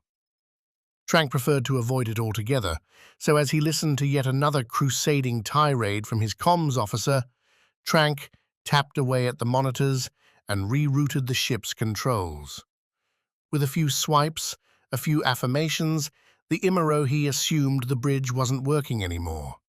Full authority went to engineering, a place the invaders controlled, so the one standing next to Trank, observing the vitriol with a bemused look, had said, "We can leave," Trank said to Gregor.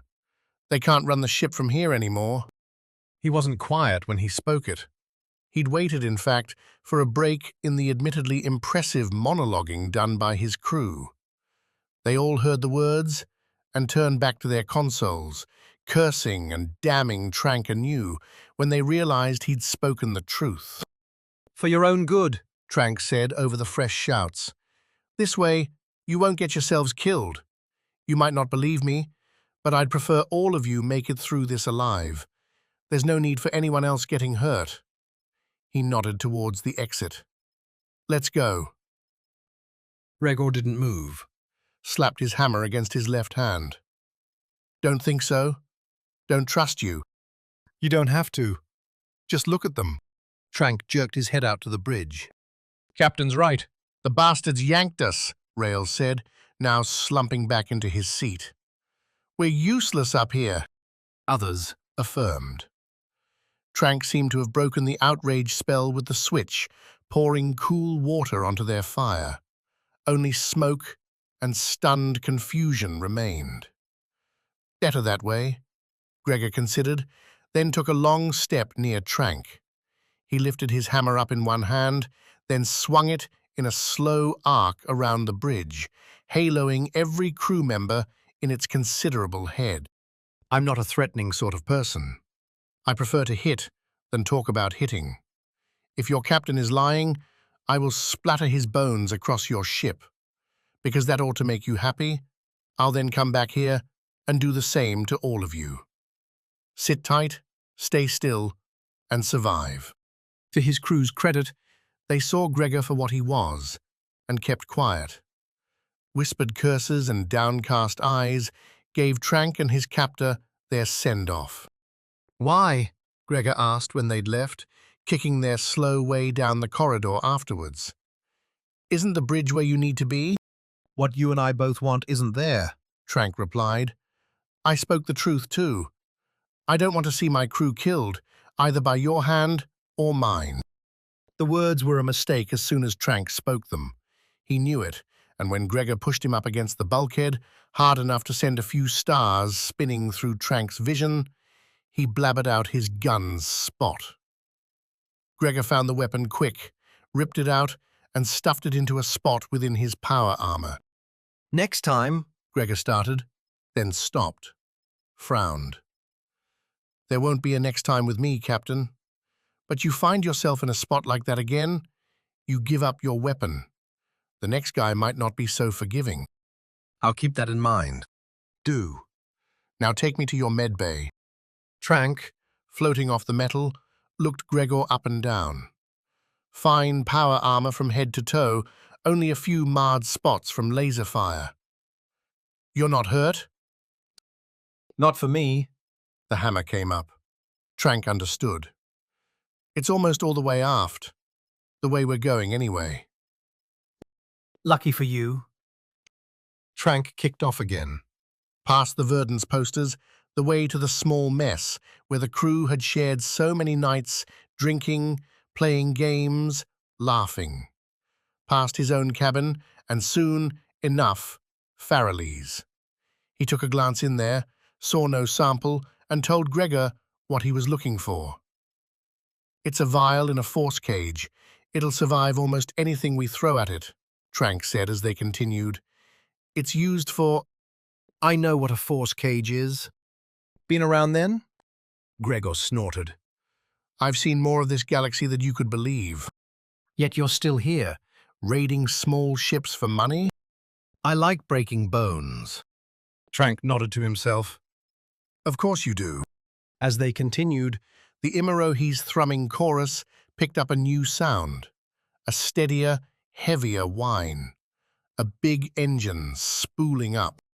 I thought you said the ship couldn't be controlled, Gregor asked, stopping his float and grabbing Trank by the neck again. After a hard cough and getting let go, Trank turned a glare on Gregor, one that didn't affect the big man in the slightest. could you please stop that? That's not the Imarohi's thrusters. It's the fold drive. It's powering up. For another jump? Not like before. This is the noise it makes when you really want to go somewhere. Trank steadied himself, stared along the corridor towards the engines. She's going home, Gregor. If she gets there, you and your team, along with me, are all very, very dead. A pistol duel, Lasers flashing everywhere, ranked reasonably high in Tarla's hierarchy of needs. The adrenaline, the light ending lives, all that was a good rush. But right next to it, and if Tarla was being honest, often even better, came the knives-out conversation. The one she was starting to have right now, with the curious soldier drifting around the engineering doors. The woman didn't match Tarla's height or her vicious look. Instead, she looked like she'd dumped skin cream on herself from the moment she was born till right now.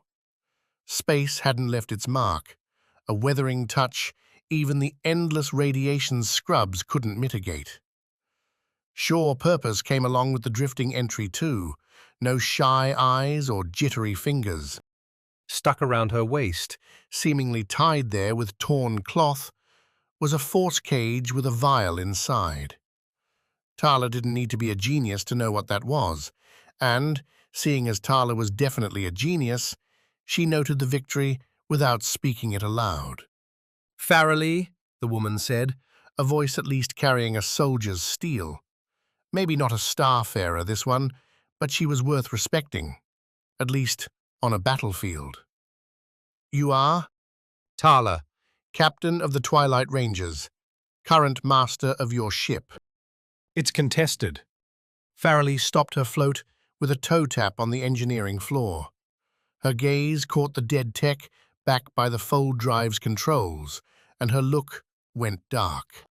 As you say, Contested, Tarla answered the expression. Let's keep it civil, and we can keep the body count low. however much you want.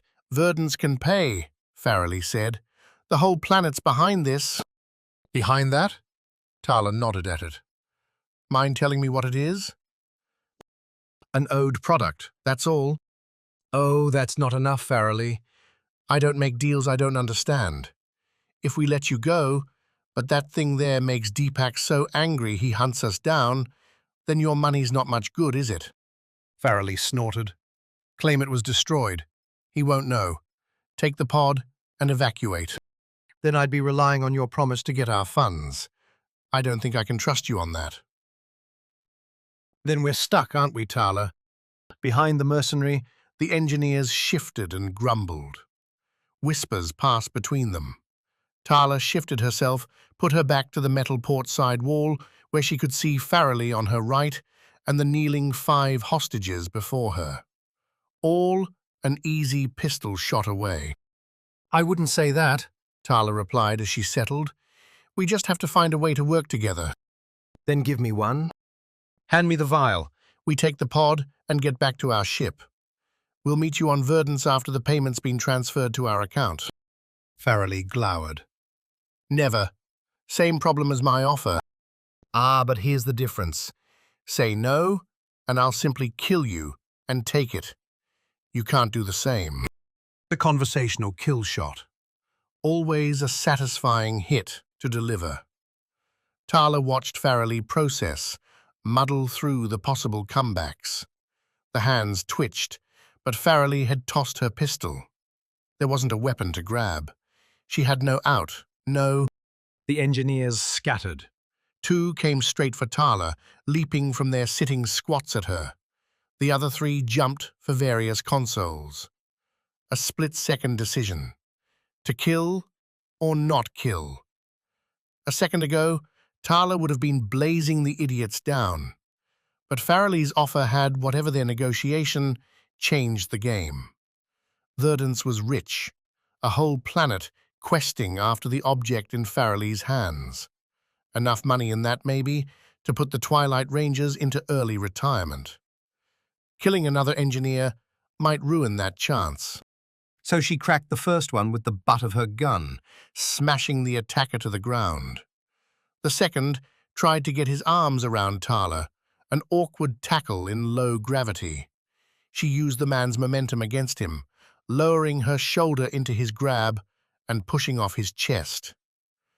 Tarla kicked off the back wall at the same time, entering a low roll as the 2 engineers fell into one another. Tarla exited her somersault to see Farrelly kicking towards her abandoned gun. A quick aim and fire, and Tarla's laser reduced Farrelly's former weapon to a melted ruin. "Freeze, all of you!" Tarla shouted, putting one pistol's sights on Farrelly, the other in a wave across the engineering room. I said I didn't want to add more to the body count, and I meant it.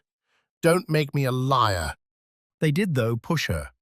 The 2 engineers, backed by the fold drive, kept working, tapping fast at the keys. Tarla aimed her pistol, almost fired at the machine. Almost. But destroying the fold drive would stop any chance they had of getting the Imarohi away from Deepak, would stop any deal with Verdance. You won't do it, will you? Farrelly said on her left. You have the chance now to stop us. But you're not. Carrots work better than sticks For me, Tarla replied, pulling her finger off the pistol triggers. You can get us a deal? More money than you could ever use. All for that vial? It's a cure for a rampant disease. We need it. No tricks? Tarla pointed her pistol at the sample. We make the jump, get you out of here alive, and we get paid? You will. There were certain traits Tarla considered her best. One was picking out a liar, spotting the flaws in a perfect play. Farrelly had something different about her, a zealous purity. There wasn't a false note here, no lie in her words. She would get Tarla the money, and Tarla would in turn get what she wanted. An escape. Bodies were, as a rule, unpleasant. Iponi had seen far too many, and more than a few rendered floating, inert meat sacks as a result of her own actions. Now, with the Prisa dropped into a casual autopilot, flying towards the Imarohi, she joined Pero and Sanja in guiding the 3 corpses of Gavrius and his remaining Wormguts crew to the Prisa's lower airlock. A more careful effort would have seen limbs tied and bodies bagged. They had no time, and definitely no inclination. When you get an idea like this, Epony said, as she and Pero maneuvered the biggest body of the bunch down the stairs. You clear it with me first. Why? You're not Tarla. But I am sane and not stupid, unlike you. You're a love-drunk cart racer without a cart. Pero threw a look back up the stairs. Sanjay wasn't there, busy emptying Gavrius's pockets and stripping off anything valuable. But I'll give you this. Sanjay would have had us all dead back there. That was some sick flying. We all would have been dead had your little blood frenzy gone wrong. It didn't. Pero grinned as Epony opened the airlock and they ushered the body inside, the corpse bouncing off its former friend. The black, burned uniforms stood out against the airlock's clean, white walls. I knew it wouldn't, because Gavrius was always a sap. He'd only hire idiots on the cheap. Sounds like a bad way to make it as a mercenary. Not if you're taking easy contracts. Gavrius let his eyes get bigger than his talent. Pero clicked his tongue. Man should have stayed on Aurum 3. Could have still be shoveling the black gunk for a decent payday. One we'll now get for ourselves. Epony had to give Pero credit for that. Cutting 3 shares out of the total wasn't nothing. That was why they were here, really. How different was that from Sever Squad at the end of it? Was Defense Corp's legitimacy just a cloak to earn cash? She'd certainly used it that way. Look, Pero said, as they started down with Gavrius. I get that things worked different before with Sever. You all had your little chats and played buddy-buddy with one another. We're not that far off, but it's a bit prickly here. We've never had Deepak and Defense Corp backing us. We've never had a cushion. Always be ready to pull the trigger and secure your share, because nobody else will. I get that. What I'm saying is, we ought to work out a signal, some way for you to tell me you're about to do something crazy so I can prepare. Was Gavrius going to pop you? Epony looked down at the pallid, bearded, dead man. She had his shoulders, holding the muscle beneath as she guided him down the curling stairs. Gavrius still had a debonair quality even in death, a pretty boy that, if you let the fairy tale take hold, could be the hero. Beneath the veneer, though, the man couldn't outdraw a love-drunk cart racer, Epony said. No way he was killing me. Pero nodded, shoved the man in with his crewmates as Epony stepped aside. That's what I'm saying. We're better. We deserve the reward, but we still have to take it. Don't let these idiots weigh on you, Epony. And if they do, get ready to lighten the load with a healthy cash deposit. She closed the airlock, started the cycle. We don't have that deposit yet. Oh, we're going to get it. I'd bet Tarla already has what Deepak's looking for. It took 10 seconds for the oxygen to drain, 2 seconds for the door to open. The bodies didn't fly out. There was no vacuum pull. Instead, as the priestess slowed to approach the Imarohi, Gavrius and his pals bounced off the inner walls and one by one rebounded into space. Chapter 12. Leap towards faith. In retrospect, Trank may have adopted an impractical scheme. Sure, the mission had already been well underway when the news arrived, that little missile sent across the stars that blew up his life. But a more rigorous examination of the odds might have produced something better. A plan, at least, that didn't leave him telling Gregor they needed to get to the pod and flee. why? Came the predictable question from the soldier, armored and carrying that absurd hammer. Because the Imarohi's going to Attempt another fold, and I don't think it'll survive. A lie, because what happened when the desperate were pushed to the edge? They said whatever damn thing to try and hang on. Trank discarded any chance of getting the sample, any chance of defeating Farrelly.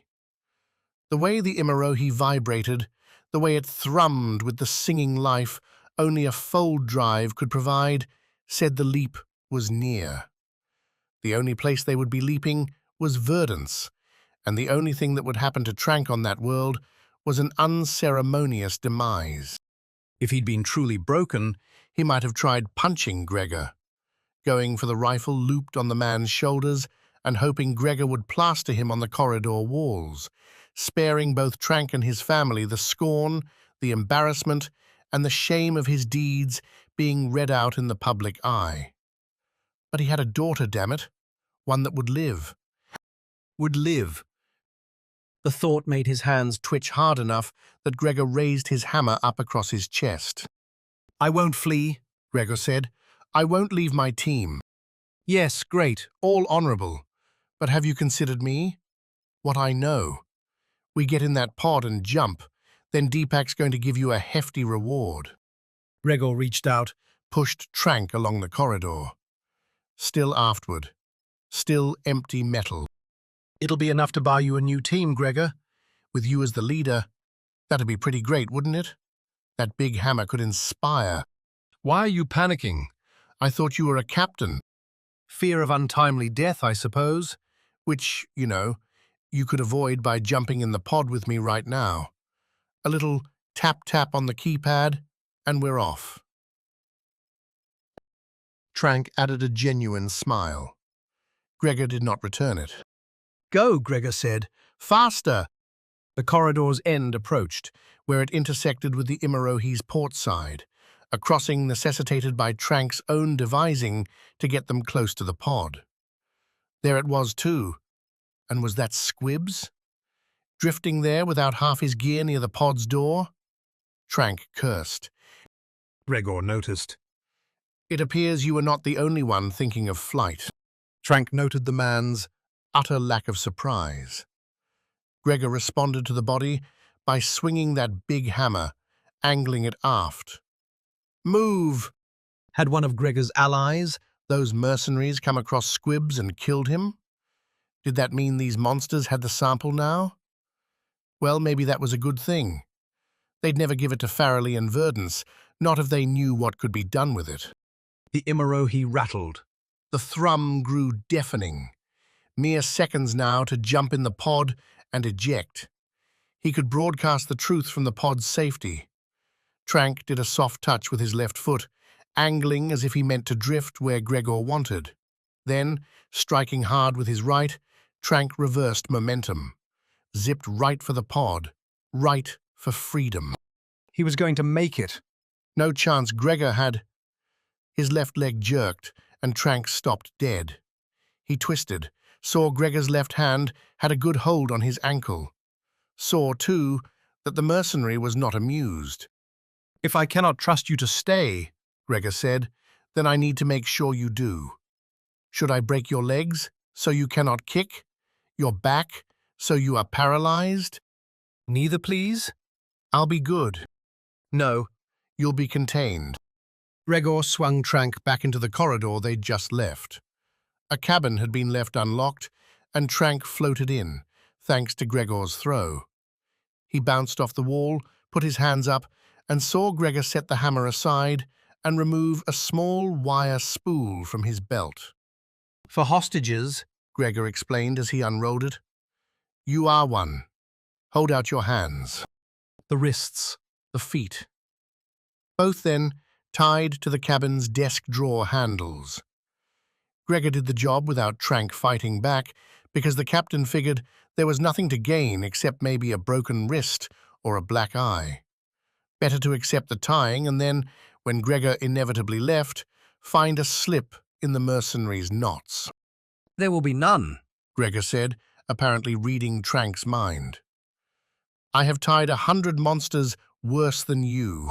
When the mercenary finished, when Gregor had shut the cabin's door and left Trank sitting on its floor, the captain was forced to come to a depressing conclusion.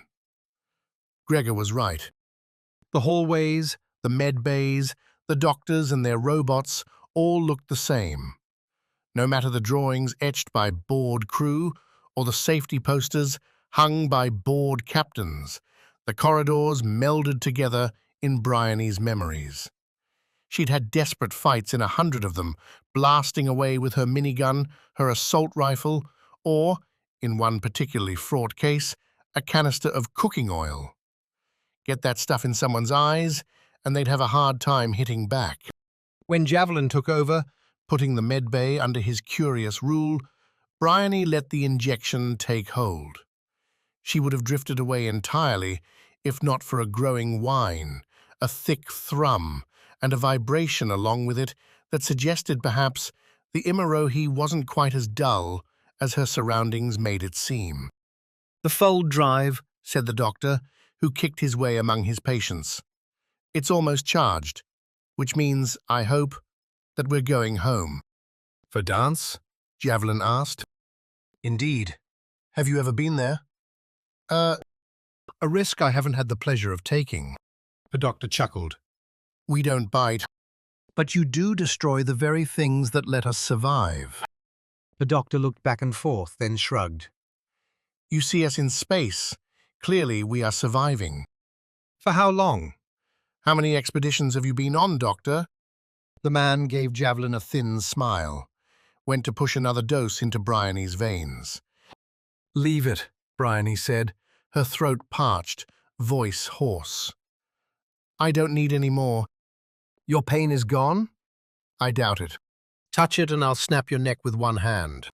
The doctor put his own palms up and kicked away. Bryony furrowed her eyebrows at Javelin. "What did you mean with that question? I've never heard much about Verdance."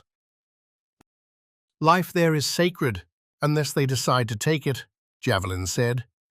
"Keep the machines to a minimum, and only outside the body. Medicine's fine, but nanobots are not.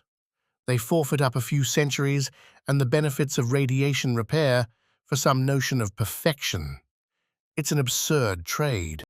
Bryony looked over at the doctor. He had the wrinkles of someone who ought to have been a few 100 years old. Grey hair, splotches on the skin. If what Javelin was saying was true, he might be younger than her by decades. "All to keep themselves pure?" Bryony asked. "What they consider pure?" "All nonsense.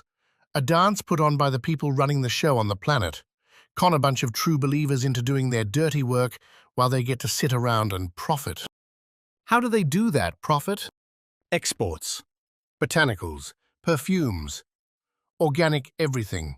Vacuum sealed, of course, so it stays fresh. If you buy something from Verdance, you know there's not a tracking bot or some technical chicanery going on to mess with you." Bryony reached over, tugged the tube from her arm. The blood thickened and scabbed within a second, those nanobots doing their job to keep most of her insides. Well, inside. "You know a lot about this place for never going there." Javelin smirked. "A man ought to know his enemy." Was Verdance your enemy before today? "They hate machines as much as I love them. It's not a stretch to think I'd be fighting this world someday." Fighting a world? Bryony almost laughed, but the doctor was distracted, and she didn't want to deal with wringing his neck. Yes, her wounds were rough, and yes, she felt their steady ache as she rose off the bed. But no, she would not shirk her duties, would not relax on a hostile ship. Not while the woman who'd done this to her was still on board. "Javelin," Bryony said, pulling her damaged, laser-burned gear back on. "How dangerous is Verdance, really?" "I imagine they would be happy to kill us, Bryony." Javelin glanced at his rifle, confirmed its power supply. "I believe you and I will kill them instead." Now that was a belief Bryony could get behind. Sanjay ate the flavored vitamin and protein mix in the cockpit, watching the stars ahead. With the immediate danger out of the way, and his heart dropping back to normal after the short laser fest that had left the Prisa without its refugees, Sanjay was taking a break from the engine's beeps while Epony cleaned herself up. Pero would be too, the pair owning getting the bodies out of the ship, and in turn, getting a little residue on their clothes, the skin. It was, among the people Sanjay had met and had the misfortune to get into career discussions with, a universal misconception that a body burned to death by laser offered nothing in the way of mess. Yes, the wound might cauterize, but burn a hole in one place, and something just might come out of another. Death prompted a whole series of embarrassing and terrible machinations, many of which erupted all over anyone tasked with handling the body, which was why Sanjay had lucked out on avoiding that job. But good luck rarely went unpunished, and as Sanjay finished the last bits of his smoothie, the pilot's consoles began blinking. An incoming transmission, beaming their way from the only other ship nearby. Deepak's shuttle. This is the Preaser, Sanjay said, talking around his food. Timing like this always seemed to happen to him. Are we too close? Are you getting these power readings? The shuttle's captain cut right to it, the man's gruff tone suggesting he was well cooked by a long Defense Corps career. Sanjay thought about clarifying the man's words. You couldn't just read power. What the man meant was heat and energy expulsion, radiation ejected as power sources kicked into higher gears. Sanjay and the Preaser could indeed collect those details, and he flipped the console before him from its radar grid to a heat map. The Preaser nestled in the center, a rosy purple and red dot cooling to zero just beyond its shell. Deepak's shuttle and its fighter escort were two similar pinpricks, but the Imarohi surrounded its dot with radiating waves, like a spiral tire leaking out from its center. Not a usual diagram. Not unless something big was in the offing. I'm getting it. A big weapon? Sanjay asked. Not about that size? The man said. It has a fold drive. Think they might be getting ready to jump? Didn't your fighters hit them with missiles? Fold jumps were risky as all hell. Yanking two spots in space-time close enough together to flit between them took gobs of energy, but also required precise calculations.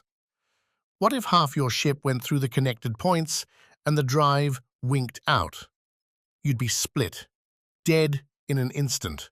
Or if there was another ship or an asteroid at your coordinates. That's why you tended to have specific points across the galaxy, marked coordinates kept clear for jumps. When you made the fold, you wanted your engines ready to boost you through and avoid anything on the other side. And of course, hanging around the destination wasn't good either, unless you wanted someone else to drop in on top of you. Sanjay had heard of pirates attempting that very thing, sitting at known points, spreading mines, and waiting for a luckless soul to pop in and break themselves. Clearing those out, maintaining the fold points, had been a big Defense Corps contract. Who was doing that now? If they jump, Sanjay said, then there's no getting them back. we could shoot, The captain mused. They're at long range, but with the damage they've already taken, we could blow them up. Deepak's orders, if we can't catch them. Blowing up the Imarohi wouldn't do wonders for Sanjay's career, nor his goals of a nice, quiet, island house. But what was he supposed to say to the man to get him to reconsider? Our people are on that ship. Sanjay said. Don't. The captain laughed. You think you can order me around? If you have people on that ship, then they should have taken it over by now. Or fled. There's still a pod on that thing. Sanjay was about to point out that taking over ships was hardly easy. That they'd only sent in 4 Rangers against who knew how many. But before he could scramble out the retort, a glitch snapped the view ahead. The arrangement of the stars shivered, compressed around a point far off, before reverting a blink later. To someone who didn't know what they were looking at, writing off one of civilization's newest phenomena would have been easy. A headache, a daydream, or just a cause of too much caffeine. Sanjay knew better. The Imarohi was gone. Chapter 13. The Rounds. Make a deal with the people attacking you, and it was astounding how much you could get done, and how fast. Farrelly threw the news around the Imarohi's comms after the shaking ship settled, its fold drive leap an apparent success. With Tarla at her back, Farrelly kicked from aft to bridge, bouncing along the ship's port side. Most importantly, the sample remained in her possession, tied around her waist with the bedsheet. So far as Farrelly was concerned, it would stay there until she set her feet on verdant soil. The first glimpse of the bridge, where Trank's crew chittered in nervous fury, stalled out her haranguing. Farrelly's home hung in the glass, big and green and blue and beautiful, a shining, wonderful orb.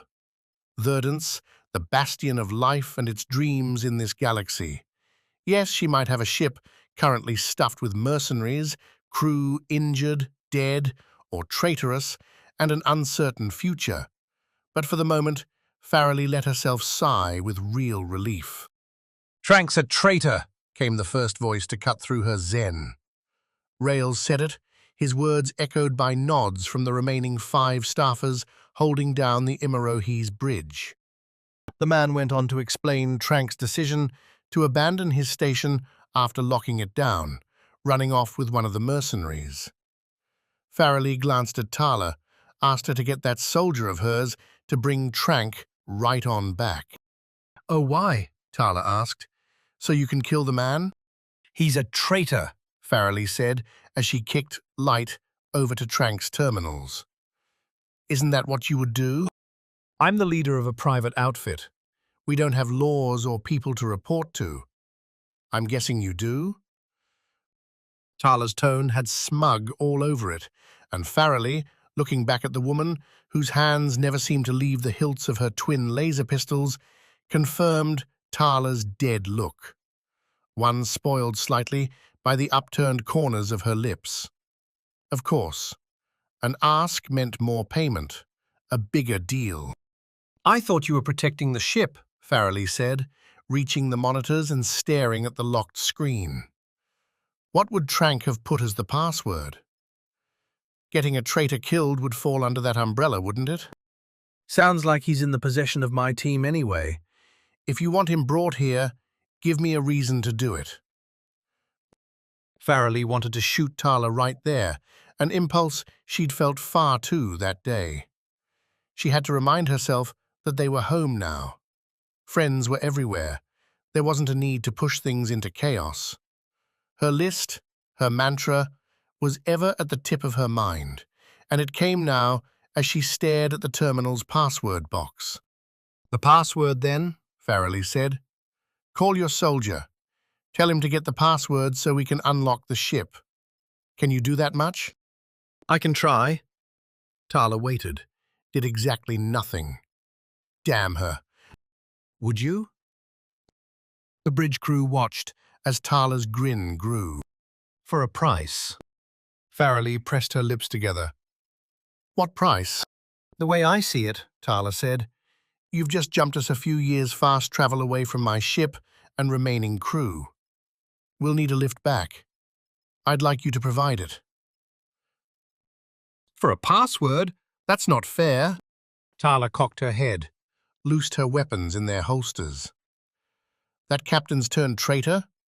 I guess I could kill all of you and see if he's willing to make a better offer. Farrelly's mouth had gone dry. A particular resolution was beginning to solidify, one coming to the beats of the blinking cursor in the blank password box before her eyes. These mercenaries wouldn't be leaving Verdance, not alive. Verdance could always use more fertilizer. Fine, you'll have your ship. Farrelly waved at the bridge. In fact, once she's repaired, the Imarohi herself can take you back. It won't be long. Excellent. I'm glad we were able to come to terms. It'd be such a shame to make a mess in this beautiful bridge. Farrelly snorted, and Tarla made the call. A tap on her wrist kicked up the comm band, and she raised it to her mouth, asked for Gregor, for the captain.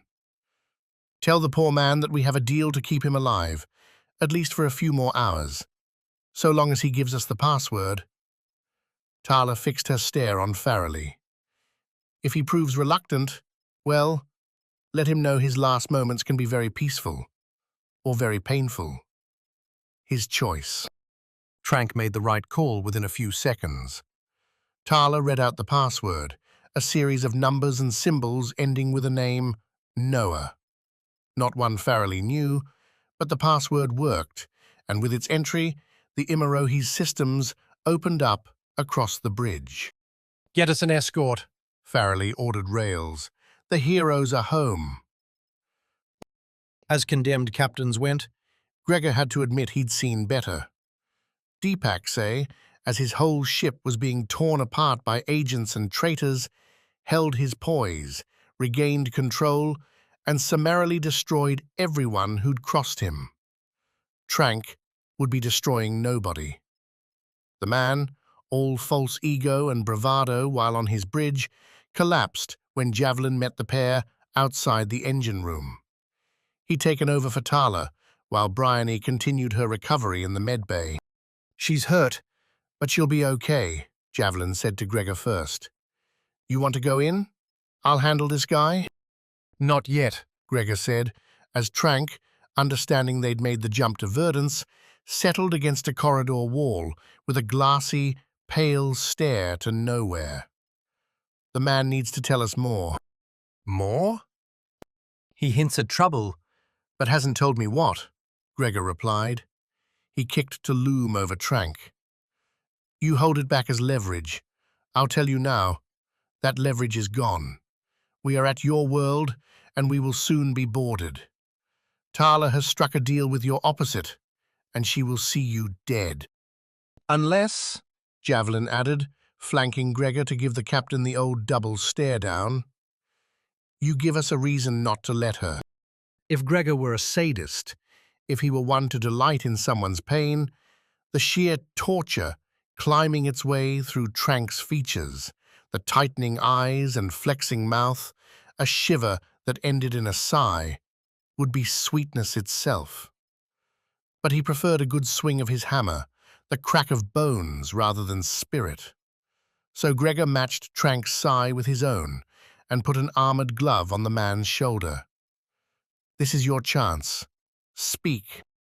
If I do, will you stop it? "What Verdance plans to do?" Depends on what it is. Javelin said. "And how much we can make off of it."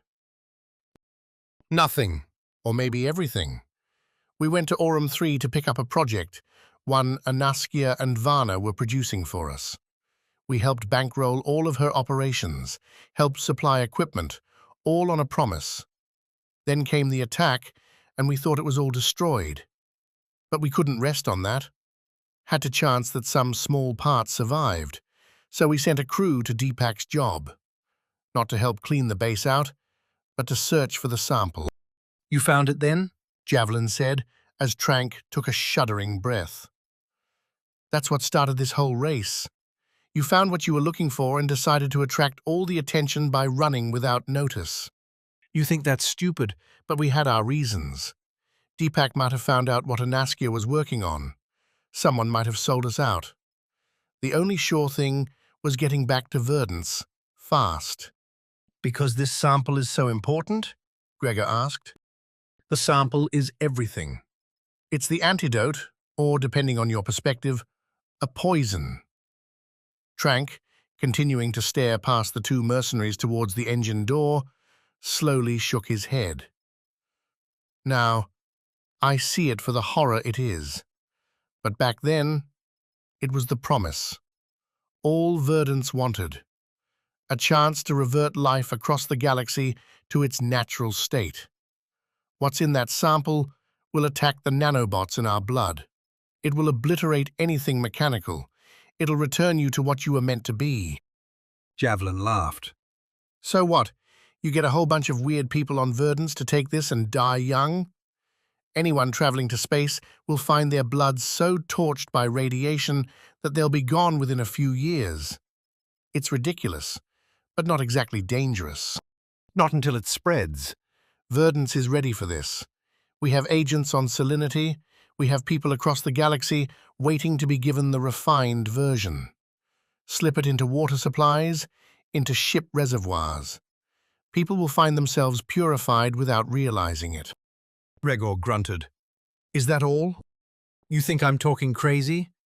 Look at what Varna was almost able to pull off without much assistance. Hordes of angry, homicidal soldiers. Verdance is a whole world with billions behind it, ready to throw themselves at this mission. They'll make this drug so strong, you'll never be able to reverse it either. It'll spread fast, and then, goodbye spacefaring civilization as we know it. Javelin glanced at Gregor. This is why I hate cults. But you turned against them. Why? Gregor asked Trank. Because I have a daughter. A sick one, and while we were here, on Aurum 3, I learned that her survival depends on these machines we have inside us right now. If Verdance gets their hands on the sample, if they weaponize it, she'll be among the first to die. A father's love, Gregor said. Now the pieces fit together. Not quite, Javelin said, tapping his chin. If it's only your daughter that matters, why not blow up the ship? Fly it into the ground, damage it on takeoff. Get a message out to Deepak earlier. A wan smile. Because my family will have nothing after this. Protection, financial reward. I had to try. I had to risk everything. Javelin shrugged. If you think so, then perhaps you're right. I think we ought to tell Tarla, Gregor, and let her decide what we do next. What? Trank asked. How is there any discussion? You have to stop Farrelly. You have to destroy the sample before Verdance gets it. Javelin waggled a finger. Now, you just said you wanted a nice reward for saving the galaxy. I think we're owed the same thing, don't you think? A crew meeting.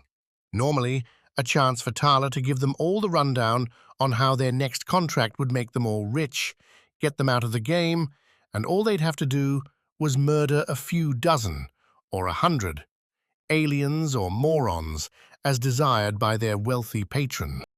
Hero, sitting in the Priest's central lounge as the ship coasted on through the dark, could recall each and every one of those briefings. They formed a descending stair, each one's hopeful high decreasing from the last as it became clear that Tarla's promises, while not entirely hollow, would never live up to themselves. Instead, they would blaze in and blaze out, earning enough pay to keep the Rangers afloat, and giving enough scars to always remember why this life they'd chosen was such a bad idea. I say we turn around. Sell the ship to Deepak, catch the nearest shuttle to a populated world, and kiss all this crap goodbye, Pero said as Epony and Sanjay joined him. With the Immerohi gone, we're getting nothing for all this. Nothing. I'll bet you anything that ship just jumped all the way home to Verdance, which is a long way from here with our drives. Tarla and the others are dead, or are about to be, which means we're not getting any shares either. It does mean we can sell all their stuff for more pocket money. Sanjay and Epony stared at him like Pero was suggesting they all take a dive out the airlock. Pero responded in the only rational way, turning to his left and taking the bottle of Prisa distilled vodka, always a tasteless yet effective spirit, and pouring it into the 3 small glasses he'd prepped for this very thing. Epony had given them a 5-minute heads-up after the body disposal cleanup, and Pero didn't mean to waste the moment. Drink up, he said, handing the glasses out, then holding forth his own for a toast. Neither met him, and Pero, shrugging, downed the elixir himself. I know, you're probably thinking I'm a right bastard for even suggesting it, and you're right. I am a right bastard, but that doesn't mean I'm wrong. What's the other play? Coast along so the 3 of us can arrive at a planet full of plant-obsessed psychos who peg us as pals of the bunch who try to, apparently, destroy their big play. That only ends with our bodies on a verdant slab for their scientists to play with, and my body's not going there. It's not. He took another breath, watched their slack frowns. What, you want another round? Is that what it'll take? You're saying bail. Sanjay repeated the obvious. You're saying we scrap all this and run? Hell yes, I am, obviously. I say we do it before that assault shuttle and its fighters decide we're to blame for all this crap. Why would they do that? Epony asked. It was an honest chase. We didn't fire on them. Nah, but we sent people over to the Imarohi who just happened to get its drive back up and running and escape. Not much of a leap to guess we were offered a payoff. Or maybe we were in league with them the whole time. How much of that bottle have you had? Sanjay glanced at the vodka. Pero did then pour himself another round. This wasn't going well, and he felt the meeting sliding, just like Tarla's always did, towards another bad decision. I don't think we can abandon them yet, Sanjay continued. Not until we're sure. Sure? How are you going to know that? Send a telegram and hope Verdance gets it, replies back that Tarla's doing just fine now that we've composted her corpse. Fresh peaches are on the way? Sanjay found a way to chuckle at that. Epony just scowled. Pero was used to that kind of look, though, the one that suggested, in a different time and place, she'd gut him and take massive pleasure in doing so. They used a fold drive, Epony said, as if wrenching the group back to the basics would give her authority. The only logical place for them to go is Verdance. She stared down at her glass. Pero, you're right. Following them in the Presa's not going to work. We'd get there too late, and the three of us wouldn't be able to help them anyway. Sense? From you, Epony? I'm stunned and grateful. Careful, sniper boy. Epony, though, let the scowl die away to a thinking woman's straight slate. If we want to follow, we'll need another fold drive. Not many of those. Not around here, Sanjay said. Too expensive. Cost wasn't the only reason either. Pero wasn't the only one who'd be happy to skip across the galaxy, but most people, what with time dilation and massive distance, preferred to stay within their own local sectors. Keep yourself near enough family and friends so they wouldn't all be spun out of existence by the time you returned home. Those fold drives were a clean solution to the whole problem. They just appeared, a ship full of them, from the galaxy's opposite end. A miracle dropped into the laps around here. Now, more and more, people could go wherever they wanted in a blink. What the implications were, when the galaxy could really piece itself together after centuries, millennia, running on a quantum satellite spread, Pero didn't know. Frankly, didn't care. Someone else could solve those problems while he sipped margaritas and watched some waves. The Imarohi's not the only fold drive In the system, Epony said, nodding to herself.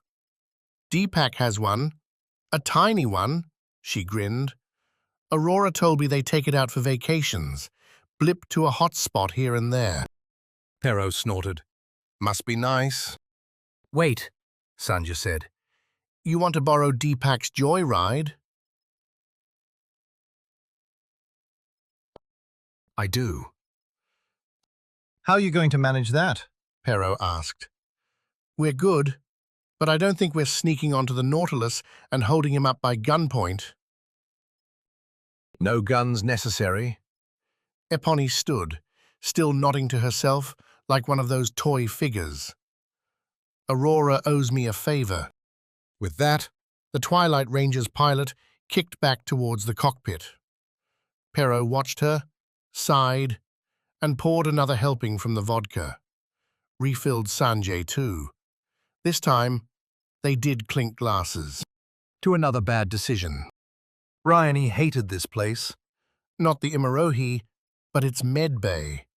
A cramped enclave filled with a few cots, 2 nursing robots, and a singular doctor who, with his other patients unconscious, was finally treating her laser wound seriously. The prior patch had failed, the blood continuing to seep, indicating the laser hadn't cauterized well enough to keep her insides from leaking.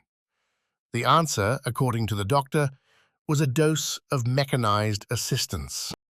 With her body already filled with Tiny bots, tasked with keeping old diseases like cancer at bay, Bryony wasn't one to frown at dumping more intelligent metal into her skin. These would be larger, and tasked with following her bloodstream to any tears, then knitting those slices together from the inside. Their job done, the robots would deactivate themselves and dash on out into the toilet like anything else her body didn't want anymore. If you were sufficiently advanced, you could even recover the robots from your ship's sewage filtration and fix them up for another go. She'd said yes, damn it. Because a slow death from internal bleeding did not fall on Bryony's list of good ways to go. Explosions, suicidal assaults on fortified positions, and hand-to-hand combat with mutant bears all qualified. Not this. The doctor kicked himself back with a fresh Syringe and a wide grin on his face. "Just heard the news," he announced to Bryony, who'd laid back on the cot.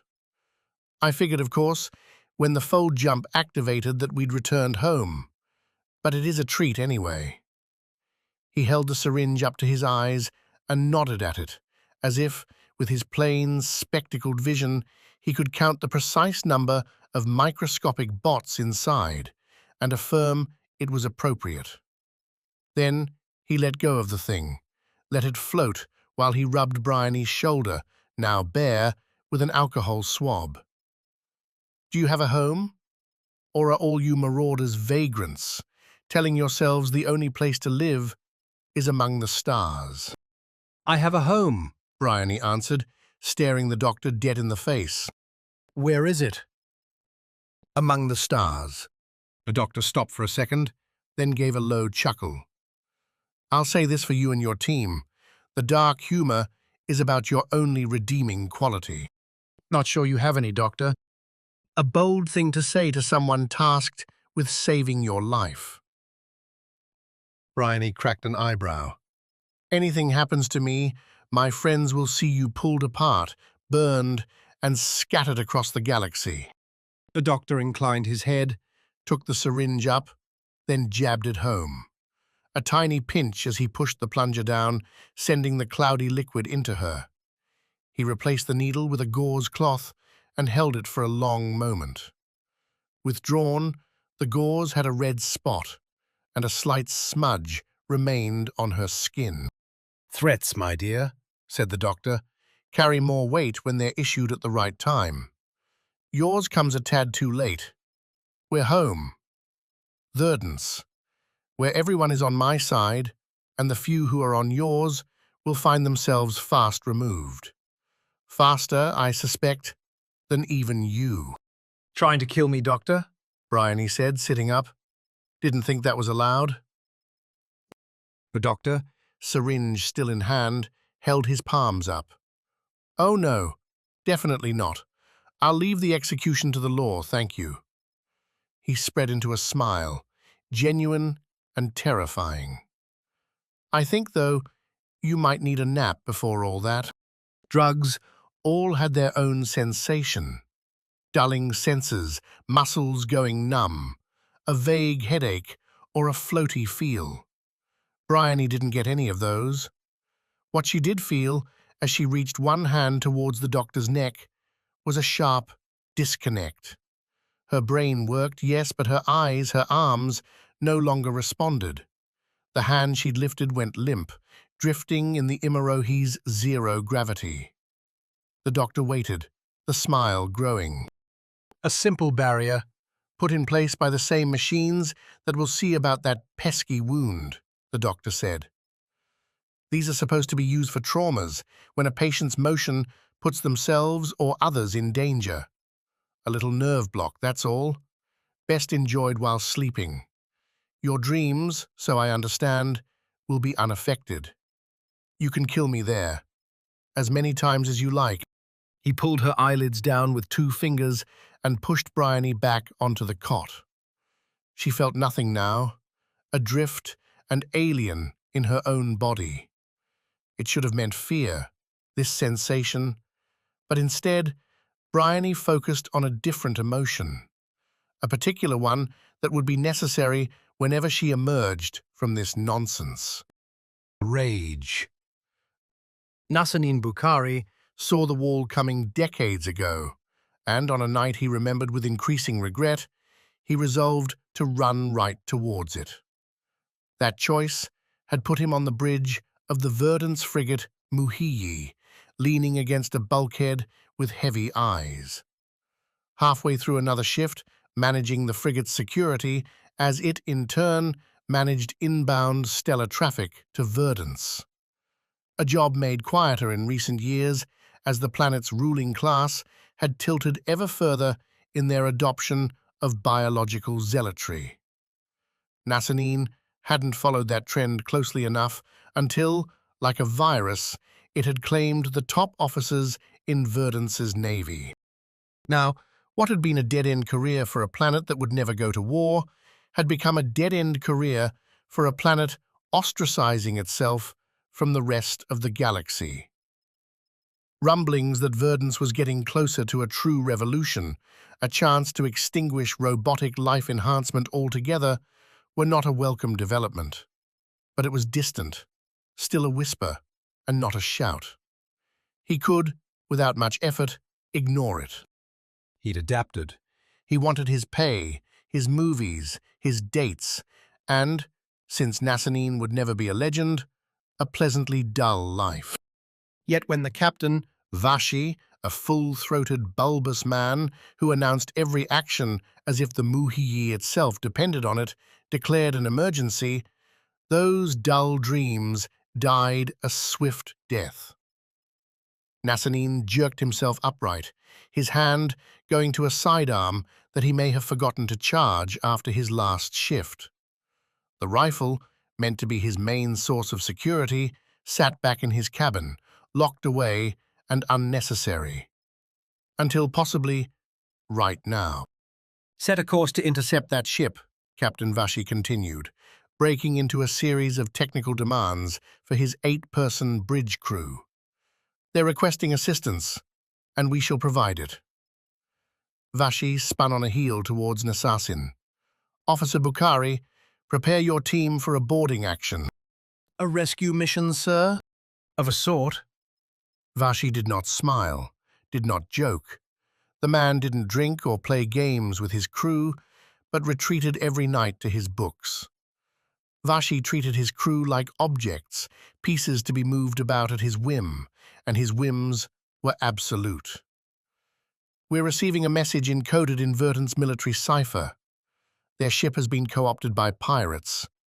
We will need to eliminate them. Pirates? Really? Vashi sliced a hand through the air. Enemies, call them what you will. I suspect they are dangerous. Arm up, officer. When we connect, I expect you to be first through the hatch. A dull life. If only.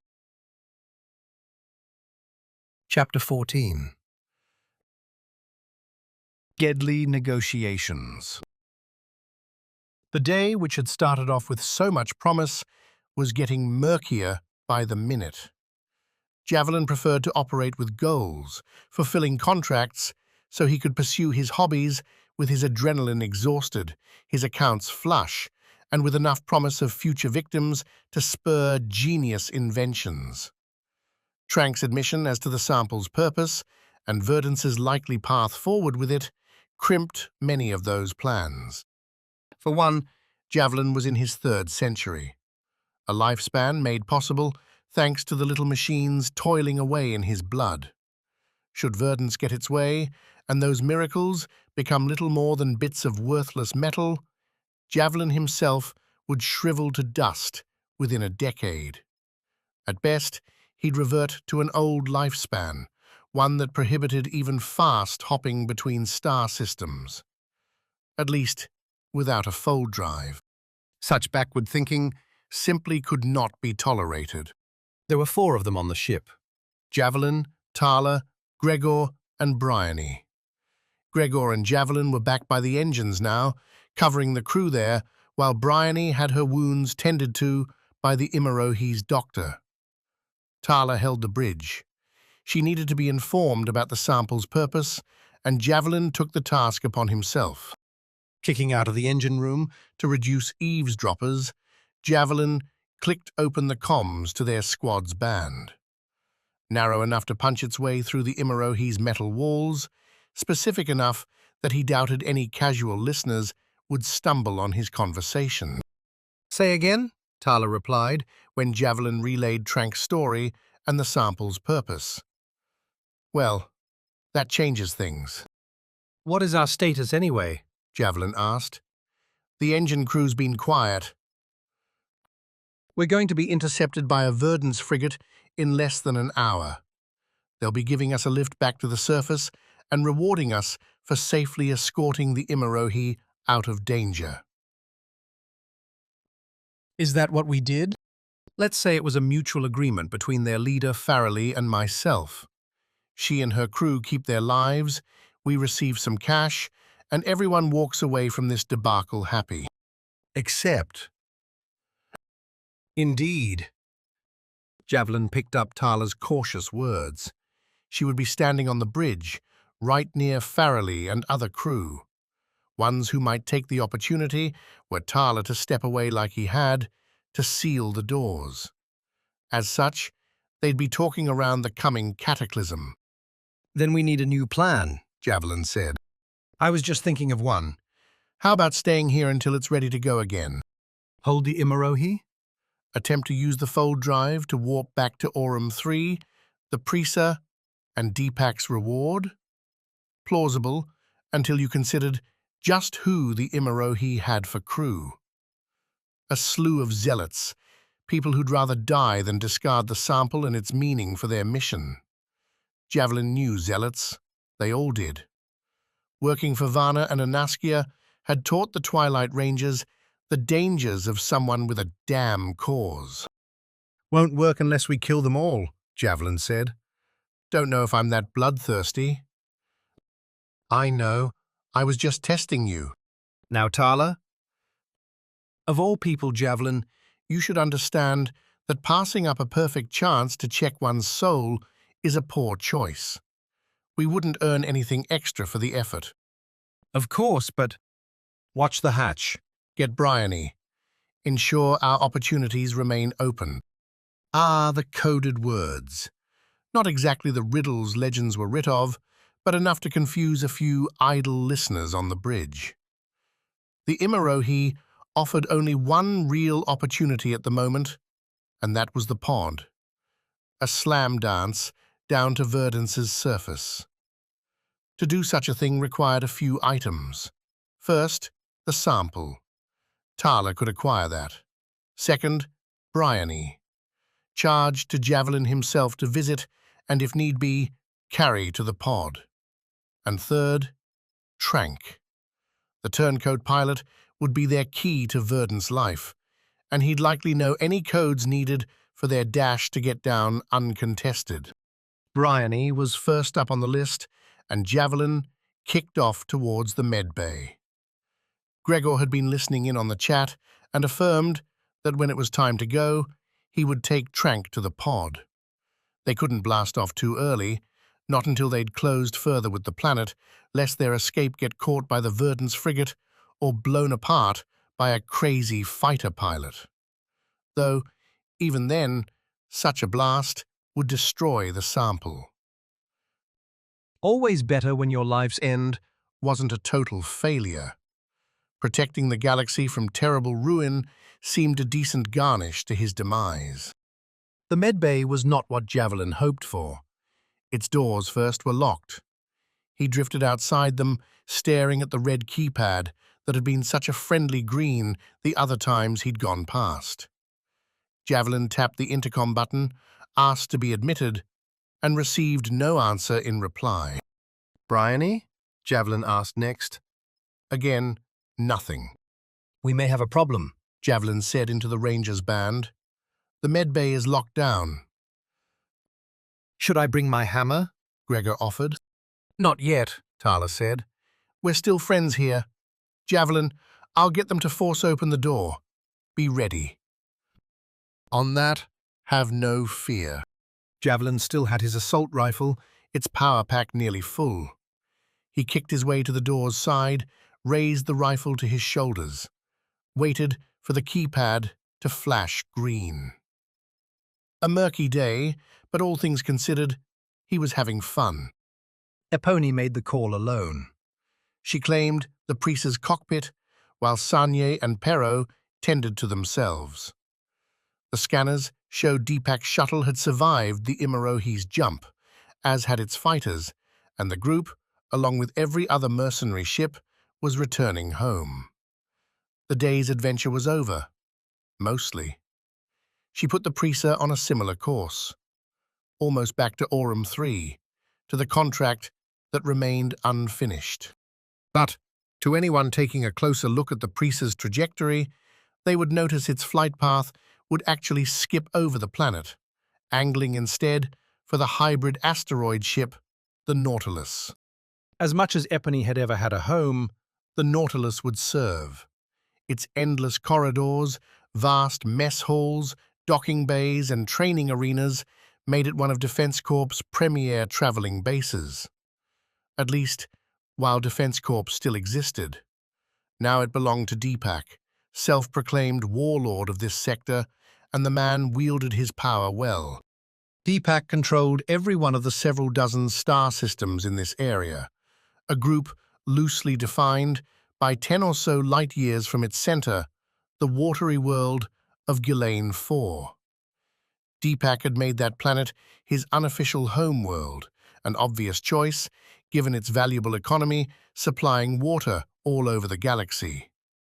All that to say, Deepak had cash, had weapons, and therefore could get things done. the dance lay near the sector's border, Close enough to have some interest in what Deepak did, but far enough away that neither the warlord nor the world had bothered each other. At least so far as Epony knew. She'd never been to Verdance either, even during her days as a kart racer, which involved years spent skipping on speedy shuttles, going from one circuit to the next. With fold drives becoming more common, kart racing was poised to expand too. There'd be leagues everywhere, and racers wouldn't just be local stars anymore. Galactic fame, galactic prizes. All the more reason to get this job done so Epony could buy in early.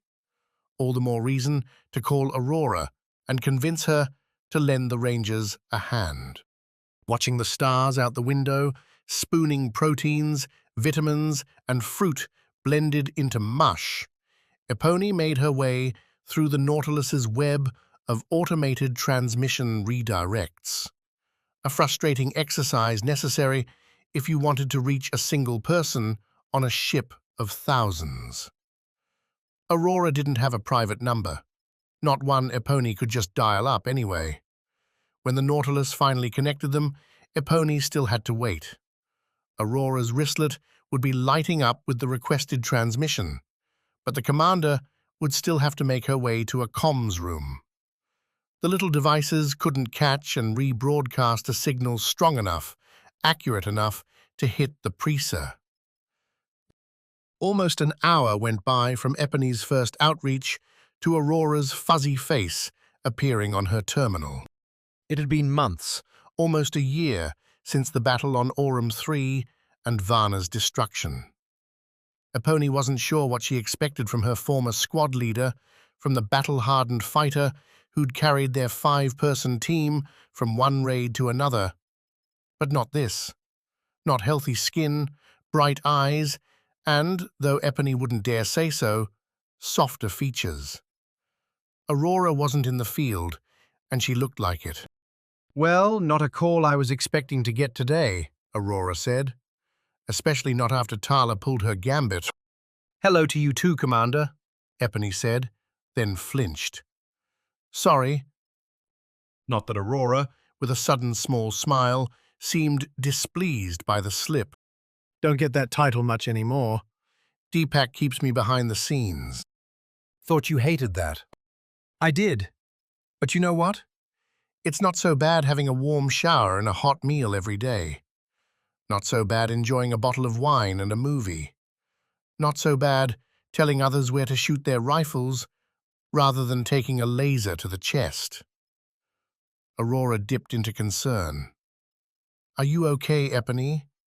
I saw the Imarohi jumped, but the priestess still here? I'm on it. And fine, though not as fine as you are, apparently. Being a warlord's wife has its advantages. Never thought you'd settle down. Did you just hear what I said? It's all that, and Deepak's agreed to my terms. We've split the forces. This sector's just as much mine as his. He must really love you. Aurora flashed a spider's grin. Think he's really just afraid of me? The basis of every healthy relationship. Fear. Speaking of Epony, Why did you call? There's nobody in Sever Squad that would just ring up without a reason. Out with it. When Aurora was done with banter, It was over. So Epony spilled the details, the reasons, and the hoped-for rescue. Aurora listened to it all, and when Epony expected some sarcastic rebuttal, Aurora gave her no such thing. it's yours, Aurora said. Deepak won't argue. That's it? You'll let us have it? Aurora's eyes went hard. Gregor's on the Imarohi. If I could, I'd go after them myself. Instead, I'll trust you to get it done. that's why? For Gregor? A nod. Sever Squad was my family, Epony. Still is. You get our big lug back here safe. And if there's trouble, you call. And I'll get this big rock moving. Being a mercenary meant rolling with the bad deals, meant negotiating new ones on the fly, meant, too, having to work with scoundrels. Tarla watched Farrelly toss orders to the bridge crew, the words not quite what a real captain would use. Farrelly's experience seemed to put her in the rank and file, not in the captain's chair, and began to rethink. Farrelly's promise back in the engine room to give the Rangers a healthy bonus for their survival, for the sample's return to Verdance, had sounded pretty nice when a rough shootout lingered on the horizon. Now, with Javelin's recount playing in her ear, divulging just what the sample would be used for, Tarla figured the deal's benefits had gone lopsided. No payoff would be worth it if Tarla's life-extending micro-machines found themselves scrapped. She made the call like she had every other one in her life. With a snap. Regrets could be salved later with booze or harder stuff. In the moment, what mattered was getting her Rangers out of here. And paid. Stop, Tarla said. She didn't shout, but the words, delivered with a particular tone, that of a cleaver's heavy cut, killed the conversation. Eyes across the bridge went to her, fingers lifted from terminals. This little boarding party's over. We're changing plans. She drew a pistol with her left hand, aimed it at Farrelly, kept her right on the holster of her second weapon. Farrelly, you tell the engine room to spin up that fold drive again. We're jumping back to Aurum 3. She put up a cold smile. Anyone who doesn't want to make the jump with us, there's a pod on this ship. You can go ahead and use it. Tarla, we had a deal? Farrelly replied, keeping her hands wide of her waist. The sample, still tied to Farrelly with a cloth, stuck out like a bad pouch. We're working together? For a good reward? No reward's worth dying for. Get that drive charging. Now. Farrelly's face flickered. Where would she settle? A fight? Begging? Some wild third option? A not-so-small part of Tarla wanted Farrelly to dive, reach for a weapon, and just get the lasers blasting right then and there. This whole mission had been sour from the start, and the best way to cleanse the foul stench was a good old, hot energy firefight. But now, Farrelly settled back into that self-satisfied, smug look. Okay, you win, Farrelly said. You can take the Imarohi. Fine, that's good enough payment. We'll all head off in the pod. She turned to the bridge crew, nodded her head towards the door out, the one Tarla stood near. You heard the mercenary. Time to get going. A little crowded, but we'll all get home. You will, Tarla said as the crew began slow shifts from their seats. But that stays here. The pistol shifted its aim, right at the sample. Farrelly froze, composure ready to splinter. Now, Farrelly said, a slight stutter breaking in. The brain running a few too many calculations. Range to Tarla, ways to bash her skull in. How many blasts Farrelly would take in the meantime. That's mine. That's the whole point of all this. Yeah, she'd landed on the right side. Figured Tarla's accuracy wasn't a bluff she could call. Told Tarla something else, too. Farrelly wasn't a martyr. She wanted to see the end game, not trust it to another crew member. Some new information's made it my way, Tarla replied. That's a dirty little secret, Farrelly. I like to know the full stakes of my deals up front. Now I can't trust you. and if you couldn't trust someone, It was best just to kill them. she pulled the trigger. Farrelly spun. Tarla's shot, aiming for the sample, burned through Farrelly's uniform instead. A red line. Blood. At the same time, Tarla drew her second pistol, aimed and shot at the closest crew. The woman, who'd been monitoring energy flow a minute before, flinched as the laser burned into the terminal near her face. Stay down, keep your hands clear, and you won't die, Tarla snarled, kicking up off the floor toward the room's ceiling, using that zero gravity to keep things unpredictable. Farrelly had crouched behind the pilot terminals, just enough cover to make... The chair flew fast, hit Tarla on her left side. She spun, kept the grip on her pistols, bounced off the bridge ceiling, and cursed. Shouting broke out. Get your asses over here now, Tarla said into her wristlet, pulling triggers on both pistols without bothering to aim. Too many targets, too many potential killers. Tarla's bounce had put her on a fortunate angle towards the bridge door, and she laid down enough cover fire to send the crew hiding beneath and behind their equipment. A few bolts, though, still struck true. Screams were screams, and everyone was satisfying when it belonged to your enemy.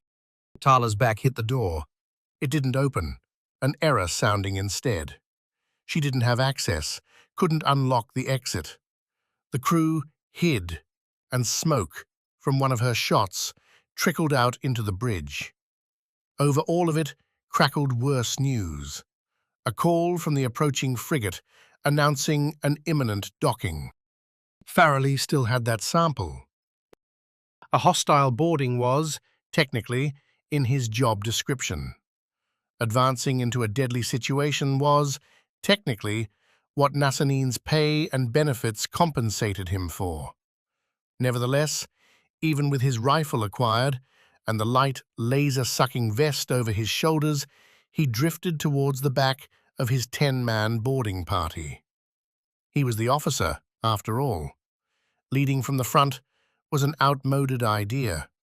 Better to hang back, keep a clear head to issue orders. The first command was easy. When the big airlock on the frigate's starboard side flared green around its circular borders. The billowing membrane, linking the Muhi to the Imarohi, had made its link. The atmosphere and oxygen were secure. Go, Nassanin said, grinning as his squad acted on his words. His voice hadn't shook at all there. A good start. Remember your pairs. Split to the engines and the bridge. There's active resistance inside. Our friends. Don't shoot them. An affirmative chorus met his words. The big hatch swung open, and the squad ventured into the membrane. One at a time, rifles at the ready. Crisp, deep Navy uniforms, vests, and all the gear you could want. Verdance might be pushing towards an all-natural future, but the present required metal, electricity, and synthetic elements. The future would too, unless his home could really achieve all its ambitious goals. Until then, he would wait. The last squad member, his own pair, ventured into the membrane. Nassanine hesitated. Mercenaries and potential death waited that way. He was paid to risk his life. But what good was money if you were too dead to spend it? Keep going. Nassanine said when his partner glanced back. My rifle's saying there's a power leak. I'll grab a new pack and catch up. Join the ones heading to the bridge. The man nodded, turned, and continued down the membrane. He had a name and a family. They'd shared drinks, games, movies, and more in the months and years they'd all spent together over Verdance. Would he come back? Hopefully. And Nassanine would catch up. He would, just as soon as he replaced that pack and used the lavatory. Then he'd be ready to assist, to claim victory, as he was paid to do. The whiplash was getting to Farrelly. As she hunkered down behind the captain's terminals, watched the flash as Tarla's pistols lit up one of her crew, she missed the time, about 5 minutes ago, when success seemed so assured. Verdance reinforcements, the sample, and a mercenary crew either bought or so split up that they could be dealt with easily.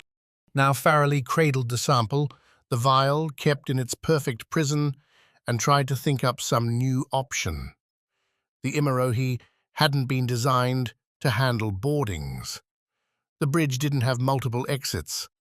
Tarla could park herself right in front of the only door and wait, which of course the mercenary wouldn't do, because putzing around with her pistols out would only work until the approaching Verdance frigate docked. So she'd have to move fast, kill them all, and try to… what? Even if Trank had ruined the mission yet again by spilling the secrets, what could the mercenaries hope to do? Another flash, a shout. The comms officer slouched now over his desk chair. Smoke rose from his chest. Tarla ordered, again, for everyone to sit their asses down. Her voice came from the bridge door, though, suggesting a harried retreat, one that ought to be goosed. "Don't give in!" Farrelly shouted, only able to meet the eyes of one more, a gunnery sergeant on the bridge's starboard side. She'd gone white, snot dribbling from her nose as she stared back at Farrelly, courage lacking. So what would they do, those mercenaries? Overtaking a frigate wasn't viable, even with their gear. They'd need an escape, and Aaliyah wouldn't let that fold drive activate again. So, the pod? Dash down to Verdance itself? Stupid, but perhaps the only play. 2 more bright flashes. The second closer.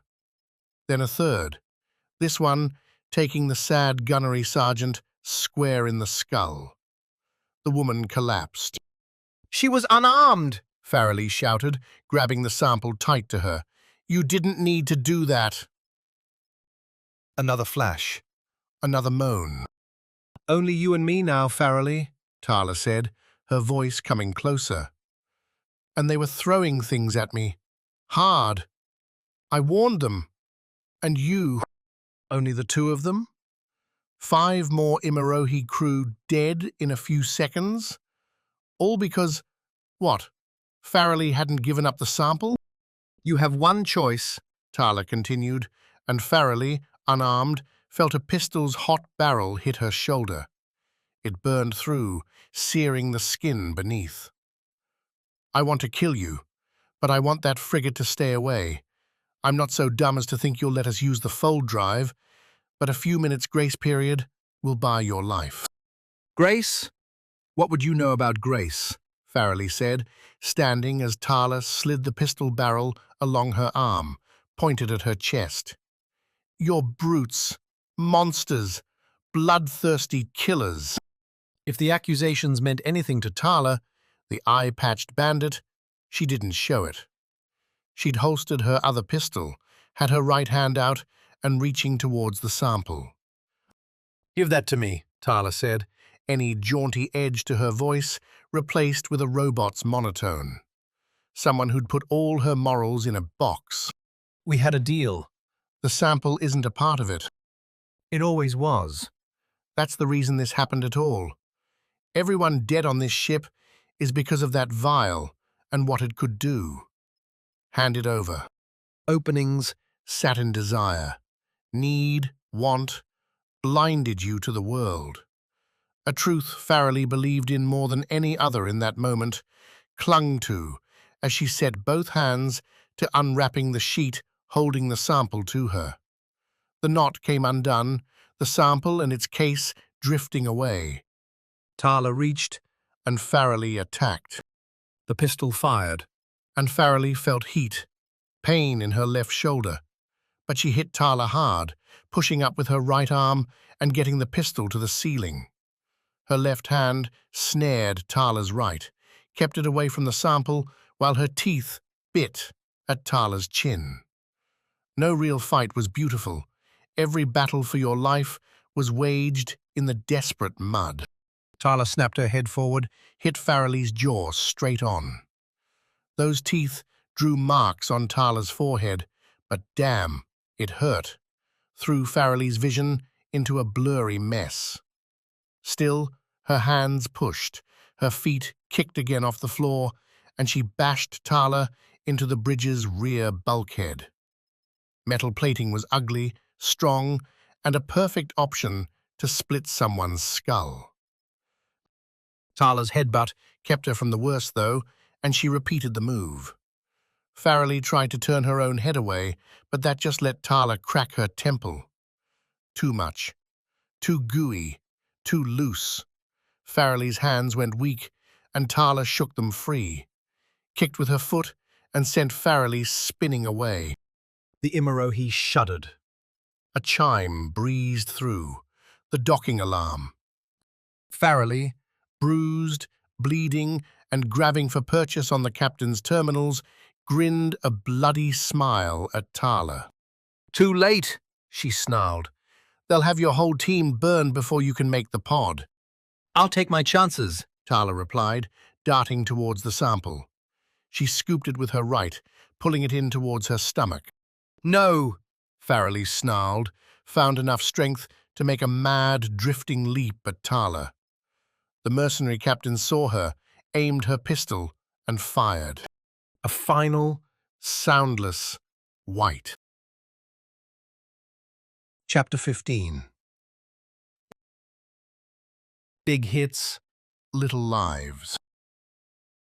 Aurora tried to get away with a handshake And a nod, but under the vast docking bay lights in the Nautilus, a ship Epony knew like her second home, the former kart racer pulled in her former commander and squeezed her tight. That's what you do to someone who saved your life too many times to count, Epony said, stepping back. Aurora had the grace to grin until she noticed the pair coming down the Prisa's ramp behind Epony. "What about the people who've tried to kill you?" Aurora said, looking damn sharp in a forest green uniform. A gold pin on her chest called Aurora out as a general, confirming her remarks that Deepak had made her a co-commander. Probably the only thing that'd get her to stick around. "You make sure they can't ever do it again," Epony replied, twisting around to share Aurora's glare at the Twilight Rangers. These two won't. You know the only reason I'm not punting them out into vacuum is because I can't go with you, right? If they screw up, I'll toss them myself. Hero's eyes thinned, but the sniper wisely held his tongue. The man had made clear on the long trip back to the Nautilus that this job was about quitting the game, getting his own spot to live a soft life. No way he'd risk that over some squatty banter. Sanjay, for his part, didn't seem to even grasp it. "Then let's go," Aurora said. I've had Shimmer prepped. "Shimmer?" Because it blinks in for a moment, and it's gone the next. I like it. "Then I like it too." Walking through the Nautilus meant moving walkways, lifts, and following signs to get through the vast corridors. Every step jingled memories, not all that old. So did the announcements summoning various groups to various stations. Posters on the walls advertising clubs or training exercises, sports leagues, and the vibrance of life aboard a ship of thousands. She almost missed it, but for all the community, Nautilus life was one of chains. You were bound to your commander, your squad, and your orders. Neglect any of those, and you'd find yourself tossed out, disciplined, or, in the worst of cases, just straight dead. One thing missing now, though, were the Defense Corps pictures, the slogans and listings of various forces at work throughout the galaxy. Those had been transfer opportunities or morale-boosting propaganda. New of planets subjugated, contracts earned, new battleships brought online. All gone. Aurora affirmed when Epony pointed it out. We stripped those fast when Defense Corp dissolved. It's all our own thing now, for better or worse. Don't lie, Aurora. You prefer this. I like nobody telling me what to do. Yeah. No way you and Tarla could have worked together. We had our moment. I'm glad she's still alive. Aurora's face softened as they neared the Shimmer's Bay. You're happy? I'm not bored. Epony chewed her bottom lip. It's still new. Exciting. I don't know, Aurora, how stable any of this is. But for now, it's what I have, and I'm going to fight to keep it. You're sever, Epony. I wouldn't expect anything less. The Shimmer was as advertised, a slim bullet of a ship with a small living area and a cockpit for two. One automated laser turret sat on the ship's top, its cannons too tiny for anything larger than a starfighter. I had Deepak put it there anyway, Aurora said, as Pero and Sanjay began loading gear on the ship. Going somewhere unarmed just feels wrong. Tarla would agree with that. But not you? Epony threw a look around the bay. The several guards that had followed them. The military atmosphere sank into everything, rigorous discipline, all in the name of dealing death at a moment's notice. I'm still dreaming of the circuits, Aurora. Getting back into the races where I'm cutting around turns, not ducking lasers. The general nodded. Get back with that sample, Epony, and I'll make sure Deepak gives you enough cash to make it there. I'll even sponsor you myself. Smartest decision you'll ever make. I know. Now get going. Save Gregor's ass. Epony laughed. More like save whomever he's hitting with that hammer. He still has that thing? Never lets it go. Ah, chaos. A fond feeling, and never one Gregor wished to be apart from for long. He'd almost settled in with Trank and the engine room crew on the Imarohi, with Tarla's announcement of a new deal and the end to hostilities. Almost. But a Twilight Ranger, just like a Sever Squad soldier, was never far from getting a fresh laser shoved in his face. Tarla's sudden disagreement with the Verdant's commander broke through on their squad band, her snapped command to take out the Imarohi's crew and make for the pod an easy order to follow. We're leaving, Gregor said to Trank, who sipped a protein pouch through a straw. The traitorous captain continued to get dubious glances from the engine room crew, which were otherwise engaged in checking on the fold drive and the Imarohi's other systems. Standard crew stuff. Dials, buttons. None of it led to weapons, so Gregor hadn't paid much attention. Leaving? Trank asked. Where? Where's there to go? The pod. Trank laughed. What, you're going to eject into Verdant's space? Why? They'll just shoot you. Doubt it. The captain wanted more. But Gregor wouldn't give it. A more pressing problem was the engine crew. Tarla's orders notwithstanding, Gregor wasn't much for cold-blooded slaughter. Not very satisfying, and always messy. He figured Tarla's goal wasn't really a body count, but more a disabling of pursuit. Render this bunch wounded or distracted, and he'd accomplish the same thing. but how to do it fast. "Gregor," Trank continued, nattering beside him, "talk to me. I thought I was dead, but now I seeing hope." The fold drive seemed the most likely target. The enormous energy required to activate the thing, Gregor assumed, meant it would need hefty connections to the Imarohi's batteries. A good whack there, and the ship might go into a critical failure of one sort or another, something that had put all these mechanics into a panic. He lumbered forward. The power armor compensated for his movement, helping Gregor stay stable with tiny jets.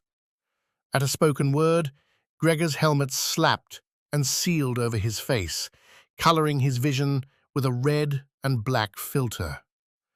The 5 crew members still here, shaded over in red, their curious faces turning to witness death move among them. Those curious faces turned to Terror when Gregor drew his warhammer. One, the woman in charge, started to ask what he was about to do. Gregor answered with a swing, the hammer tuned to release its kinetic energy in a bang upon the fold drive's core console. The thing crumpled, revealing its shell to be little more than decor for circuit boards and thrumming processors. The black and silver lumps looked just like every computer Gregor had ever seen, and if these were a fold drive, then he was profoundly disappointed. With a second swing, He obliterated that disappointment. Screams, curses, and the expected panic erupted. Sparks flared deep inside the metal, burning wires, suggesting Gregor's hit might have done too much damage. someone tried to throw something at his helmet. It made a dull, thunking sound. Imarohi compromised. Gregor said on the squad band, kicking back towards Trank. Heading towards the pod. Trank, the protein shake dribbling from his stunned lips, at last had nothing more to say. The pair found Javelin in the starboard corridor, gloved fist pounding on the medbay doors. The man shifted as the shadows cast by Gregor and Trank cut into the light, revealing Javelin's assault rifle held in his right hand and ready to blast. Tarla said she'd get this door open, and then everything went to hell, Javelin said, pointing with the pounding hand at Gregor's hammer. Bryony's in there, and I'm thinking we ought to get her out. Doctor's not answering? Gregor asked, a stupid question, and one he shook off before Javelin could give the obvious reply. Captain, mind doing the honors? Sure. Trank kicked across the corridor and put his hand against the keypad. It flashed green after a second, and with both Gregor and Javelin raising their rifles, the medbay door slid open. A laser shot out, splashed between the 2 mercenaries. Trank, having opened the door, turned his back against the near bulkhead and stayed out of the way. A smart traitor there. The shooter, still wearing his doctor's white and flanked by 2 nursing bots, fired again as Gregor kicked forward. Javelin sidestepped. He wasn't wearing power armor, had no need to risk himself for what would be an easy eradication. Yet, Gregor held his fire, let one of the small sidearm bolts crash into his power armor. Bryony lay, apparently unconscious on the nearest bed, hands limp and face grey. Gregor could have called her dead, except he refused to believe such a thing, refused to believe the doctor could be so stupid. Give up, Gregor ordered, the power armor's helmet fuzzing his voice just enough to make it intimidating. You don't need to die. Don't need to live that long either, the doctor replied, shifting behind one of the nurse bots. The thin mechs wouldn't do much to save the doctor from a clean roasting should Gregor decide to open up, but maybe it helped the man feel safer. That was the docking alarm. In a moment, you'll be swarmed with Verdant soldiers.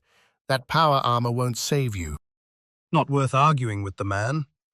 Gregor could have pointed out that with this hammer and the explosive batteries in the assault rifle, he and the Twilight Rangers could tear the Imarohi apart from the inside, damning everyone aboard, including those first assault troopers, to a cold death in hard vacuum.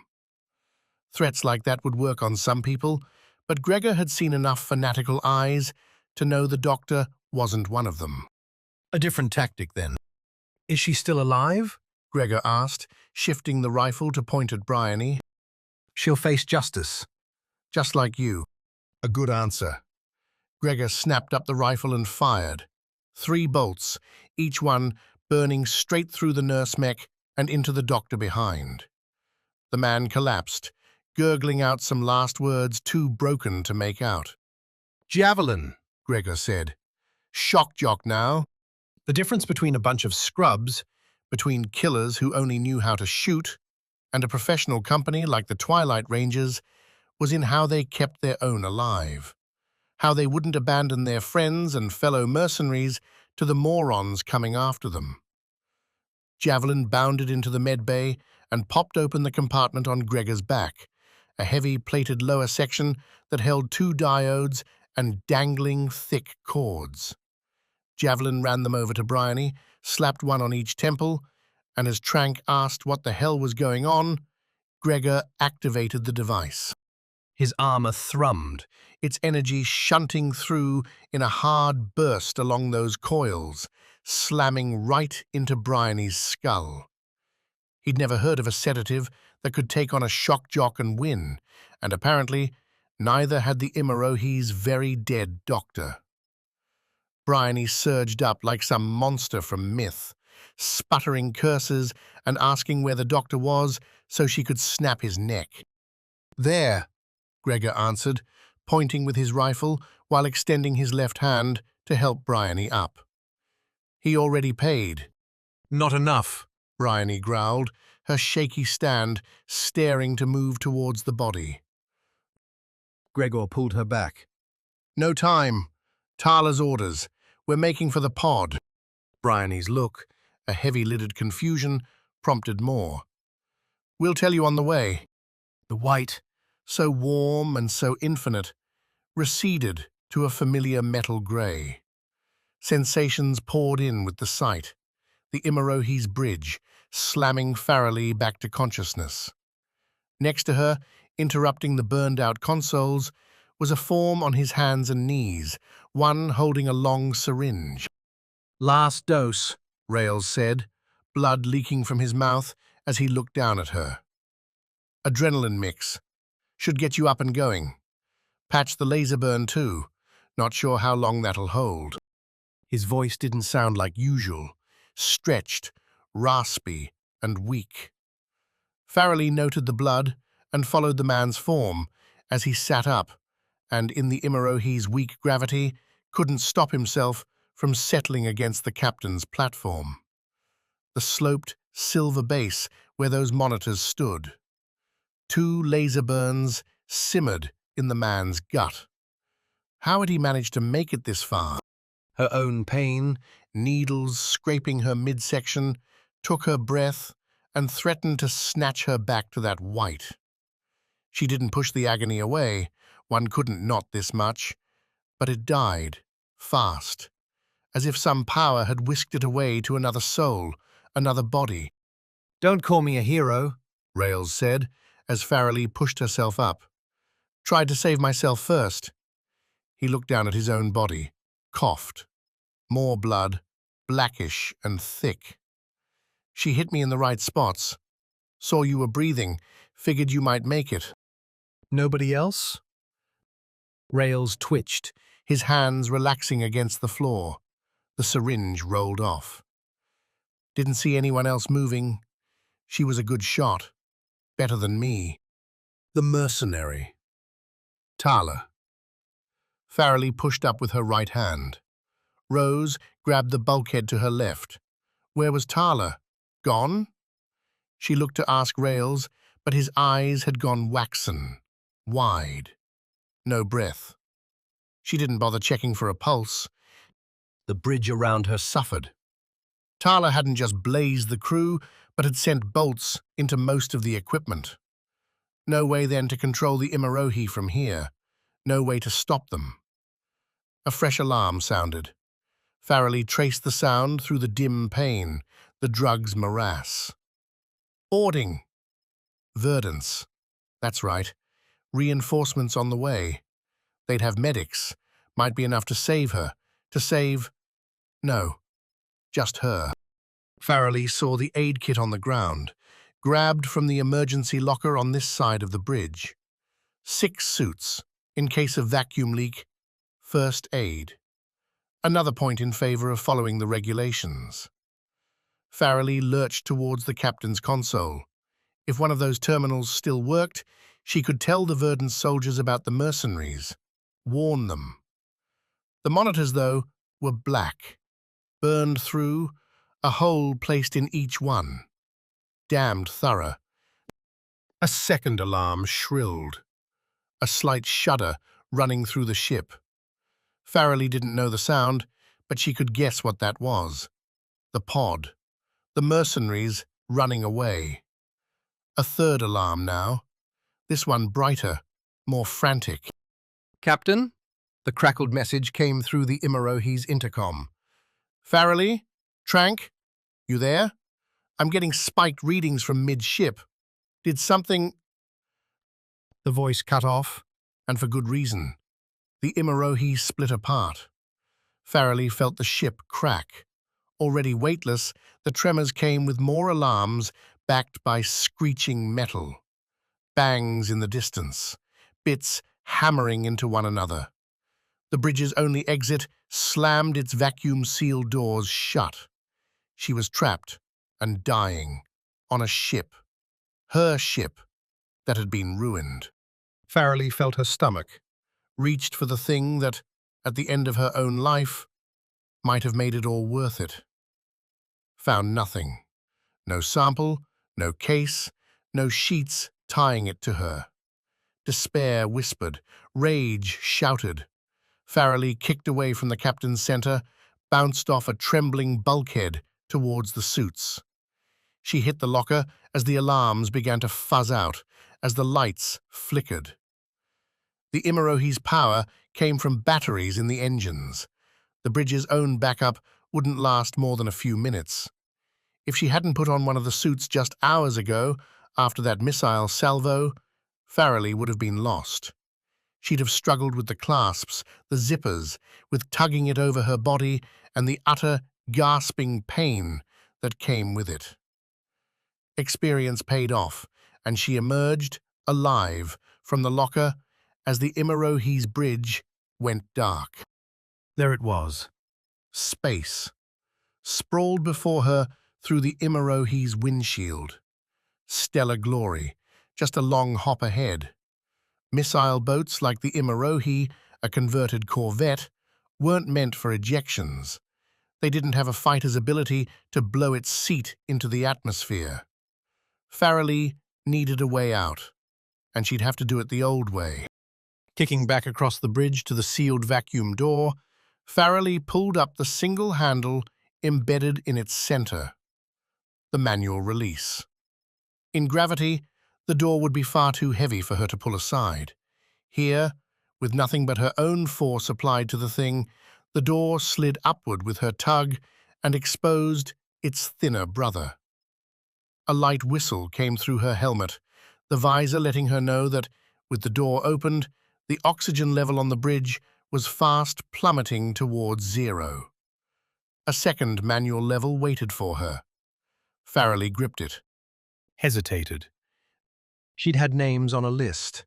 People to thank, people to love.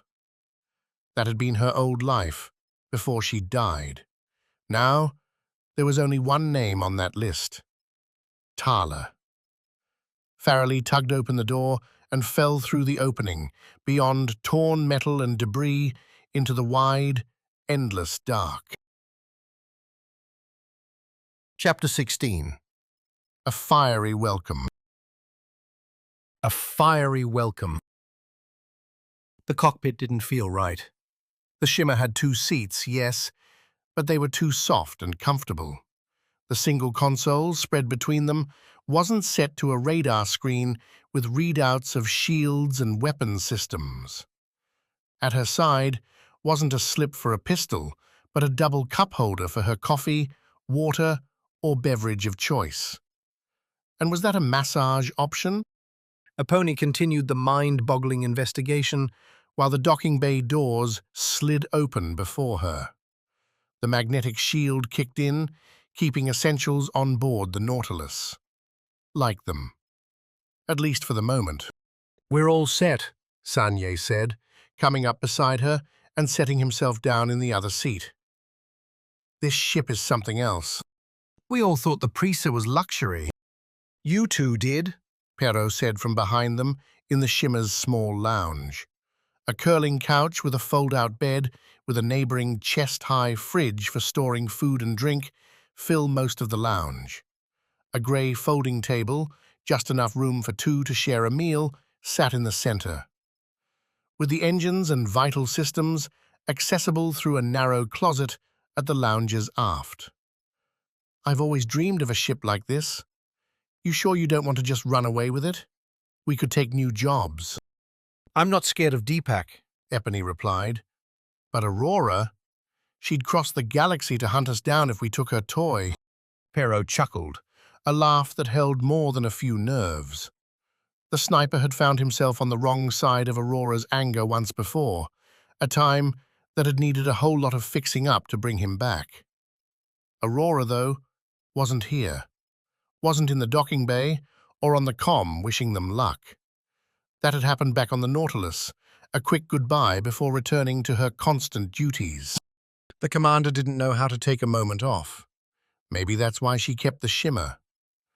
The ship would force her and Deepak to spend some time together away from everything else.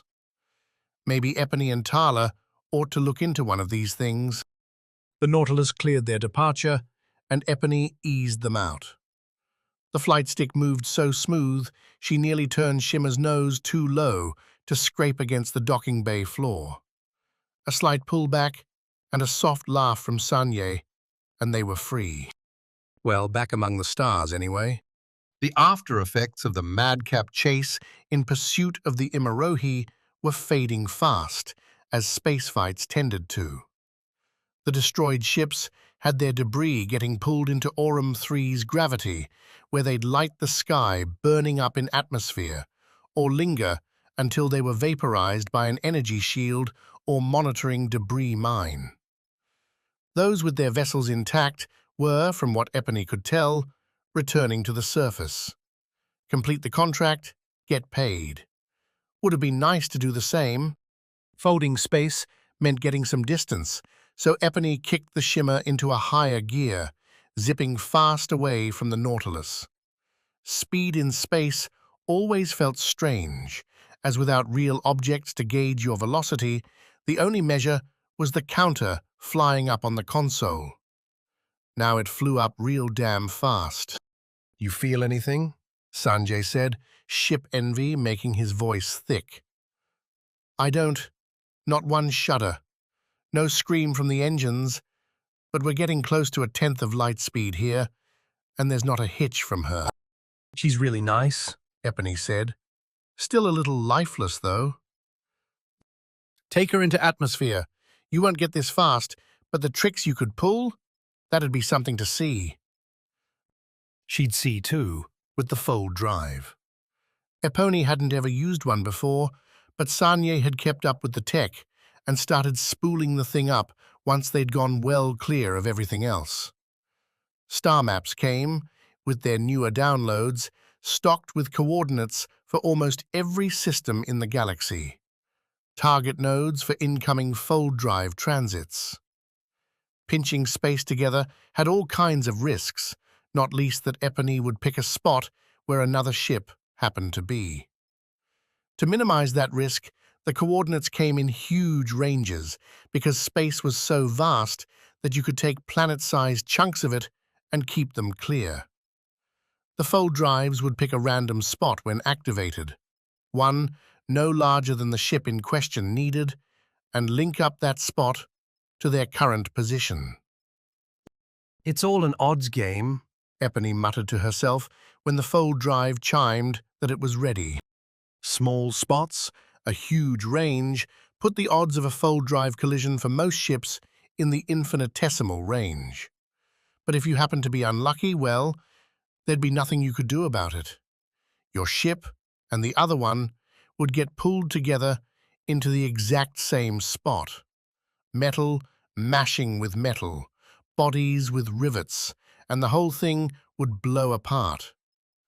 Then again, Epony knew the statistics, knew that every time she sat in a cart, even with a bubble protecting her, the odds of an untimely, terrible death were higher than the button she was about to push. Still, she hesitated. Together? Sanja asked. Epony scrunched her nose, looked at him. Together? I'm the pilot. She punched the button. If there was a good way to blast off an enemy ship in an escape pod, Tarla hadn't found it. This, certainly, was not it. Sure, Gregor's hammer strike into the Imarohi's engines, breaking apart the ship at a point already weakened by the missile salvo, had worked out quite well. So too had the pod's detachment and launch from the Imarohi's disintegrating bulk. But, so many buts. First, with Tarla, Gregor, Bryony, Javelin, and the traitorous Captain Trank in the pod, including all their weapons and armor, Tarla herself was smashed up against the pod's control console. A radar scanner was not clearer, with her nose bumping against it. Her arms pressed up against her chest, hands forced to grip the pod's wobbly flight stick without any room for motion. Second, the Imarohi's demise and the damage inflicted on the docking Verdant's ship hadn't disguised their departure. The pod's scanners, helpfully trying to locate potential rescue, outlined 3 fighters and a larger attack craft already in pursuit. They were sending transmissions too. Tarla ignored them. Third, well, they all stank. The Twilight Rangers had been exerting themselves for hours now, and burnt flesh, along with the creams used to aid its healing, all added to the pod's recycling air to create a truly vile mix. Tarla would never claim she was one for luxury, though she, in her heart of hearts, knew she very much was. But coughing with every breath, holding it in as long as possible, was quite possibly the worst part of an already bad day. Don't let the pod guide us, Trank said, rolled up at the pod's nose. Gregor and Javelin were attempting to change Bryony's dressings with the pod's own aid kit, another messy process that only added an antiseptic bite to the musk. It'll take you right to Verdant's main spaceport. You'll never get out of there alive. Tarla flicked her eyes to the container, snapped into the pod's one small storage cabinet where the first aid kit had been moments earlier. Snugged in there, with a few meager rations and water bottles, was Farrelly's precious sample. A negotiating tool, and one that might well buy the Twilight Rangers a reprieve, only to cost them their lives later if Verdant succeeded in sending its bio-killer across the galaxy. Dish out as a last resort, then. Any better ideas? Tarla asked the captain. Any jungle. They won't be able to land close because of the trees. We'll have a minute to get out before they swarm. Not about to trek through an unknown wilderness, Tarla said. Do better, or I sell you for a free pass. That Trank wouldn't get the Twilight Rangers anything was obvious. Verdant's would just kill them all. The sample, though, was already pulling weight. The fighters weren't shooting at them, and the assault craft seemed to be tracking their descent towards the planet. An intercept upon landing provided the ship could find a place to set down. Trank's idea had merit, but so did Tarla's complaint. A long hike with little food, water, and carrying a whole lot of weight in weapons and armor sounded miserable on a level Tarla wasn't prepared to handle. She'd sell out the galaxy to avoid that fate.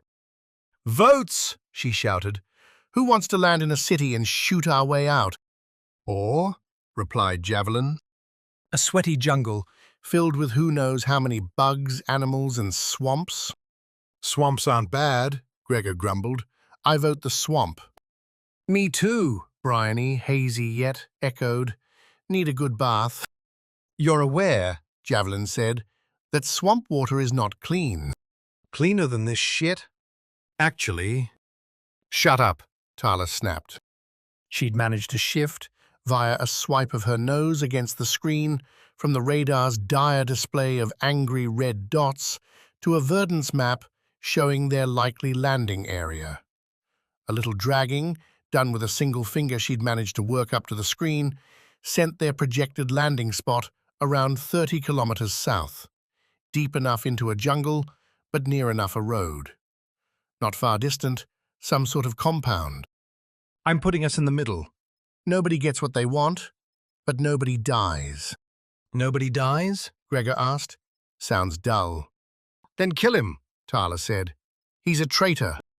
Trank started blubbering up some defense, nonsense about family, surviving, and how without him they'd all be dead. An argument Javelin destroyed by saying they'd all actually be relaxing after another day frying goop on Aurum 3. I'd have my shower, Bryony added, and I wouldn't have been shot. but it was fun. Gregor finished.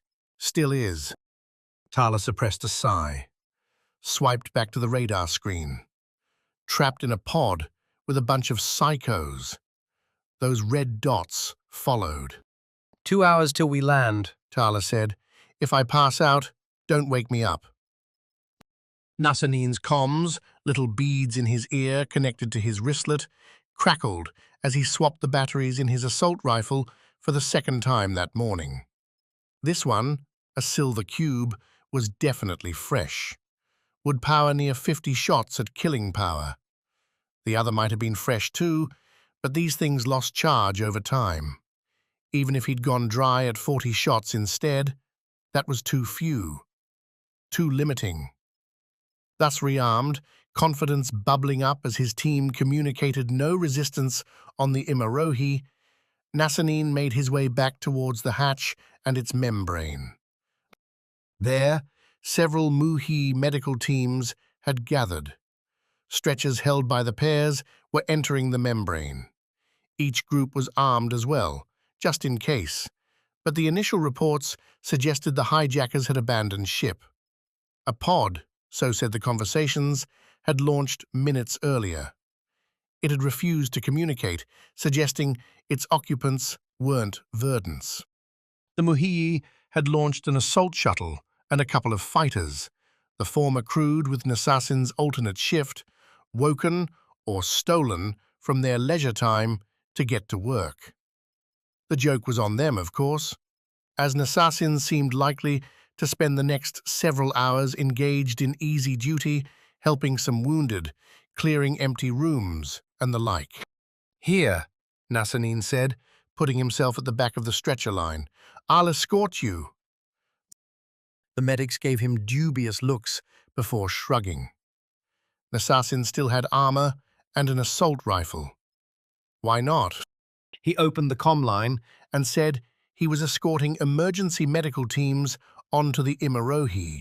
Send along the locations and conditions of any wounded, Nassanin continued, and we'll prioritize care. As if to mock his words, Precisely 3 seconds after Nassanin issued the command, the Imarohi exploded. The blast funneled back through the membrane, burning its shell away. Nassanin, near the hatch door, felt the rumble, heard the crackling sound followed by screams and vacuum's sudden popping. The Muhi reacted the way it ought to, the hatch slamming shut of its own accord. 2 of the 3 medic teams had been inside the membrane. In an instant, they were thrown into space. In another, they would freeze and suffocate. Worse, the Mayhem's lights flickered, dropping to emergency diodes, those blue dots along the hallway corners. Nassanin's comms cut out, and various alarms began to sound their awful warnings. Nassanin froze. He held his rifle in both hands, though, and the weapon, with its solid grip and capacity for brutal assault, stole back Nassassin's panic. The 2 medics left with him had dropped their stretcher, were staring at the closed hatch with their mouths open. Go, Nassassin said, focusing on the pair. Get back to the medical bay. Deploy everyone. They'll be wounded. Whether or not the order was perfect, It was an order. It gave direction when the only thing was disorganized chaos. The two medics snapped like Nassanine had slapped them both, and they dashed off, leaving him alone, blanketed in noise, flashing lights, and somehow an absence of fear. All his life had been spent avoiding disaster. Now that it had found him, Nassanine was going to rise to its challenge. having ordered the medics away, Nassanine made for the bridge, only to be stymied by closed blast doors, sealing off an atmosphere leak. If the bridge itself had been destroyed, that would be a true calamity. Instead, with more panicked crew rushing around and noticing his rank, Nassanine took more than one deep breath. He gave orders, obvious ones.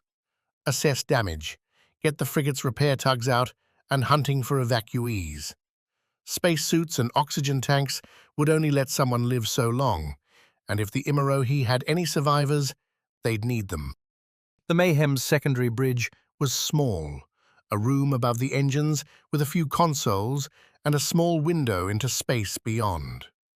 By the time Nassanine reached it, some 20 minutes after the first explosion, the Verdant's crew had already turned it into an operational center. Commands hummed, and, to Nassanine's inestimable relief, the frigate's captain stood amongst the officers. Nassanine, The man growled at his appearance. "You're alive. I've already heard you helped restore order, and that's the only reason why I'm not going to ask you some pointed questions." The stare confirmed the captain knew exactly why Nassanine was still alive, while the rest of his security force was not. "Instead, I'm going to give you a chance to redeem your command. The tugs are searching for survivors. I want you to ask them what happened and find out who is on that pod." why not you? "Because my ship has been damaged, and I have to care for the lives of her crew. Your crew, your team, appear to be dead." A simmering glower. "So you're free, Nassanine. Go, serve Verdance. Pray I never see you again." Farrelly drifted through disaster. The spacesuit's visor dulled the light. A good thing, as the explosions rippling around her would have blinded her otherwise. With the Imarohi splitting apart, its massive batteries for the fold drive overloading, Farrelly saw metal bend and break. The whipping tube connecting her ship with its reinforcements glowed a bright white before vanishing, heat at once intense and dead. Its remnants seared the other ship, electric pulses blasting from the Imarohi, frying shields before 1,000,000,000,000 metal fragments blew into the big craft. They cut her too. Those tiny needles. Farrelly counted 7 separate stabs and scratches, sealed over by the suit's self-healing fabric. The lattice wouldn't work forever in vacuum, but the gel membrane on the suit's inside kept her oxygen from leaking out. Let her blood pool in its crevasses. She breathed. And heard her breathing. She felt her heartbeat. Her stomach, oblivious to the chaos, grumbled. The ordinary kept time with chaos. Was that it? The pod, there beyond the debris cloud? A shuttle, and if Farrelly could count the dwindling engine lights correctly, several fighters followed. Worth a smile, that. Tarla and her damned Twilight Rangers wouldn't be able to outrun all of Verdance. The sample would be recovered, the mission would succeed. A fresh light pulled Farrelly, drifting straight away from the damage and out towards deeper space, to the left. The Verdance frigate, her friend, was in trouble. All that shrapnel at this close range must have done real damage. The glow came from the ship's center, a blossoming blue and white, feeding on the limited oxygen. Rather than die, the glow spread like a rippling web, tearing through the vessel. Its bulkheads, turrets, and bodies added their twisting silhouettes to the terrible picture. The seething spread slowed before the large ship vanished, but a grievous wound remained. Was she sick, watching this? Was she tormented by the damage she'd caused to Verdance's fleet? What if she'd listened to Trank, to her crew, and played out the contract to its end? They could have slipped away unnoticed. Lives saved. But the sample, every minute it wasn't on Verdance was a risk. Her suit crackled near her head. Farrelly, so set on her slow death, took several seconds to put the noise together. A hail. Someone was reaching out. "I'm here," Farrelly said, her voice a rasp, clawing itself back to life. "Your beacon's on," came the answer. Someone stressed. "We're dispatching shuttles to look for survivors. You'll be the first pickup. Hang in there." "Wait. "I have a message." Message?" "Don't destroy that pod. You can't at any cost. Verdance needs what's inside." The person coughed. "Sounds like I should get you in touch with someone a little higher up. Please, or all of this will have been pointless." Was the pod comfortable? No. Was it the best place Trank had been in the last day? Absolutely. Farrelly had called him a traitor, and whatever his motivations, that's exactly what he was. He'd taken on Verdance's promise, only to throw it off once the mission was on the verge of success. What was that except treason? What was that except a filthy act worthy of the greatest scorn? But Farrelly, according to Tarla, was dead. The Imarohi a shattered wreck, inflicting its last insults on the frigate that had dared to dock with it. Most of the crew, the ones he dined with, learned to like and befriend, were dead. Hell, there was even a chance, after all this, that Trank could escape the traitor's brand. Without witnesses, without the Imarohi's saved camera footage and recordings, Trank would know, of course. he would live with that. But for his daughter he could. He could live with anything. The Twilight Rangers had stuck him at the pod's forefront, where Trank had a small viewport through which he could get a good look at his home. Green, overflowing green and blue. Scattershot clouds marring the perfect image. One growing with every second as the pod shuttled towards its surface. At the pod's back end, the last to touch the Imarohi, sat Tarla with her back to Trank. Tucked in a small cabinet against her, its vial, centered in the stabilizing cube, was the sample, the target and reason for all this. If he could destroy it, then his daughter's safety would be assured. The little machine saving her life would be preserved. How, though? Trank, Javelin, the inquisitive one, who always seemed to look at Trank the way an engineer might study blueprints, said, "Give us the Verdance primer. We're about to crash down into your home. What should we know? You want the hottest restaurants? The current fads? I want to know how to survive." The book on Verdance was straightforward. Elected representatives ruled a planet-wide government, their power largely controlled by the same cult-like commandments that had sent the Imarohi on its mission. Zealots ran the military and served at the behest of Verdance's fanatical ministers. Yet most people did what most people did anywhere else: worked, lived, and loved, with as little attention paid to their government as possible. Farrelly, said Tarla, Who'd failed in her quest for a nap, made it seem like the whole world was waiting for this sample. Farrelly was one of those zealots, Trank replied. She bought in. But you get to the streets, to the real people on Verdance, and they like the trees, the rain, the beauty. Because if you're going to try and hammer out an existence for a few centuries, it's nice to do it where the view is pretty. do they know? Bryony asked. Do the people on Verdance, the ones casting these votes, know about this sample and this mission?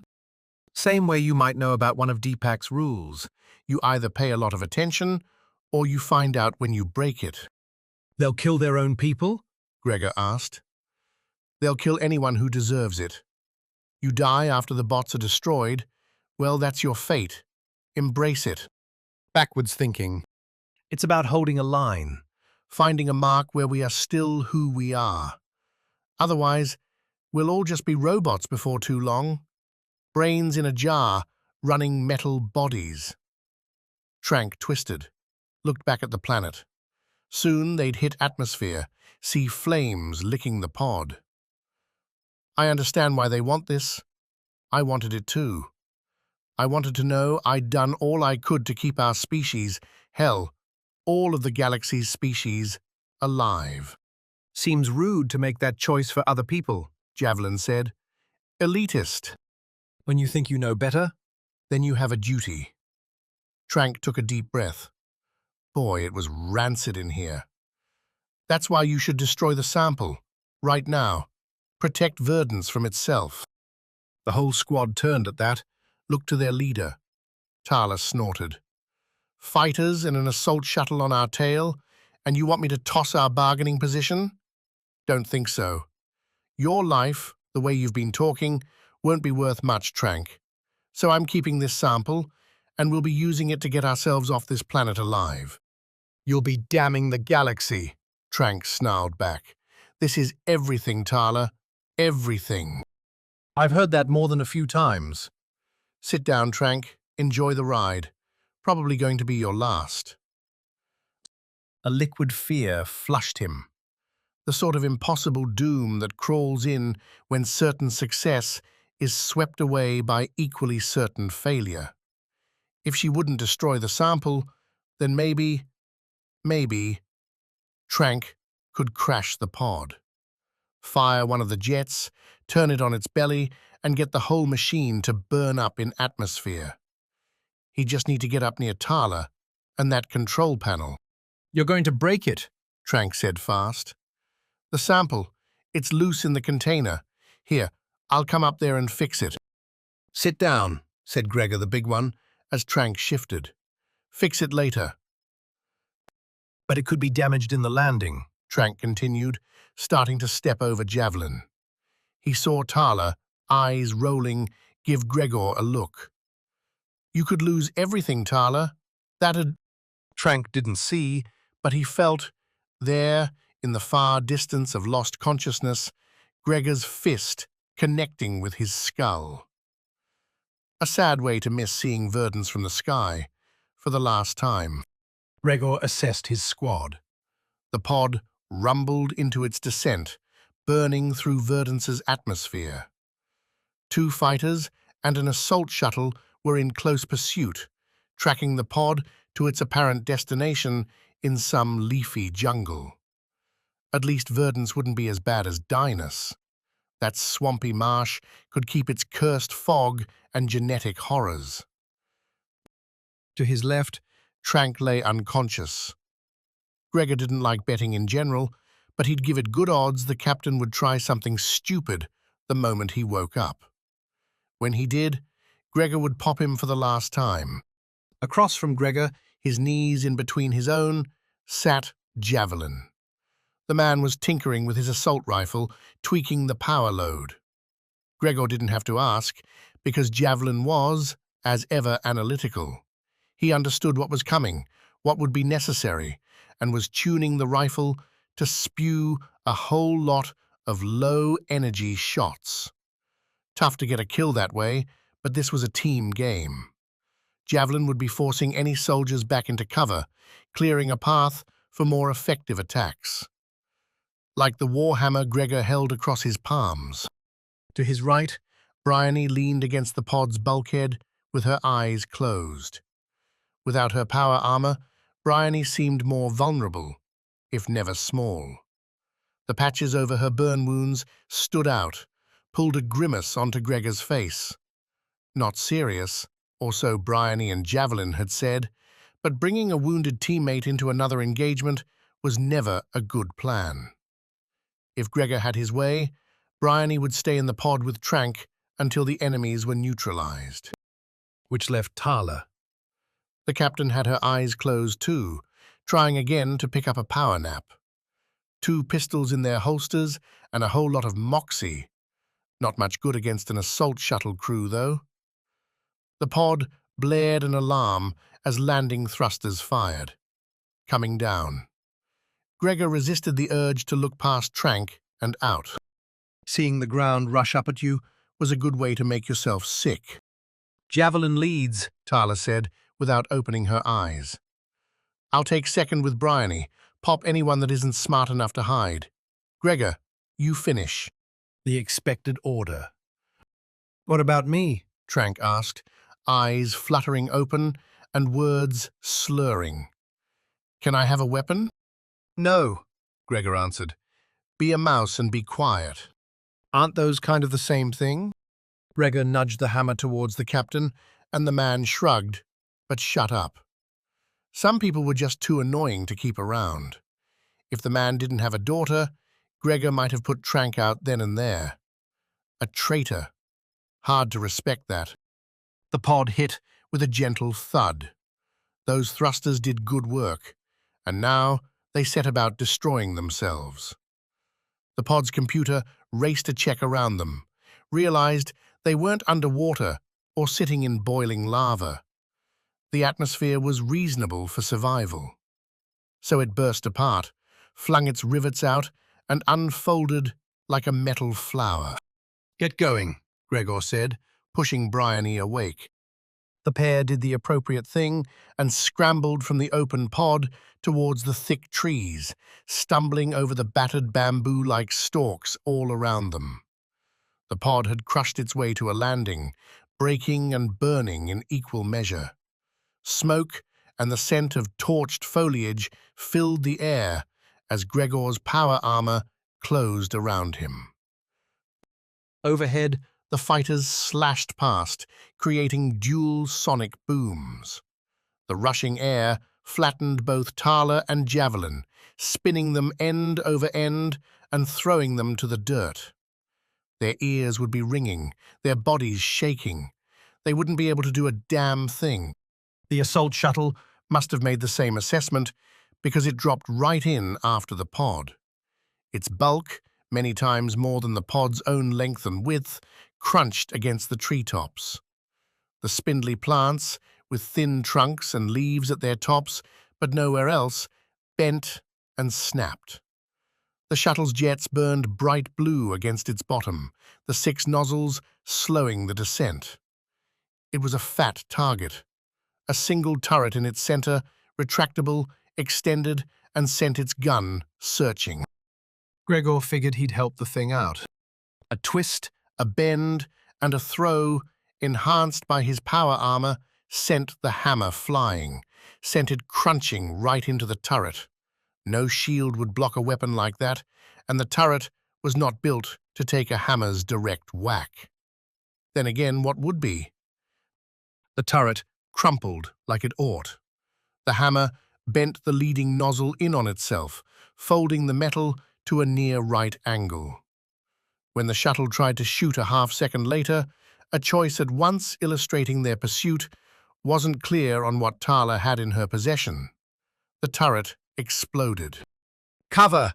Gregor ordered, though nobody was left near him to hear it. Tarla and Javelin had joined Bryony and Trank in a stumble to the trees. Molten bits, shrapnel fried by the shuttle's own attempted attack, bounced off Gregor's power armor. They sizzled, striking the leafy forest floor around him. Ineffective and almost pretty. The same could not be said of the shuttle. Detonate a powerful laser burst inside your own pipes, and gas could ignite.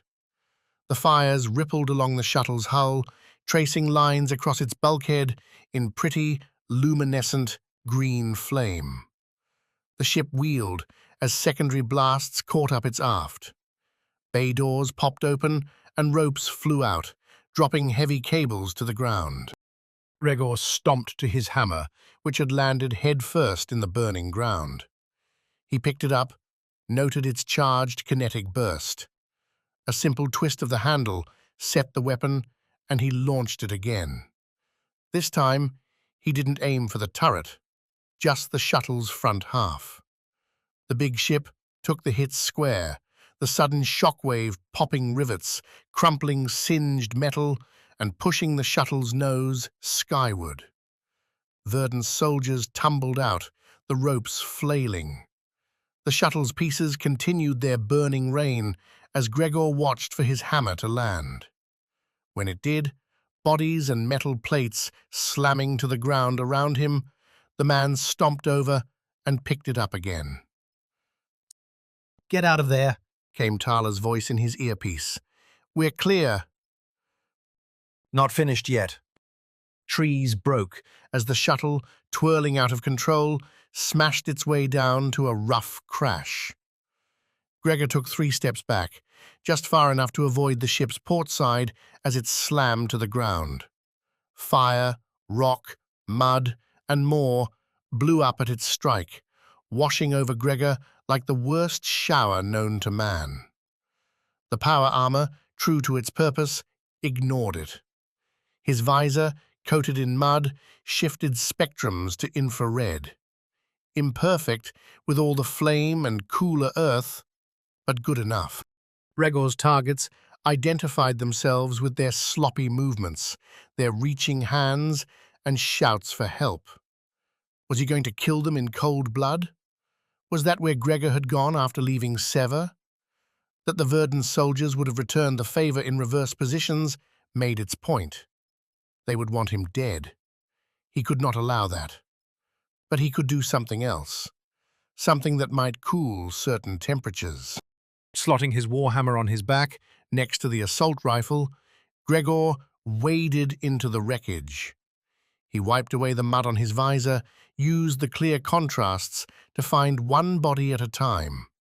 Some were thrown on the shuttle's fractured floor, others were hanging onto straps or stuck in crash restraints that had melted together, fused to their bodies or the ship itself. Gregor, Tarla snapped, voice coming clear over the crackles, pops, and screams. Get out of there. We need to leave. Not yet. He slung them over his shoulders. He tore away the things trapping them. Sometimes the help caused harm, gouged skin, or sliced into a limb in the wrong place. This wasn't, though, the time for finesse. Wasn't the time for precision. The shuttle had fuel, had battery packs and laser power cells stuffed inside. Those compartments would be designed to resist fire, to survive an impact without blowing up. For a few minutes, The power armor lunged with him, breaking through the shuttle's collapsing hull. Gregor led with his outstretched left hand, pushing aside the barriers and batting away rubble. 3 bodies on his shoulders, and he dumped them at the forest's edge, told them to get clear. He didn't wait to see if any were alive enough to hear him, to act. Instead, he went back in, out and in, 4 more times, until more than a dozen groaning, wounded, and possibly dying Verdant soldiers lay at the clearing's edge. He heard the crackle on the last, the high whine signaling the fire was reaching its goal. Gregor ran towards it, the heavy clump back near the shuttle's engines. As he did, Gregor pulled his hammer off of his back. He threw it, hard, into the center mass. the charred clump broke apart. Power cells and battery packs flying into the air, away from the flames. Some exploded as they flew. Others on the ground caught their final fires and burst. Gregor, his power armor between the explosion and the people he dragged free, braced himself. The armor could take the hits. The people behind him could not. Now? Tarla asked in the quiet aftermath. Gregor looked back at his rescues, Still alive and safe. Now. Chapter 17. jungles. And dead men. The pony saw double. And felt triple. She'd never actually used a fold drive before, and if the shimmer was a representative experience, she hoped never to use one again. Her insides were blended, her brain bounced with a headache, and nausea threatened to paint the gilded gold and black instrument panel with the peanut butter banana smoothie she'd had a couple hours ago. For Sanjay, it wasn't just a threat. Aurora, or perhaps Deepak, had been smart enough to throw vomit bags near the two seats, and Sanjay made good use, grabbing one and making awful noises while their new spot in the universe settled out. Berdance was a big planet, and a rude one, breaking up a nebula backdrop that should have been breathtaking. Pinks, purples, and a splash of orange haloed the sphere, though Epony estimated the nebula cluster itself to be a few hundred or thousand light-years away. Space had a way of mocking perspective. In similar fashion to Verdance, a chunky space station marred the green planet's picture. Around it, like freckles against the planet's skin, floated quite a few big ships, enough to make Epony wonder why she'd never heard of Verdance's military before, enough to make her question why the planet wanted to play nice with Deepak. A force that large could challenge the Nautilus. "It's not here," Sanya said, pale but recovering. "Or if it is, the Imarohi's not talking." Most ships, those who cared about obeying rules and not getting blasted apart, operated transponders, little beacons that'd send out a ship's name and any other important details, like its home. Sure, they could be spoofed or faked, but the Imarohis had been clear and honest before the jump. Epony leaned forward, swiped through the transponder names, saw none she recognized. "Scan the channels," she said, putting the shimmer on a vector for the planet. "You did not want to sit in a fold drive zone. See if anyone's talking." Like transponders, most inhabited spots carried general traffic bans, the sorts of things you'd use to catch warnings about shipping backups or events in the area, like a military exercise or, closer to Epony's heart, a kart race. Sanjay scrolled through those, attaching a slim earpiece to himself as he did so. A kindness not to blast Epony with warbling nonsense or pointless dialogue, especially as she had to clear their path through Verdant's bureaucracy. Traffic control didn't slack in reaching out, and she gave the caller everything they asked for. Jumping from Aurum 3 on a sightseeing trip after hearing about the planet from a few friends. What friends? "Oh, a group working on the Imarohi. Seen them?" Silence. At about the same time, Sanjay held up a finger. Epony muted the conversation on her end, gave Sanjay the nod. "There's a rescue mission underway," Sanjay said, tapping on the radar screen. He nudged it farther out from the shimmer, showcasing a cluster off to her starboard side. A ship exploded, did some damage to a frigate. They're saying a pod ejected first. "You're thinking the Imarohi detonated and someone got away?" Pero, looking queasy, stuck his head into the cockpit. "I'll bet you a month's pay that someone was Tarla." "Getting away or getting exploded?" Sanjay asked. "Away," Epony snapped. "What else?" "I'm hearing that the pod was pursued. Fighters and a shuttle. There's another emergency request from Verdance, on the surface." "A surface rescue getting sent way out here?" "Because that's where the shuttle's from. It's blown up too."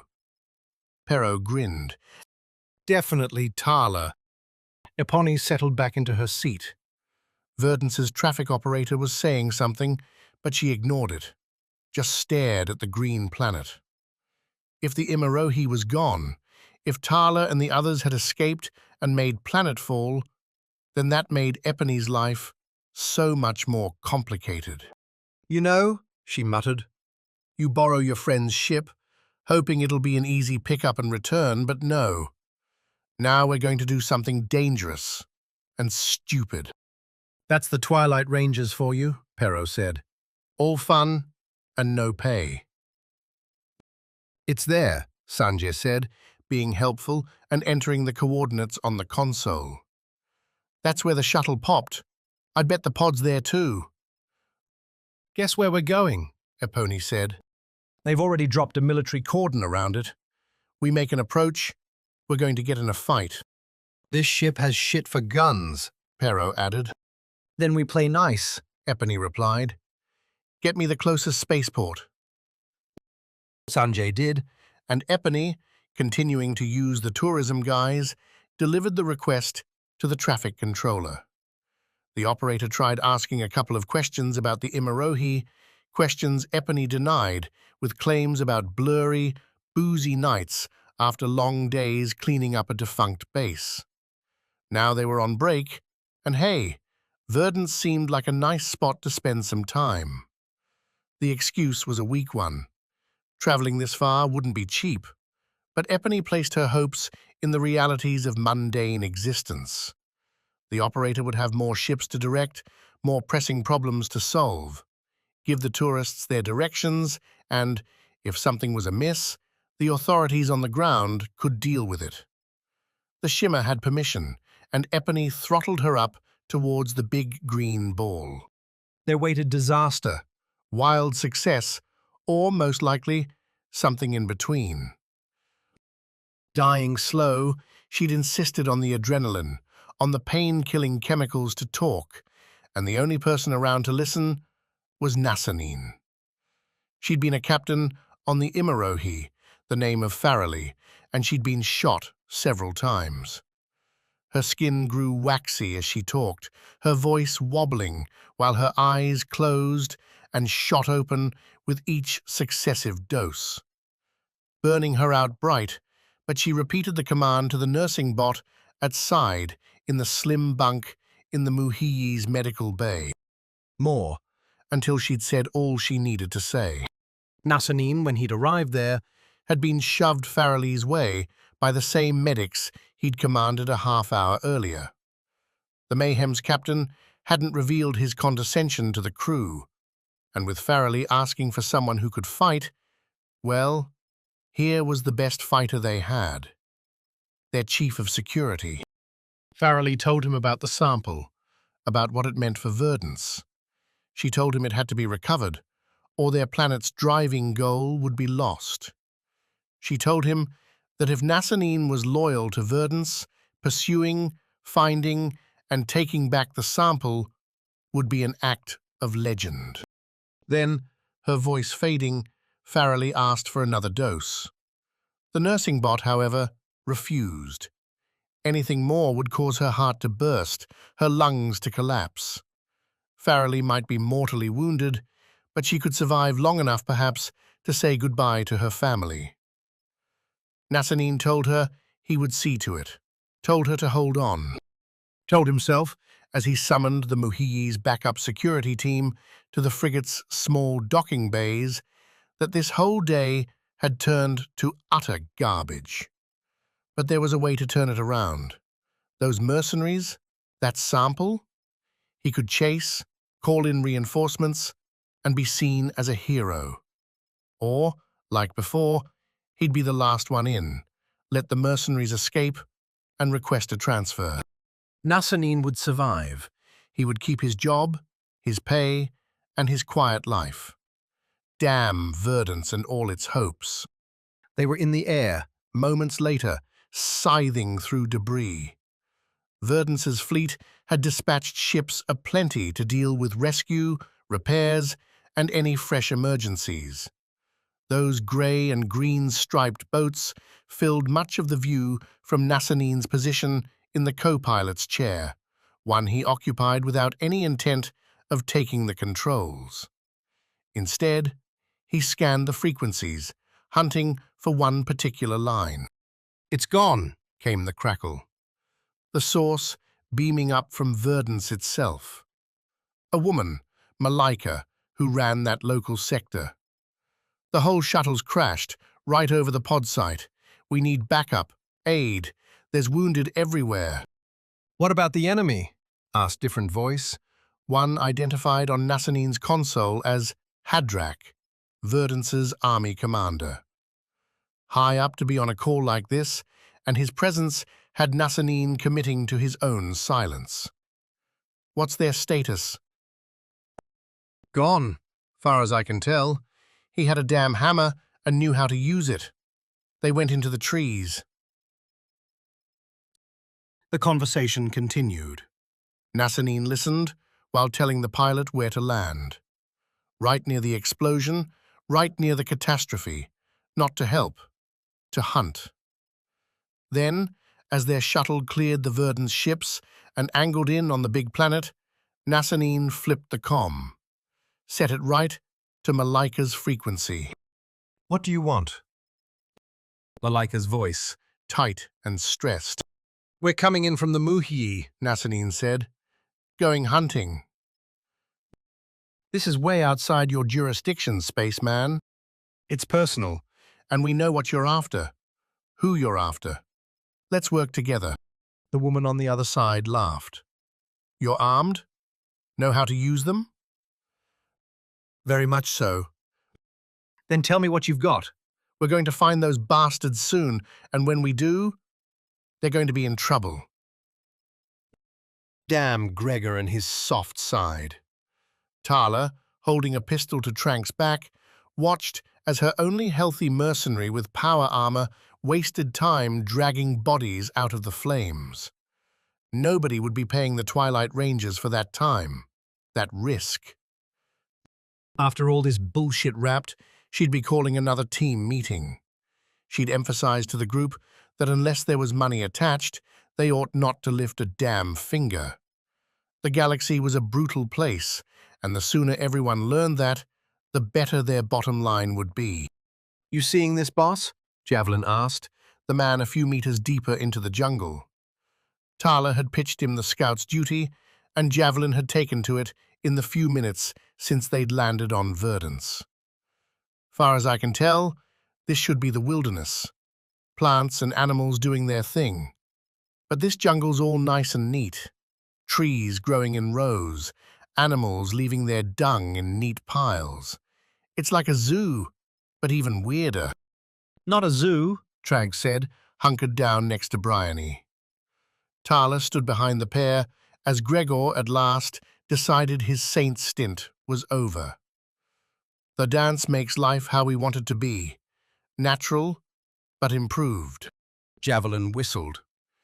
You're so against robotics that you went and messed with DNA instead. More than DNA. Behaviors. Teach a species for a few generations that they'll be rewarded for doing things one way, and they keep on doing it. Trank watched the burning shuttle as he spoke, the man's voice as dead as most of his former crew. I know what you're thinking, and no, it's not hypocritical. It's a different philosophy. Rationalizing semantics, Tarla said. Stand up. Javelin, it's time we get the hell out of this place. Gregor assumed his post as rear guard, stomping along through the jungle in their wake. With her heart taking its time to slow down, Tarla kept her pistols steady, her eyes focused on what mattered, namely, not missing a step and biting it in front of her crew. A moron moment like that, after the way the day had gone, a day in which she'd seen her team abandon its stable contract for a wild star chase, that had seen an ill-fated reconnect with Gavrius, that had seen wounds and explosions and now buzzing insects, would put such an awful cap on it that Tarla might very well take it out on someone. Trank, of course, would be that person. The man, daughter aside, was dead, and knew it. Tarla would bargain him off the moment she had a chance, and she sure wouldn't be taking his depressing body off-world as a hostage. Getting a new ship was a pressing problem with no clear solution. With the makeshift bargain to take the Imarohi broken by Farrelly's suicidal zealotry, the Twilight Rangers found themselves split apart from their other, worse halves, an assessment Tarla would never reveal to Epony, by light years. Not only would Tarla need to find her people a ship, but one with a fold drive, a problem tricky enough to give her a headache. Thankfully, The pod's aid kit had a few numbing pills to pop. What a difference those made on a day gone so wrong. Equally so, in fact more so, was the jungle around her. Javelin's assessment had been right, but he'd failed to mention the eeriness. Even the bugs buzzing around seemed on stately pollinating business, ignoring the quintet as they stepped between thick trees in the pleasant shade. For a forest, Tarla could walk straight in gaps plenty large between the trunks. Flowering, smaller plants nestled in sunlit patches, as though placed there by a dedicated landscaper. Birds flipped by, their songs rising and falling with each other in perfect harmony. This seems robotic. Bryony said, her voice still tight, still pressed, wounds not healed and hurting. All that talk about life, you've stripped it out of here. Efficiency, Trank replied. Every part of the ecosystem here runs well. We get the fruit and the trees for resources. The pollinating insects keep our own environment healthy, and there's no irritation. No invasive species, no metal. Ah, yes, Tarla added, that bane of all things, metal. Just because we're different doesn't make us wrong. Some of us are a little too excited, but that's it. Most of Verdance is normal. Someone needs to travel more. Bryony said. I did. And you know what I saw? Hunger. Desperation. People clinging to whatever means they had to survive. You won't find that here. You think the solution to all that is a fancy form of eugenics? Tarla asked. Rewrite the galaxy's DNA to make it all nice and tidy, then bam! Everyone's problems are solved. It's something to strive for. The sample bumped against Tarla's thigh every time she moved. She shook her head, though neither Trank nor Bryony could see it. Did you do any reading up on what happened at Aurum 3? Tarla asked. It was the same thing. Big ideals, bigger sacrifices, and suddenly the universe is all right. The way I see it, the way I have seen it, is that the bigger the idea, the more people it's going to hurt. Keep it small, keep it relevant, and keep yourself entertained. Do that, and you're going to be fine. Except, of course, Trank wouldn't be fine. What a pity. Bryony could track her life by her wombs. Not the paper cuts, the nicks and the scratches, but the deeper kind that came from lasers and lost friends. She could have, it wouldn't have been hard, but looking back wasn't the way of her world, wasn't her outlook on life. Especially when, to do that, would mean questioning why she was marching with a constant burning pain in her side and stomach, through an eerily perfect jungle on a planet full of people who wanted her dead. They don't. Trank stopped himself, though he continued walking. They had to continue walking, him most of all, or Tarla would likely just shoot him. We don't want you dead, Bryony. Verdance wants you better, more pure. feeling real pure now. Up ahead, Javelin's form worked between the shadows and slanting sunlight. Verdance had an orange star, a deep, rusty color, and it scattered its amber around them in a gorgeous dusk. Not that Bryony would ever say as such to her team. Some sentiments, like the fact that she appreciated a little natural beauty, were better left unsaid. She had spent a lot of time cultivating herself, and she was tempted to maintain that image by decking Trank right there. Pure. What bullshit. There's a road, Javelin called, up a hill and standing between two perfect tree rows. And a wall. A nice wall. Bryony figured a nice wall must be one without laser burns, skulls on poles, or bodies lying amid its base from a failed siege. In this, she was right. But it was a nice wall in other respects too, namely the floral patterns running along its alabaster stonework.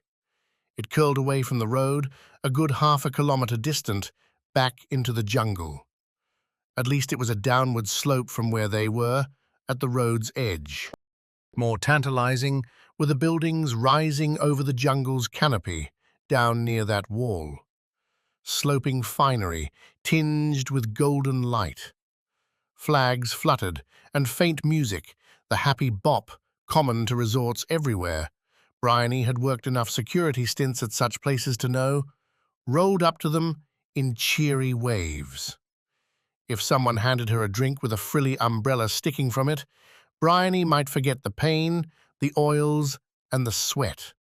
Nobody did. Gregor, at least, put an armored hand on her arm and bought her eyes.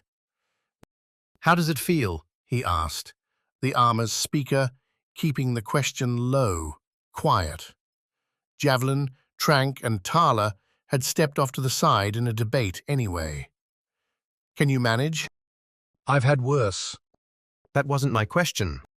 Damn him for caring. It was so much easier to be herself when people didn't challenge her. It wasn't that she didn't like being vulnerable, it was that she wanted it on her terms, not someone else pushing their pity onto her. But that's my answer. At least the man understood when to shut up. Not like Gregor was going to do anything about the wound anyway. He could carry her, sure, and would if she faltered. Until then, she would walk. She did, right up to the resort's front gate. Tarla had them ditch their weapons, and Gregor his power armor, back amid the trees. They covered the cluster with leaves and dirt, a makeshift hiding spot that wouldn't prove much of a hindrance for any real search. But would there be a real search? Verdance, for all their zeal in pursuing the pod, hadn't pressed after the Twilight Rangers in their hike away from the landing zone. If Bryony had to guess why, it was because nobody really knew who they were or what they had. Gregor had thrown a hammer at the shuttle, sure, but he'd been right below the craft. No windows. Might be hard to tell what happened. Confusion created opportunity, and now, with Tarla doing the sweet talking, they were using that opportunity to check into an actual hotel. No, a resort. A place that, going by the posters around the entryway, offered those umbrella drinks and a whole lot more. "Here," Trank said to the exceedingly polite man at the front desk. "This is the account you can use." That had been part of the plan, too. Trank would use his personal funds to pay for the stay. A little thank you to the Twilight Rangers getting him out of trouble. It'd take some time for Verdance to start digging around for transactions on his local accounts, meaning they'd get at least a night here, a chance to rest, to figure out what came next. No matter what the choice, Bryony figured, it'd come with blood. Just, next time, it wouldn't be her own. Approaching a planet for landing Took hours. Sometimes, if you were decelerating from near light-speed travel, days.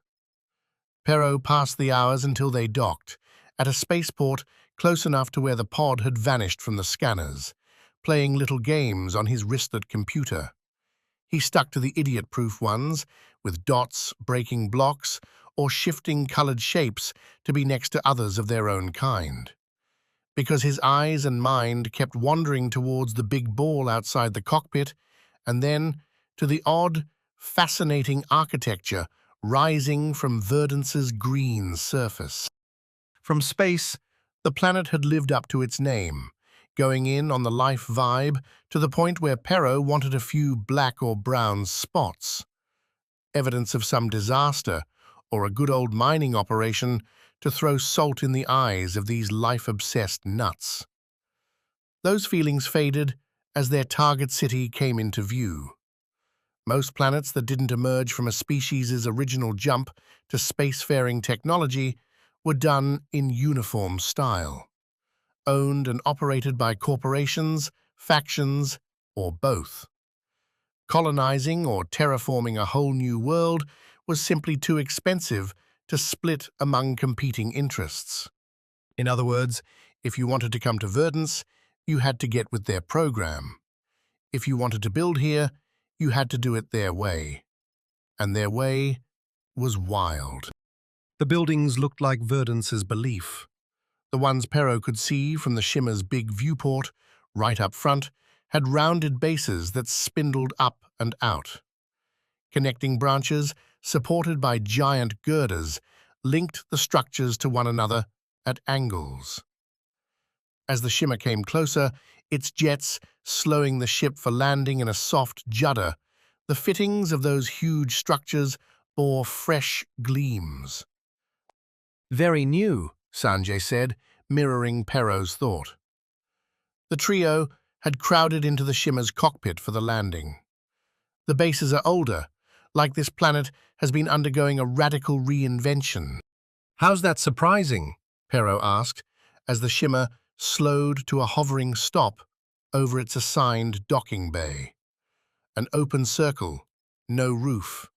Apparently weather here wasn't enough to worry about. Hasn't everything we've seen about Verdance today been radical? For once I agree with Perro. Epony said. The Imirohi was insane, and this matches their vibe. It's the expense, Sanjay said.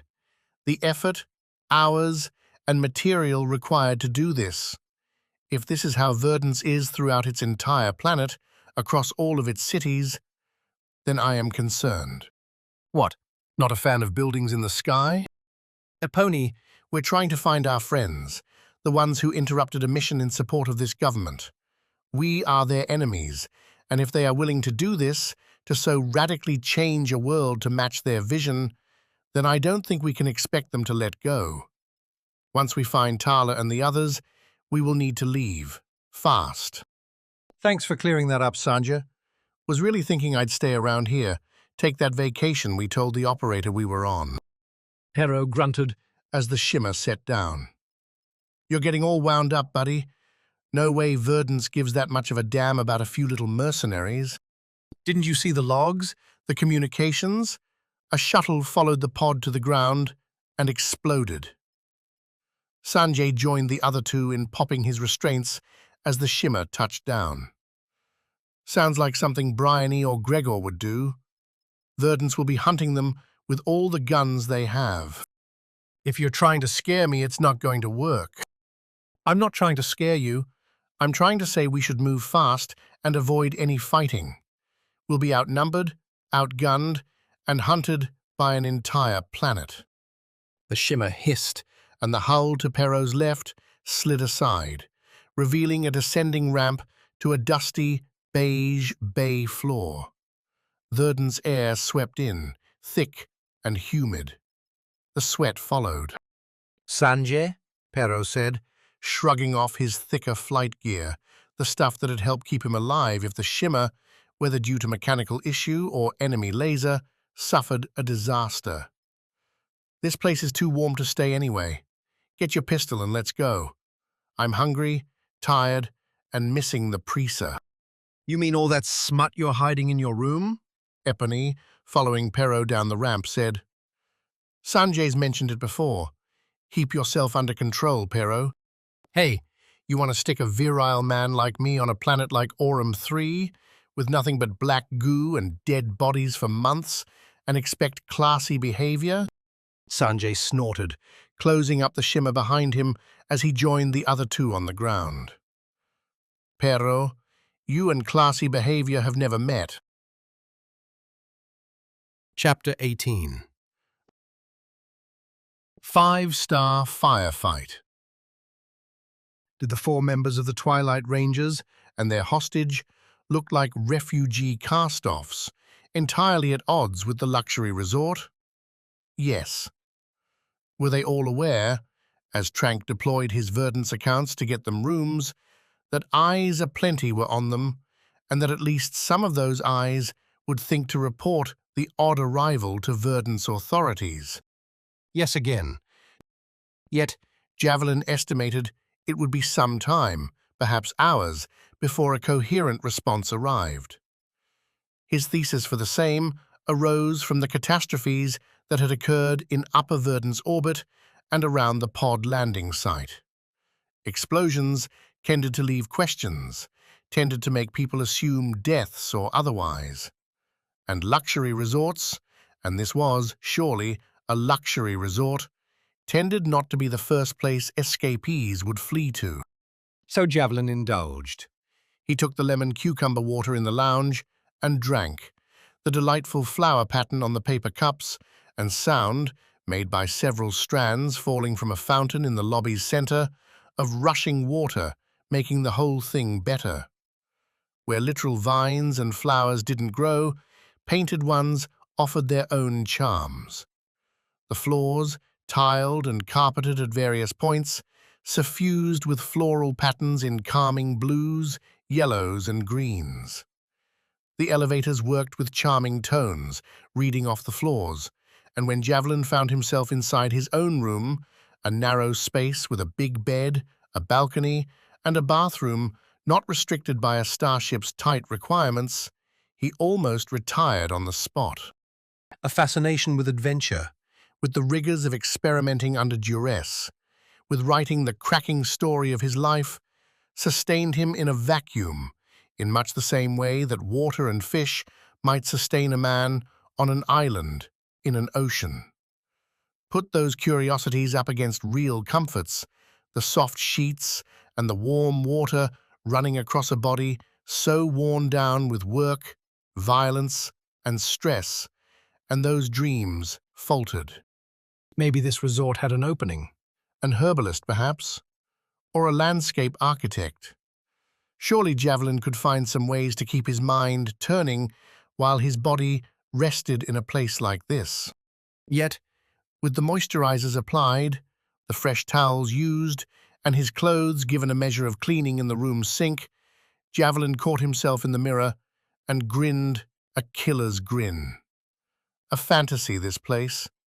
A moment's peace etched in a life of battle, war, and death. That life wasn't over. The wall opposite the bathroom transformed at the touch of a button into a screen, one easy to shift with his hand, waving through the air to a Verdant's news broadcast. Like banishing a fairy tale. The hard news was exactly as he expected. A shimmering white creature, a Dewstra, described the Imarohi's explosion in orbit as an accident, a docking gone catastrophically wrong. Javelin focused on the silver band wrapping the Dewstra's thin abdomen. The creatures talked through light, and the band would catch the blinks and spin it into words. A marvel, and its invention had ended years of war between the luminescent beings and the rest of civilized society. All over misunderstandings, like so many. Would Verdance, with Trank's reasoning, find a way back to accepting logic? Or would it, eventually, find itself under assault, forced to abandon beliefs amid wreckage and ruin? Because that was its end. The idea that Verdance could subject the populace of trillions to a robot-devouring virus in hopes of them embracing a pure life was the flightiest of fancies. Such delusions were the stuff cults were made of. You could take control if you offered people a reason to give it to you, and ideas that saved the soul were the most seductive of them all. The broadcast shifted as Javelin walked out to the slim balcony, a concrete ledge, bars, and little else. He hung his clothes out there to dry, listened to those perfect birds warble their evening songs. The news in the background talked now about the shuttle explosion in the jungle. Another disaster, another error. There were survivors and resources were converging. Not a word about the true cause, not a word about the escapees. Javelin rubbed his chin. Well, if Verdance didn't want to make their adventure public, then perhaps they would get more than a few hours here after all. The room service menu had looked awfully good. Once they made it inside the room, Gregor left to hit the resort's local store. The mission was a simple one: find them some clothes, some toothpaste, and a few other bits to make a mid-mission break useful. Bryony displayed her usual gruff candor while Gregor departed, telling him to hurry his ass up, and maybe they'd get more than a shower out of the room. The moment he'd hustled off, though, Bryony went right for that shower. The skin suit worn beneath her gear had become a sweaty, bloody mess, much like the rest of her. The mirror hid nothing, scoured everything. All muscle with popping shorter hair. The longer strands always chance getting caught in something a soldier couldn't afford. Bryony hadn't ever looked in a mirror expecting a beauty queen. She didn't now either, instead focusing on the blooming dark red spot near her stomach. The doctor on the Imarohi Had proclaimed her repaired, but the man's work had been, based on the oozing blood and the light-headed feel, either crap or intentional sabotage. If Trank's story about the rigid interview process, the high stakes, could be trusted, then the doctor had most definitely gone against principles to keep Bryony at death's door. Better, then, to see if she could help herself. taking off a skin suit wasn't easy. Usually, having returned to base, you'd have help to get it started, then retreat to privacy to finish off. Or, if you were in the field, you just bare your body to the elements and take a deep breath as your meat sack had a chance to relax. First came the seal along her back, essentially a zipper that moved with alacrity at her touch. The suit split, but didn't get all the way, thanks to her biceps and back. The front came next, an easier ask down the center until the zipper neared the wound. A flash, sharp and deep, sent her hands flying to the pearl bathroom counter. She stared at herself. Red eyes, flushed face. "You can do this," She said, the words overcoming the relentless air conditioner drone. She'd taken countless shots, Shrugged off stabs and cuts, punches and close-range blasts. That this one would be so bad. The doctor again, making it worse. What had he done to her? Her left hand slipped. Bryony caught herself, only to lose her right's grip too. A hard bang on the tiled floor, white tile quickly catching red's tint. fatigue. Or something else, just now taking full effect. She tried to sit up. A move stopped by sudden agony, like her life was leaking out to the floor. The swirling tempted a blurred unconscious, a retreat to the safety of delusion, shock. No, that way led to death, and death alone. She twisted. Rolled on her back to the bathroom's wall, reached and grabbed the towel bar, pulled. Thankfully, the resort had done its duty mounting the things, and they held as Bryony rose. Keeping one hand planted on the bar, she finished peeling off the suit, started the water with a hoarse voice command. The faucet sprayed down from above, a fancy rain jet. If she took a step into the glass cage, she'd probably slip and fall. If she didn't, Bryony would succumb. The blurs grew, threatened to wrap her up. So she threw herself inside, Under the blistering cold water, and tried to hang on. The personnel carrier held 24 armed and armored soldiers. Nassanine, his backup squad, and the local police hit that number, but calling them soldiers would be generous. Nassanine judged himself fairly, and he knew their only hope lay in overwhelming the enemy. Verdance hadn't seen a real war in so many decades that their military was just posturing. The police riding with him, checking the power packs on their rifles, had spent their careers keeping drunks and drug addicts from hurting themselves, chastising skiff flyers for going too fast, and making sure restaurants obeyed sanitary codes. Their faces were bright, their chatter fast and nervous. How many would wind up dead this afternoon was an open question, but Nassanine would put that number well above 0. The resort played nice, opening the front gate for the carrier. The big place looked too pretty to be true for a man who'd spent much of his recent life in cramped metal corridors. The resort's manager had called, all sweaty and excited, about a half-dozen new guests without reservations, bearing the look of spacefarers who'd had a hard time.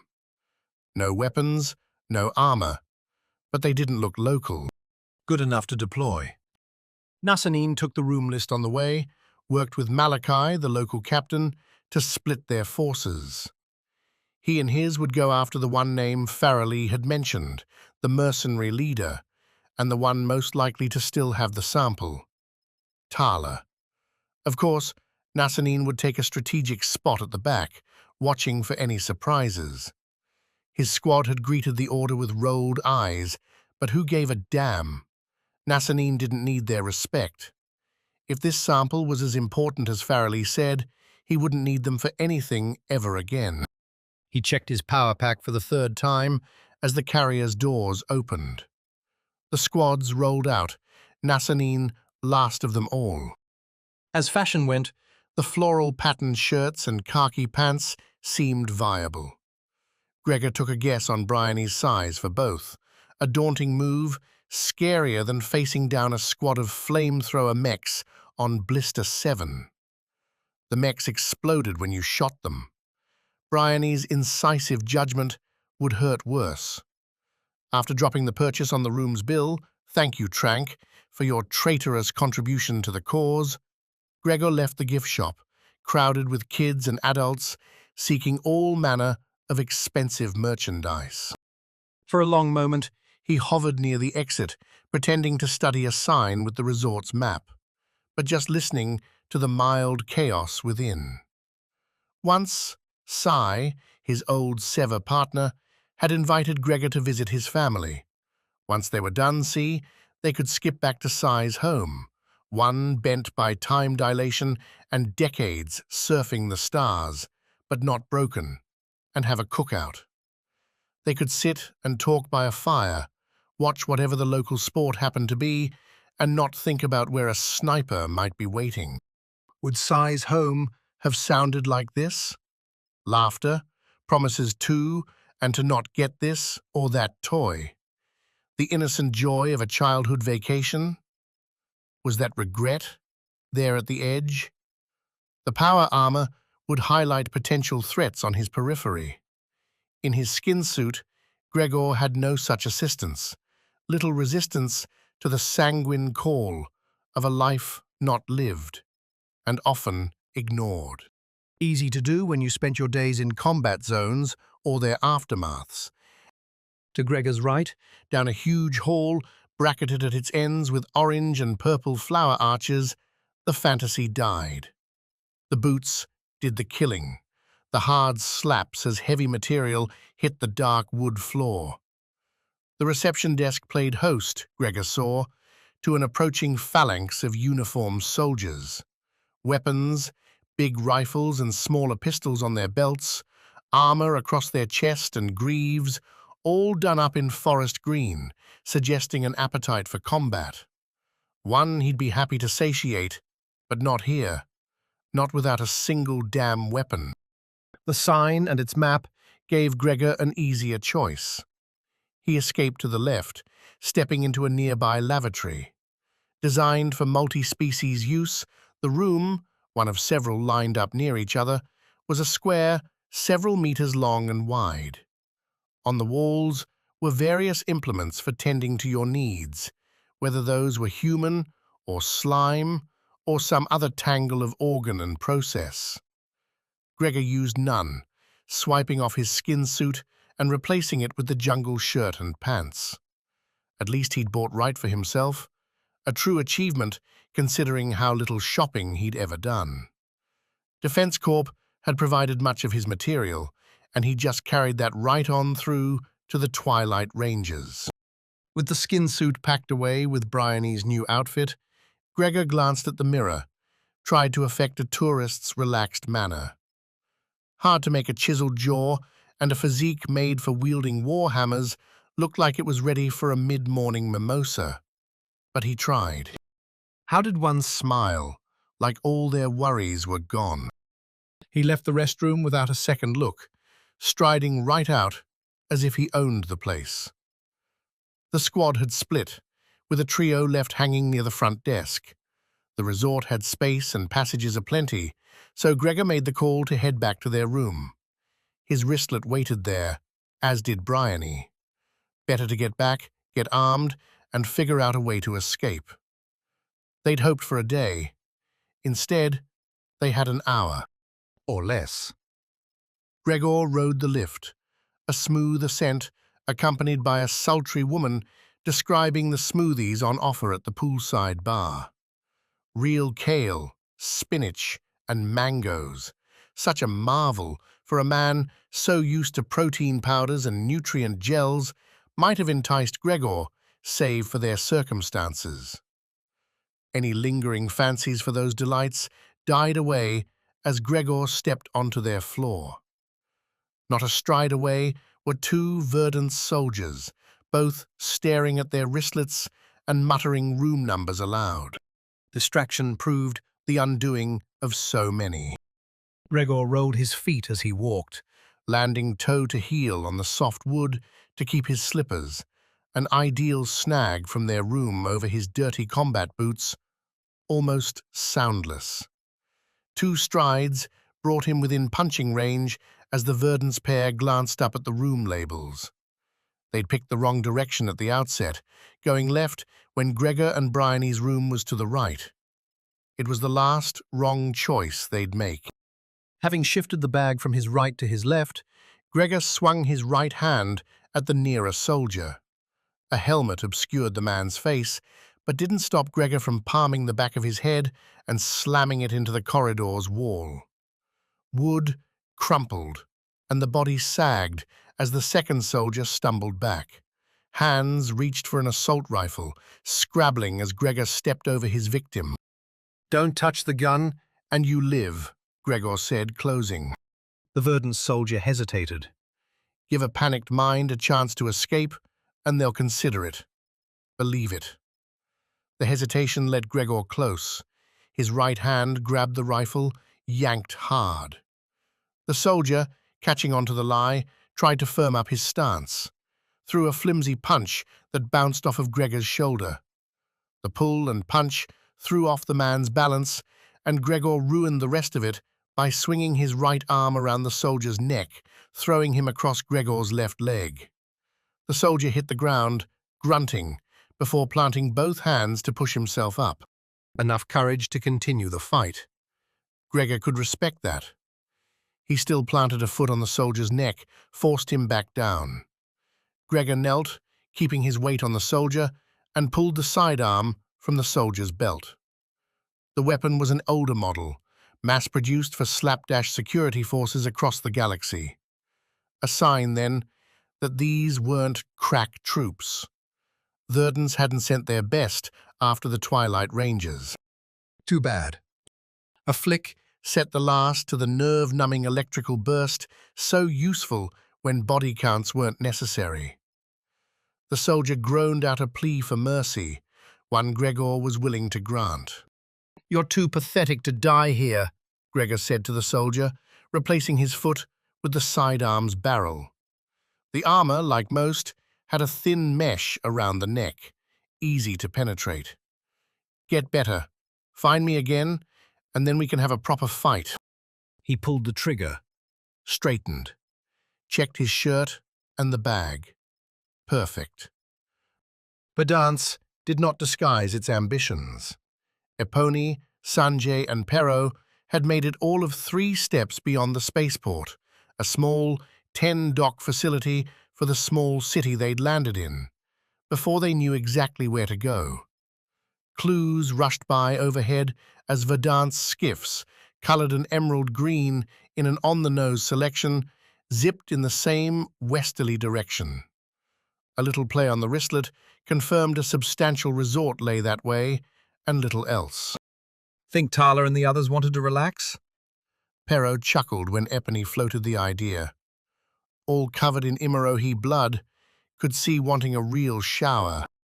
A stupid idea, Sanjay muttered, but he joined with Pero in following Epony anyway. They should have stuck to the jungle and the trees. "For once, much as it pains me, I'm siding with Pero," Epony said. "Someone might be hurt. They didn't pack rations. What are they going to do, forage? Gregor would probably die." "Now he will." Epony held off a snort. That Gregor, master of the warhammer and shrugging off hits, would ever die was simply impossible. Not for a few millennia, when his body finally outlasted what science could do for it. Hell, even then, he'd probably just plop his brain into a mech interface and keep on killing for cash. The man had a passion. And, if Epony was lucky, she'd get to save hers. The spaceport, like any smart bit of urban planning, had surrounded itself with open lawn. A broad grass expanse, marked with a bronzed statue of an old model starship lifting off to space, greeted them.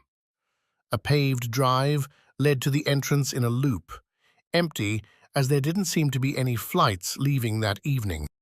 Small towns.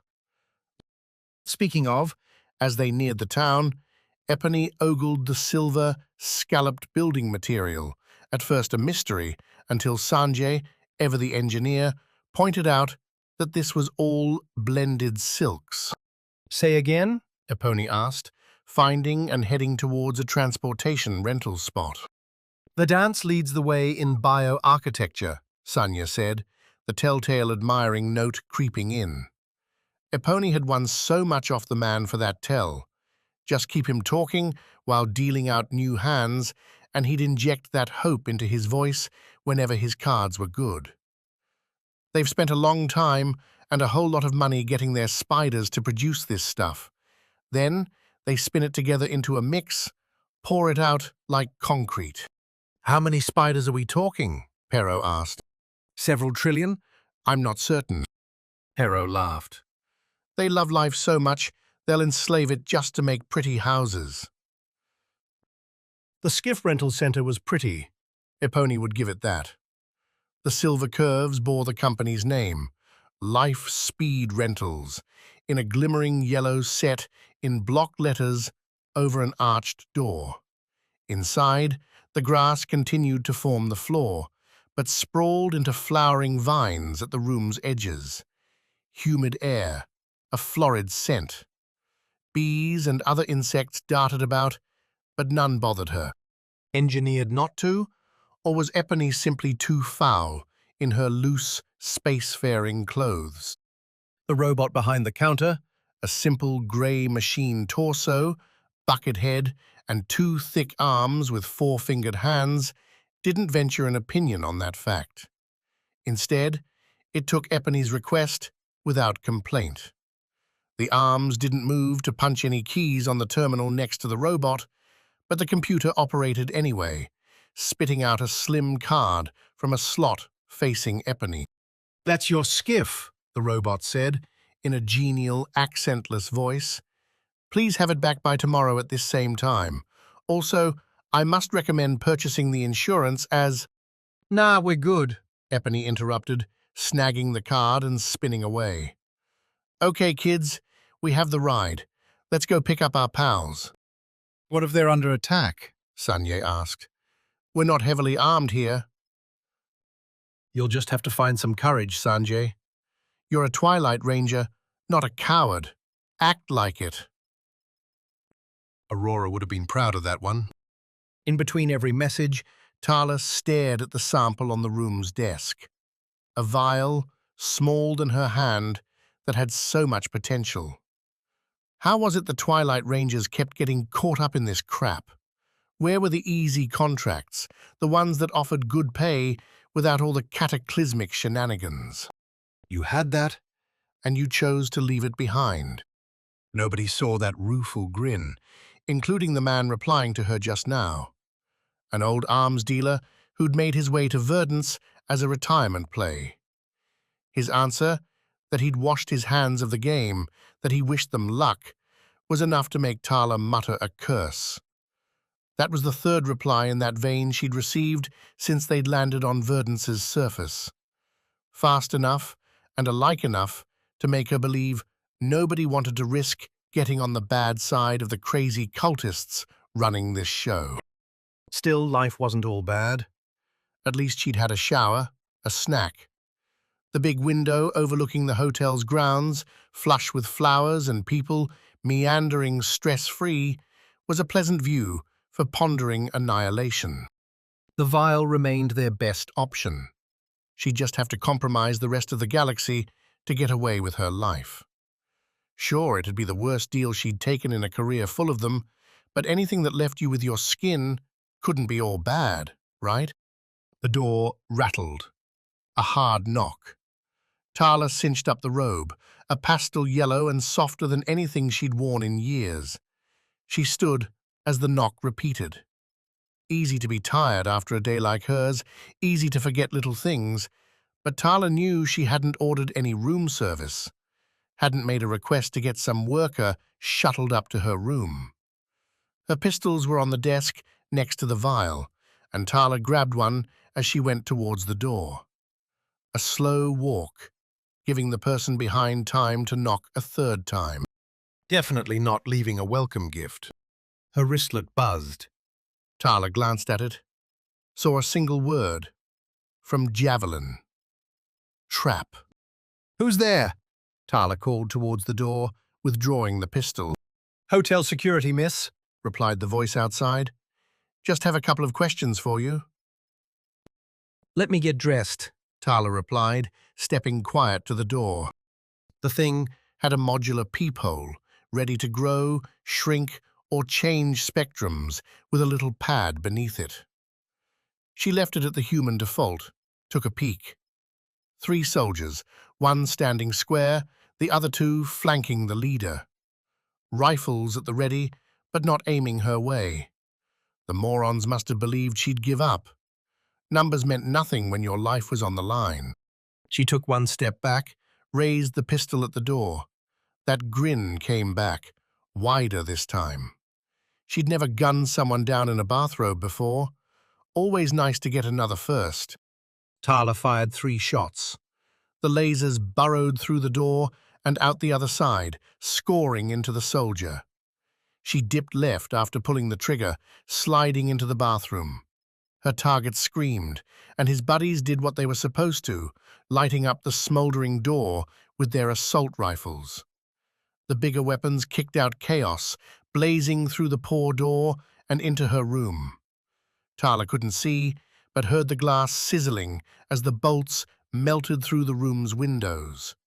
Heard, too, the first screams from outside. This resort was going to have a very bad day. The fire stopped after 2 seconds. Tarla, watching the door through the mirror, saw a soldier kick it open. She wrapped around the bathroom door, crouching as she twisted to put herself well below the rifle's line. 3 more shots, right into the soldier's chest, sent him stumbling back. The man's armor would absorb some of the damage, but Tarla's pistols weren't off-the-shelf models.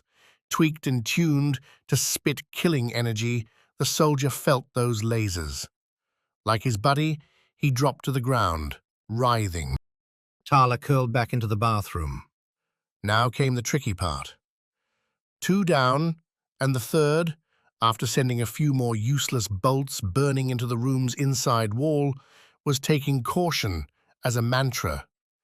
He hovered near the room's door, chattering into his wristlet. Reinforcements, positioning, who knew? Tarla couldn't stay here. Worse, she didn't have a chance to get on a better outfit. The robe would have to do. The last soldier barked another command into his wristlet. The tiniest distraction, upping your voice, focusing on the communications. Tarla curled again, this time backpedaling as she fired. The soldier wasn't so dumb, and he pulled back as he saw her, giving up his own attack to save his life. Smart man. Tarla felt behind her as she retreated, her butt bumping into the desk against the room's rear window. The sample and her other pistol lay to her left, out of the door's firing line. She triggered another bolt, one that went out into the hallway and over the wounded forms of her first 2 targets. Bought another second. She spun, shoved her pistol in her robe pocket, scooped up the sample and the second pistol. The force cage holding the vial was nigh unbreakable. Tarla eyed it, then chucked it right at the window. Pocked by the lasers, the window shattered. Glass rained. The third soldier shouted from the hall, ordered her to stop. Tarla, pistol in her left hand, the other in her pocket, bent her knees, ran, and jumped. The glass tickled, scratched, and tugged as she went through, right into the open, humid air. The falling woman ruined the resort's vibe. Pero, standing on the bronzed metal railing while Epony flew, whistled at the sight. They just streaked over the trees, adopting a straight-line path after Verdance's flight control demanded they keep away from the resort. For a brief moment, Sanjay and Epony debated following those instructions. Then Pero pointed out they were trying to rescue people wanted by the entire planet. The law for them was already very broken. The rental skiff did its best to facilitate. Open air, with a retractable panel overhead to offer shade and minor rain protection, the skiff had its pilot chair up near the nose on a raised stand. From there, seated, Epony could cast her gaze all around. Pero and Sanjay could strap themselves to lime-green plastic couches in the skiff's middle, which faced outward to offer a view. The back bulked up for cargo space, and the batteries powering the vessel's jets. All of it painted over in chocolate brown, save those bronze top railings. A functional skiff for sightseers or folks wanting to fly their own way from one spot to the next. A terrible choice for soldiers on a rescue mission. No weapons, no shields, and every chance the boat would burst like a balloon at the first enemy attack. Which was why, after a quick stop to arm up at the shimmer, Pero had pulled out his sniper rifle. Epony and Sanjay had packed their own assault rifles, and they planned to fire first, fast, and with finality. Know what? Pero said, as Epony slowed the skiff. That might have been Tarla. The woman hadn't been flailing like an accident. She'd gone out under control, and several lasers had flashed after her. The resort blared out an alarm. People ran everywhere. More than a few landbound vehicles sped out of the main gate, squeezing around an armored military transport parked just beyond. That gave the reason for the dive, if it had been Tarla making it. Looks like we're late, Sanjay said, over Epony's curses. Hold on to your asses, The pilot snapped. Get ready to cover. Pero glanced at the rifle by his side. Long, slim, and meant for distance work, he gave the big gun a pass and took a step to grab Epony's rifle instead. These things could spew hot death in bursts, shots that'd get inaccurate over a few dozen meters, but this close, he'd take the spray over the slow, single-blast sniper. Good thing, too. As Epony cleared the resort's wall, flying over it, while a couple harried hotel security officials yelled at her, a particular sort of chaos greeted him. The woman, splashed in a big pool off to the right. She tried to make her way to the edge, a sloppy task, given one arm was grabbing at a floating object and the other held a pistol. Behind her, at the window she'd leapt from, several Verdant soldiers were pointing. If they'd noticed the skiff, if they'd wondered why a casual vessel like that was heading right for them, the Verdant soldiers hadn't bothered to act. Pero gave them a reason. "Here we go," he muttered. The rifle did its job. A straight-on shot, from decent distance, at a trio with no cover? Even a rookie could make that. Pero triggered one burst at the left, sighting along the skiff's railing. The 3 bolts blew into the guy, burning holes. He crumpled, yelling the wordless garbage people tended to scream when plasma heat immolated their skin and what lay beneath. The soldiers' pals reacted the way Pero hoped. They stood still, trying to identify the threat, and that spare second let Pero pick off the second. The third? He took Tarla's way out, jumped into the pool's clear blue water, landed right near Tarla, too close for a shot. Hopefully Tarla could swim. right there. Nassanine saw it over the groaning bodies. The mercenary woman had grabbed it and jumped through the glass. A move so bold, so ridiculous, that he'd gaped at it even as his reinforcements pursued to the window's edge. What would possess someone to leap to their death out a window, particularly when he felt she had enough talent to lay waste to Nassanine and his whole team? "Hey!" one of the new soldiers yelled back at him. "She's not dead!" Nassanine, rifle raised, scampered through the ruined room to the window's edge. Peering over, he followed the other soldier's point to the swimming, flailing figure in the pool. With her thick robe and arm wrapped around the sample, the mercenary was having trouble swimming. The people who'd been enjoying their afternoon at the poolside, including the lifeguard, were all running away. A sensible move, given the alarms now blaring around the resort. An announcement told everyone to seek shelter.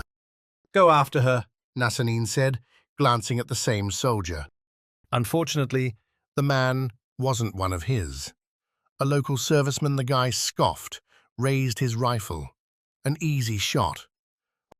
"No," Nassanine said, surprising himself. The thing she's carrying is valuable. If you hit it, you could destroy it. We shoot her when it's clear." When's that going to be? "She'll get away." Nassanine was about to say, it looked more like she'd drown, when a blue laser flashed by him and smoked the soldier at his side. The guy gargled out a scream before falling back, a second bolt burning through his stomach. A third shot lanced into a second soldier at Nassanine's right.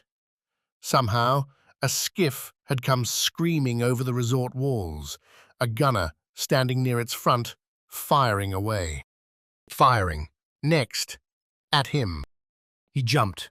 He fell, and Nassanine, letting go of his rifle, splashed into the water on top of the mercenary, dragging them both beneath the waves.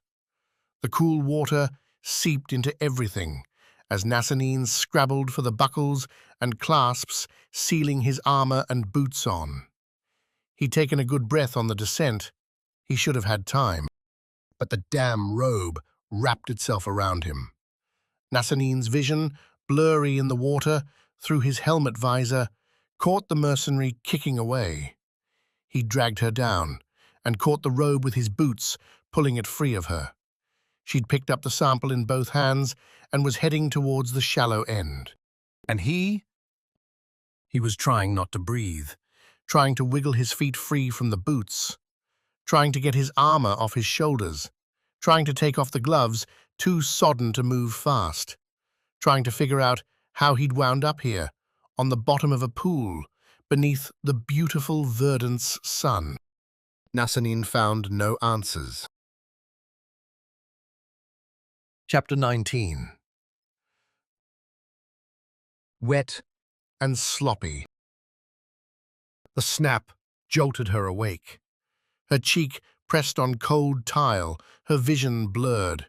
Head thundering worse than after a night out drinking Gregor. She'd knocked enough doors off their hinges to recognize the sound. Adrenaline flushed, and Bryony sat up. The world veered. People moved into the room, barking orders to stand down, drop weapons. She had a towel. The bathroom offered more. "Here," Bryony said, voice shaky. She lunged to her left as she spoke, grappling the silver bar near the shower and pulling herself up to a stand. The bathroom entry and its closed door lay to her right. She turned the shower back on, spray high and hot. "Finishing up?" Come out now. The reply closed on the door as the man spoke it. A rap followed, single and clear, about what would happen next. Bryony took a slow breath, steadied her feet. The edges still blurred, her tongue dry. That damn headache made her want to vomit. And her side. The warm blood from broken stitches. Someday she'd deal with that problem. There were more pressing issues now. A second rap. The door shook. A third, followed by a demand to leave. They were going to break it down next. Bryony put both hands on the bar, waited. Come on, assholes. See what's waiting for you. The bathroom door took another whack, Its top hinge popping off. Bryony tugged on the bar at the same time, ripped it free from the wall. Grout and powder fell onto the tile. Mist from the hot shower filled the bathroom. With the bar free, Bryony put her back next to the wall near the door, barely big enough to fit her shoulders. She raised the bar. When the door broke, falling in, the soldier followed fast. He picked a direction, the correct one. Swiveling to his right, stepping into the mist. He probably saw her shadow, maybe made sense of what she was, but those fingers weren't fast on the trigger. The bar hit home, crunching into the soldier's helmet and driving him to the bathroom floor. Bryony went for a second swing, mashing the side of the soldier's face, ensuring he wouldn't be standing soon. She didn't pull the bar up, But swung it to her left. The low angle crunched the knee of the next soldier, earning a yell as her right leg collapsed. This time, Bryony jutted the bar ahead, sending its end into the second soldier's chin as she fell. The yelp cut, the body went limp. The shower continued to run. No more orders, no more demands. Only 2? Bryony wouldn't bet on that. Instead, she slung her right arm in a whip towards the bathroom doorway, let go of the bar and sent it whipping into the room. A hard thud, a third voice cursing. Bryony didn't wait, scooping a rifle from the first fallen soldier. She raised it, tested the grip, made a decision. Waiting meant reinforcements, meant being trapped. she crouched, Wheeled, and pressed the trigger before Bryony saw a damned thing. Lasers, cool and blue, lanced. They struck the hallway wall, lining its beige with smoking black dots. The room's main door lay on the floor to her left, the hallway empty. But she'd turned that way first, which meant, "Drop the gun." snarled the third soldier from her right. Caught, Bryony did. Let the rifle fall and stood, hands raised. The towel, thankfully, held its ground. The man had pulled a chair over, hung in a crouch behind it, with his helmeted head and rifle set on its back. "Where's the sample?" "Right here." said a new voice behind Bryony, and she let her knees fold.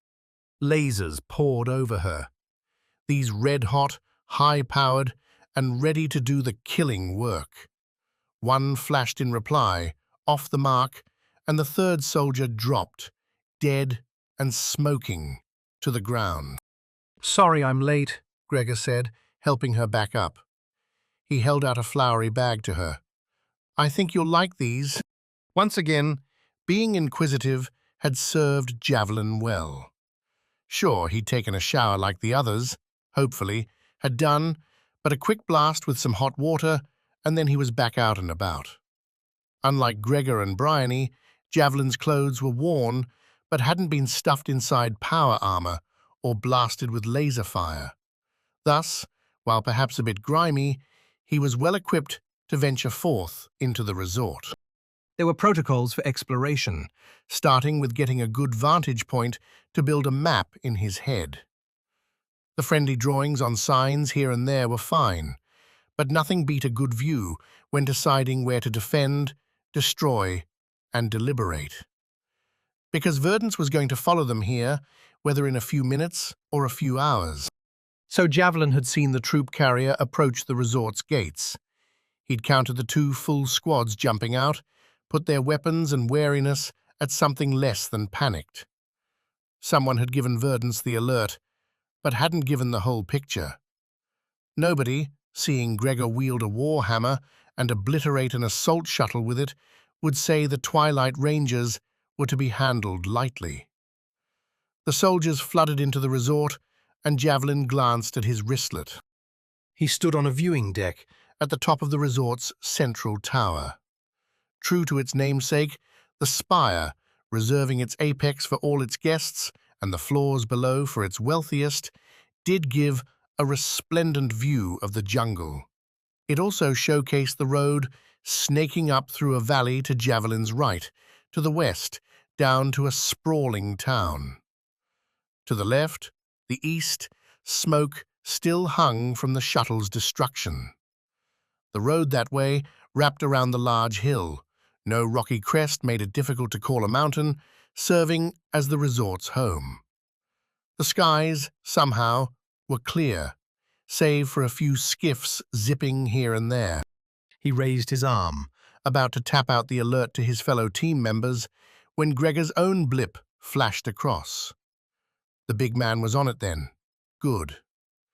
Javelin replied that he would be just fine, then took one last look around. What was coming, unfortunately, would make moments like this hard to find. "Excuse me?" came a voice, Sweet and shy to his right. "Would you mind, taking our picture?" A mother. With 3 kids and a father, all done up in their casual resort best. A look said they worked in some civilized field. Probably hadn't had a dead body, a fired laser, or a starship explosion in their lives. "Of course." He took the offered wristlet, its bracelet withdrawn to turn the computer into a flat slab, raised it, then frowned. "Try this side. You'll get the flags framing you and the valley to the right." The family shifted. No complaints from the little rascals. Javelin raised the wristlet again, told them to smile. His own grin faltered. A new skiff rose above the jungle trees beyond the gate, speeding fast towards the resort. Worse, a crashing sound echoed up into the air. Glass. Javelin pressed the button. All smiles for a fleeting second, until the resort's alarm ruined it. Defense Corp taught Tarla how to swim. Most space stations didn't bother with the expense and effort to keep pools clean and viable, but Defense Corp, prone to sending its soldiers into any and every environment, made sure they knew their strokes. A sharp whistle, a yell, and the cold judgment of her peers had pushed Tarla to get her kicks in order. She'd not once, though, practiced the moves in a bathrobe. At least the pool had warm water. She tucked in the air, slammed into the pool. Her aim, just good enough, dropped her into the deeper half and touched bottom hard enough to scrape her knees. Tarla kicked, clutching the sample towards the surface. With one arm holding the cage and the soaked robe billowing around her, Tarla flailed more than swam. No dignity, but she didn't give a damn. The Twilight Rangers weren't about looking good. They were about getting paid and staying alive. Cracking the surface brought the world back into focus. 2 laser bolts slammed into the pool's surface near her, sizzling the water while hotel guests looked up from their chairs, their cocktails, their sedate afternoons. The screams, shouts, spills, and scrambles came quick. Tarla shifted the sample to her left arm, tucking it under while she tried to dart and dive, twist and kick under the water. Anything to mark herself a harder target. Even so, she expected the first shot to land any second. Expected the burn, the blood, and possibly a quick death. There were flashes, visible even as she tried to blink her way beneath the pool's rippling surface. But those flashes didn't strike her. A crash came from behind, and Tarla's heavy robe tugged. She slipped her arms out, letting it loose. A play she should have made right away. Easier to swim without heavy cloth dragging her down. She braved the surface again, only for hot air to blast her face and hair. Squinting, Tarla saw the source. A skiff, hovering jets roaring not far overhead. Had Verdants lost their minds, gone far too aggressive with their attack? Or was she hallucinating? Pero. Her sniper, Pero, the one who should have been light years away, leaned over the skiff's edge. Had one of those lasers struck her, and was this some poor joke of an afterlife? Endless possibilities, and the infinite gave her Pero. Tarla! His words broke through as the water drained from her ears. Get out of the damn pool! Like a robot set on a program, Pero's order broke the logjam. She spun towards the shallow end at the skiff's rear and broke into another haphazard swim. The pool deck emptied. Drinks spilled. Bodies ran towards the resort, towards the trees near the walls, towards bathrooms and bars, and anywhere else. They left their toys, their books, and their belongings. Tarla, when she stumbled out into that disaster, clutching the sample to her chest, meant to do the same. She wouldn't be running to the trees. Several meters to her left, the skiff touched down. Pero waved her on, while Sanjay snapped off covering fire. Somehow, too, there was Epony, staring at her with something hungry in her eyes. Tarla was soaked, in little more than underwear, and holding the key to galactic disaster in her arms. But the Twilight Rangers were here, and Verdance was in trouble. Love, on the whole, was ill-advised for Epony. People, as if part of a cosmic joke, tended to be annihilated or disappear, or take off on a ship, going far beyond her reach as soon as affection started to show. Lust was a much preferred alternative. A few scattered, delightful memories in between the gunplay, the danger, the racing of a skiff over jungle treetops into a luxury resort in full panic. Yet, as Epony set the skiff down in the broad, landscaped lawn between the resort's entry gate, its lobby, and a vast outdoor pool complex to her right, she found the two getting entangled. It was hard to argue with the way Tarla looked, soaked, clinging to some clear cube, as she climbed from the laser-riddled water. Steam from those hot blasts sent up small geysers, fading Tarla with intriguing mists. Were they not on an active battlefield, with Sanjay going full action hero and spraying laser not a meter from her face? Epony might have abandoned ship in hopes of taking Tarla into those bushes near the wall. Instead, she once again banished desire with a soft curse and sought a weapon. Pero had taken her rifle, and she damn sure wasn't going to pick up the sniper's long gun. Sidearms offered themselves as the only substitutes, and Epony scrambled from her pilot's perch to the center couches to grab one. She made the move without enemy fire honing in, a testament to Pero and Sanjay's work, keeping Verdant's counters at bay. They'd seen the big military transport outside the gates, but the expected phalanx hadn't materialized.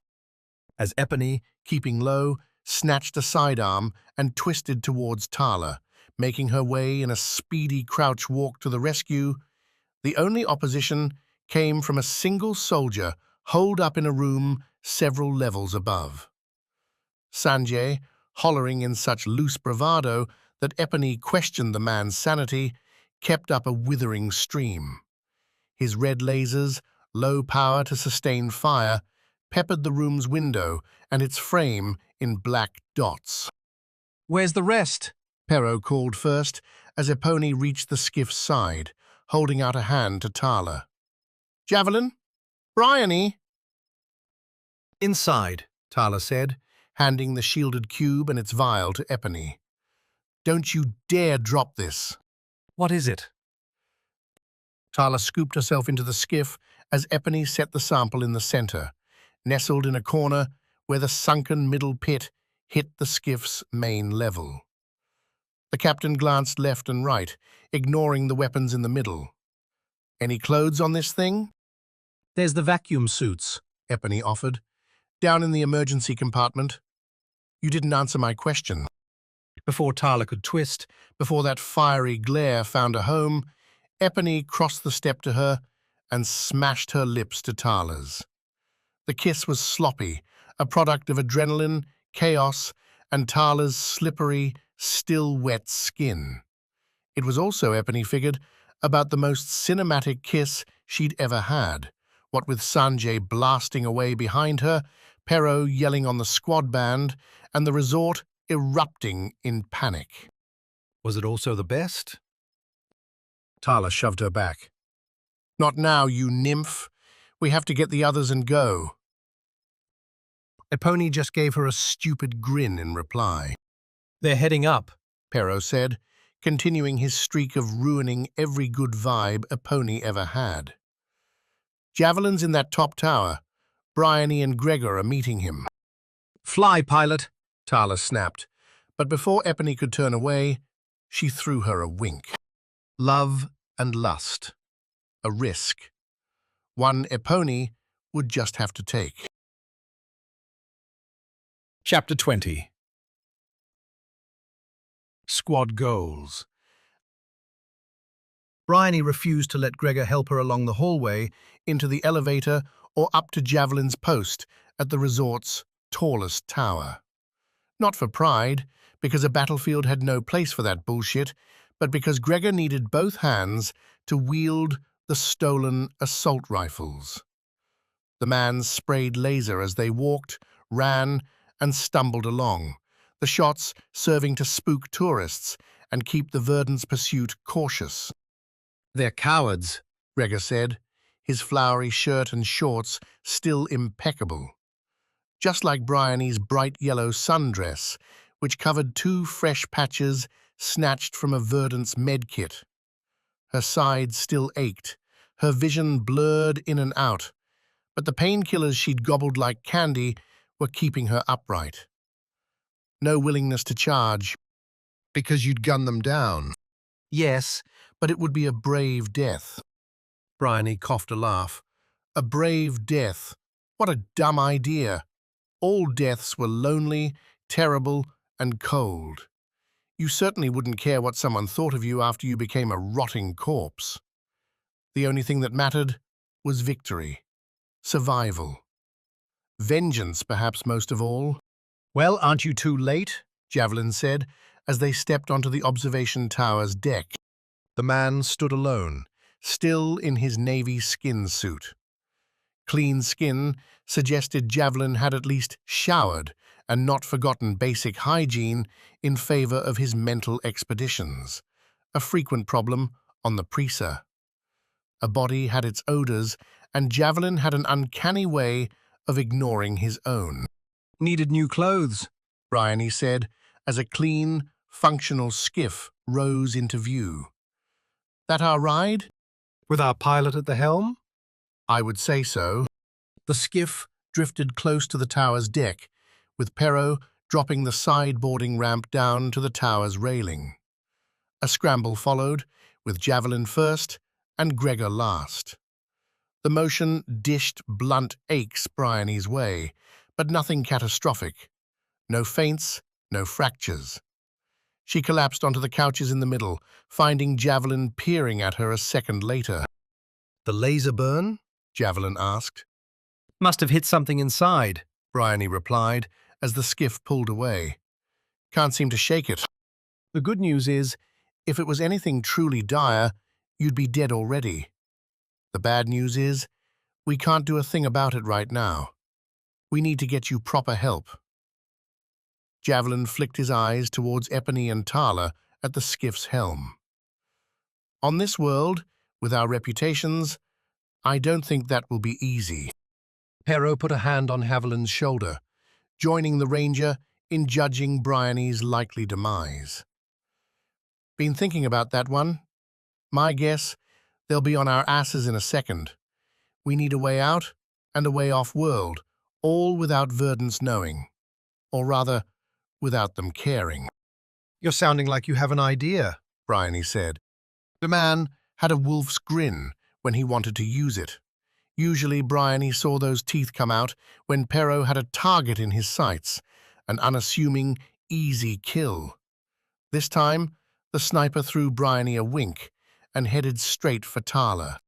Don't like that, Javelin muttered. You and me both. Epony didn't need to listen to the skiff's transponder to know Verdance was angry. Their little resort rescue played about the airwaves as responders scrambled to meet them. She flew them out of the resort and over the jungle trees, a beautiful view rendered now as potential.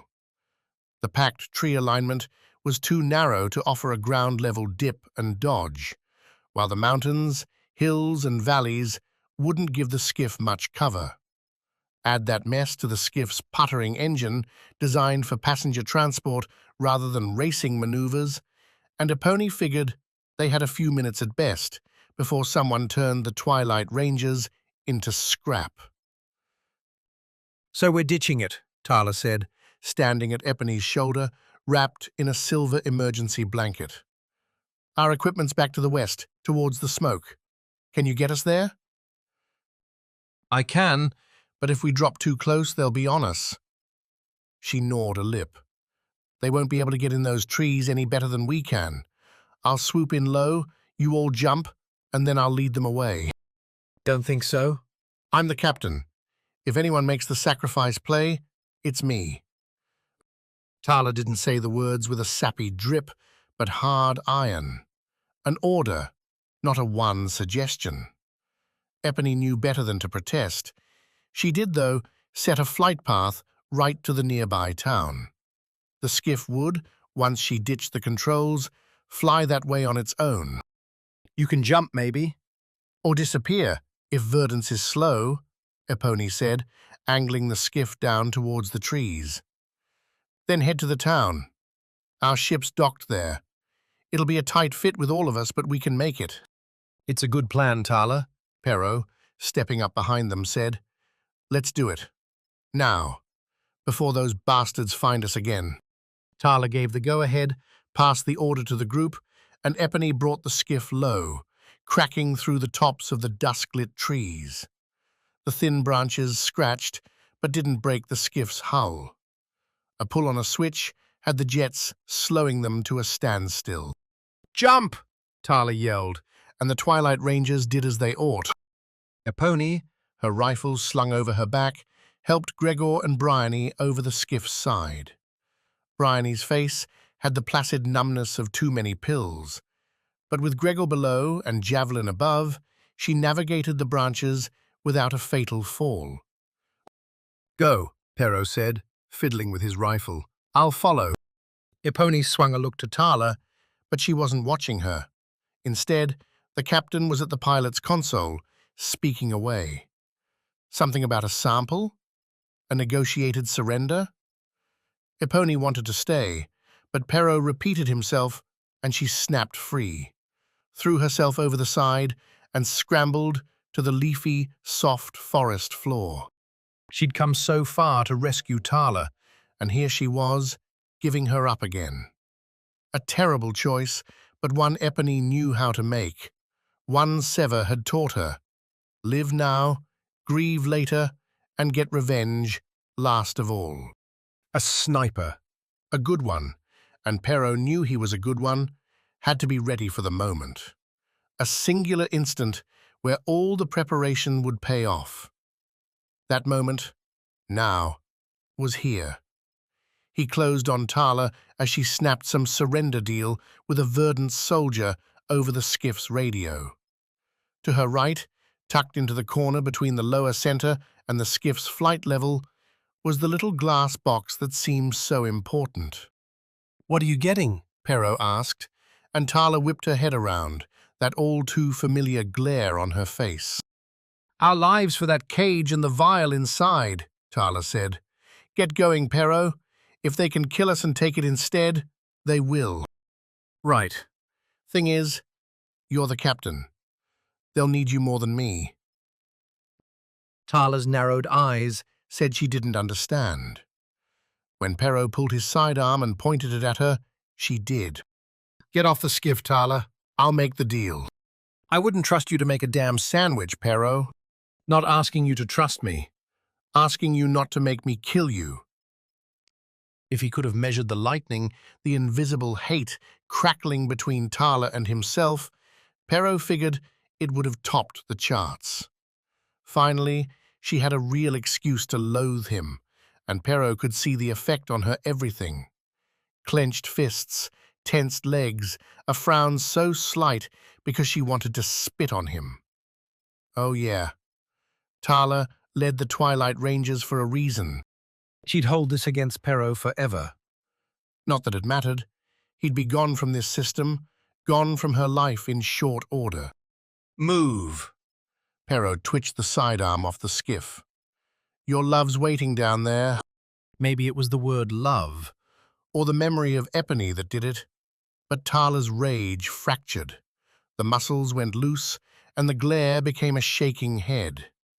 He expected a jump, an attack, but she followed his motion, brought herself to the skiff's edge. Whatever you do, Pero, Don't give them that sample, Tarla said, without turning back to him.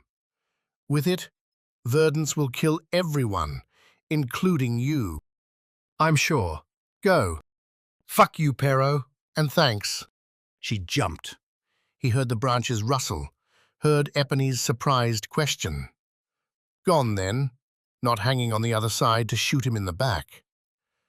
The sample, too, was right where it had been, waiting. Pero went to the pilot's console. Looked at the flight path Tarla and Epony had put in. Right back to the closest town, the same one they'd started from. A bit too easy. He scrolled, found a different one a little further away, in the opposite direction. Eased the skiff up into the air and upped the throttle. On the screen, a noise began to ping. Verdance. Noticing he wasn't going where they expected, wanted to chat. Far overhead, the distant rumble of ships entering the atmosphere echoed down. The hunters coming in. They wouldn't find him. Not now, not ever. But the sample? That Verdance could have, for the right price. Move. Tarla said when she landed on the forest floor, ignoring Epony's curious look. All of us. Go. Get to the gear. Hero, the bastard. Tarla refused to consider herself outsmarted or outplayed. He'd taken advantage of a moment, one in which she didn't have clothes or reinforcements. Pero hadn't been on the Imarohi. He couldn't know the sample's import or what it could bring him. It had been a gutsy call, the same sort of play that had pushed Tarla to bring him into the fold in the first place. She glanced up as the skiff flew off. The jets washed the trees, singed their leaves. Turning up the power. Would Pero actually get away? Not likely. He'd wind up dead. And Verdance with the sample. The Twilight Rangers would be lucky to escape alive, without any cash. You might not be happy Pero's drawing everyone off, Epony said, falling back to pace her while Javelin and Sanja led the group. Gregor, helping Bryony along, stayed in the middle. But I am. It's not, polite to say, but I'd rather he bites it than you. Don't get sentimental. Tarla flashed a smile, all teeth. What she could manage right then. We're not going to let him down. No? Epony laughed, the dire squeak the cart racer liked to pull out in shitty times. Tarla, you're half naked. We're down to a couple of rifles until we find our gear, and it seems like the whole planet wants us dead.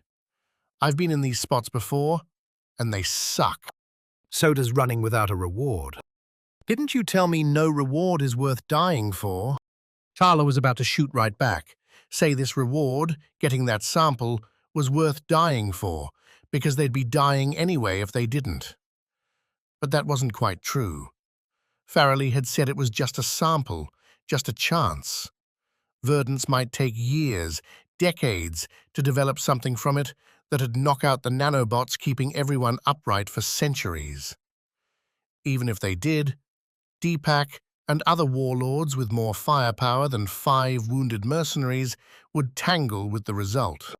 The Twilight Rangers Didn't have to fight this one. You're right. It's not, Tarla said, looking away with Epony. She measured those perfect trees, listened to the cracks and booms from above as Verdance sent their ships screaming after Pero and his skiff. There wasn't a plan in that noise. How'd you get here anyway? A pony filled her in. The shimmer. Aurora and Deepak. Another debt incurred that Tarla would have to pay back. The short explanation, though, germinated while Epony delivered it, grew into a fresh idea, one the Twilight Rangers could use. Bait, Tarla muttered. What's that? Hero would be a wanted man. He wouldn't be stupid enough to think Verdance would let him live, even if he gave up the sample. No, he'd try to get off-world with it. The shimmer offered his best chance. But he'd have to live long enough to get there. Time to move, Rangers, Tarla snapped, loud enough to carry. We had our vacation. Now it's time to get back to work. Vacation? Sanjay asked, looking back at her. I didn't. Shut up and walk, Sanjay. Hero held the cage, looked at the vial trapped within. The skiff zoomed towards its home, though Pero had no intention of being in it when the craft touched down. Verdance already had people on his tail. The fighters were still far away, but they'd hailed the skiff enough times, demanding its immediate landing, that Pero figured lasers would be showing up real soon. Another thing he intended to miss. Intentions, though, Weren't plans. He'd made the call to take the sample, the skiff, and abscond from his team in the moment. An impulse to lead after a life spent following. Now here he was, flying over the trees alone. Alone. A master of his own fate for the first time in what seemed like forever. He'd be dead in minutes, or rich in days. He laughed. Then, tucking the sample under his right arm, Pero watched as the skiff went close around the last hill before the town. Tree-covered, and, if the skiff's radar could be trusted, perfectly placed to block visuals from the Verdance fighters. Opportunity. Pero took a quick inventory. Sniper rifle looped over his shoulder, sidearms slotted into a waist holster, and a small pack of snacks and water taken off the shimmer when they left. If he didn't break his leg jumping off the skiff, then he'd be fine taking a long walk into town. The hill loomed. Birds scattered at the skiff's low approach, their white and red feathers lighting into the sky around him. Animals hooted in protest. The skiff's comm buzzed with angry hails. Pero ignored them all.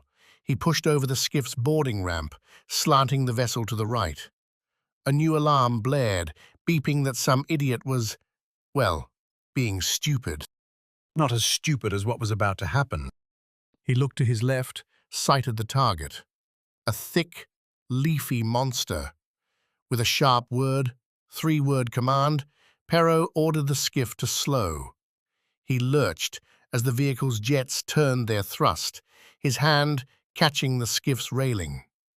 By the time he looked up, the tree was almost there. Time to jump. Pero took one step, planted his right foot, and gave himself up to whatever gods still made their homes in his universe. Pero fell a meter before hitting the first branch. Tucking himself into a ball. He rolled with the jump, his back and the pack, and his rifle hitting first. The branch bent, snapped, and Pero fell to the next. His weight shifting, those bent down as he hit, and Pero found himself rolling backward towards the tree's outer limbs. Still too high. If he fell straight from here, he'd break a leg or his spine. Live first. He flung his arms out, dropping the sample and grabbing at the leaves, the branch. Pero's hands tore, but he slowed, the branch dripping with his weight, until it too broke. But he was ready for the next, a thicker one that caught him on its broad bough. The hit blew the air from his lungs, but Pero kept his grip, stopped the fall. Overhead, the skiff's retreating noise disappeared, replaced by a forest returning to normal. Pero didn't move for a long moment. Took inventory of his bones, his body, the aches and pains he'd carry with him. but his toes twitched. His legs could flex. He, after coughing, could still breathe, was not in fact dead. And there, if he looked down to the forest floor, waited the sample and its perfect cage. Was there a better omen than this? A better sign the universe wanted Perrault to succeed. As he climbed down, Perrault began to whistle a tune, a jaunty thing, about a happy life free from cares. Soon, Several skiffs arrived at the wreckage. they took Trank, along with the other wounded, to a hospital kilometers away. Living staff tended to him, restoring fluids, repairing his small cuts, and asking him if his head was still on straight. Trank answered every question without complaint, without much truth, because his damn head hadn't stopped swirling. Those mercenaries had wandered off with the sample. He had no idea where they were. His wristlet was gone, taken by javelin. The hospital room offered nothing to distract from those replaying memories either. A placid green space where Trank, with light wounds, had been shoved with another patient, while the small place dealt with a surprise influx. More patients coming in, more severely wounded. When he asked a nurse where those patients were coming from, she mentioned an incident at a nearby resort. When Trank asked for more details, she just shrugged and left. The other patient controlled the single screen, had it set to a recap of various Verdant sporting events. No help there. A clock, nevertheless, ticked. Trank, in the swirl, had given his real name. Someone would eventually connect that to the expedition, to the ship that had blown up. That would lead to questions, interrogations that Trank wanted to avoid. At least, until he had his story straight, until he could be sure there were no other survivors. Of course, if he could leave here, gather his family, empty their accounts and flee the planet, that would be the best. Not an easy conversation, but he could smooth it over with answers. His daughter's cancer would be a simple thing to cure off-world, where proper robotic treatments could annihilate the disease. They would abandon everything for that. There was no other option. Dinner was plain. His roommate, more severely injured than himself, passed out after. The nurses turned down the lights, visited less often. The doctors pronounced him stable enough, just to hold overnight to make sure Trank wasn't hiding some severe injury. The opportunity had arrived. Without even an IV needle to extract or monitoring clamp to remove, Trank slipped off of his bed. Taking his uniform into the room's bathroom, Trank changed back into the sweaty, battered clothes. A look in the mirror said he'd earned more rest than he'd be getting that night, a debt Trank would pay when he and his family were flying far, far away. The hospital, in the way of working spaces everywhere, paid him little attention on the way out. Perhaps on another world, eternally vigilant robots would have caught his escape. On Verdance, everyone's finite attention had enough occupying it to keep from questioning an unarmed, lone man heading for the exits. A cloudless, warm night waited for him beyond those doors. Soft white lights, a small lot for skiff and other vehicle drop-offs, and a road. Verdance buildings clustered close, hotels, apartments, shops, the smell of heavy cooking spices, music's distant, steady beat. He'd been away a long time. Home hit hard. Trank? A question behind him. He turned, saw the hospital's security guard standing there. The man, older but with a sharp look, had a hand on a sidearm. "We were warned, just a few hours ago, that you might not want to stick around," the guard said. "There's folks that want to talk to you. They'll be coming by in the morning, so I'd advise you get some rest." Trank twitched a smile. Gambits ran through his head. He had no cover, no easy-to-spot to run to. How confident would that guard be in firing his weapon? Probably decades since the man had last pulled a trigger. Just another minute, Trank said. Been a long time since I've seen our own stars. the guard relaxed. The hand pulled up to the waistband. The opportunity arrived. Trank took it, kicked off in a hard run to his left. A heroic flight, a dash to his family, to a brighter future. But you don't spend months away from home. In a spaceship's confines. Trank certainly wasn't doing the grunt work on Aurum 3 and keep a sprinter's skills. His muscles cramped, his lungs gasped, and Trank stumbled. Hit the ground as the guards swore behind him. Then? Well, then his dreams, dancing in the light of his home, washed away in blue, nerve-numbing light. They retrieved the gear amid dusk's shadows, a purple twilight turning the jungle into a haunted beauty. Gregor, back in the smelly, grimy power armor, appreciated the view as he trumped along behind Javelin at the group's head.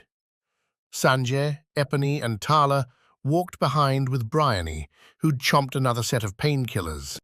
Ever since Snowball, since he'd punched out his commander and set himself up for exile, Gregor had kept his expectations for other people in check. Easier to handle failure and disappointment if you didn't hold someone in high regard in the first place. With Sever, he'd kept that respect for Aurora and Sai, the only other two who survived the early missions. Rovo and Epony earned it eventually, though Gregor had been happy when Rovo announced his retirement from wet work.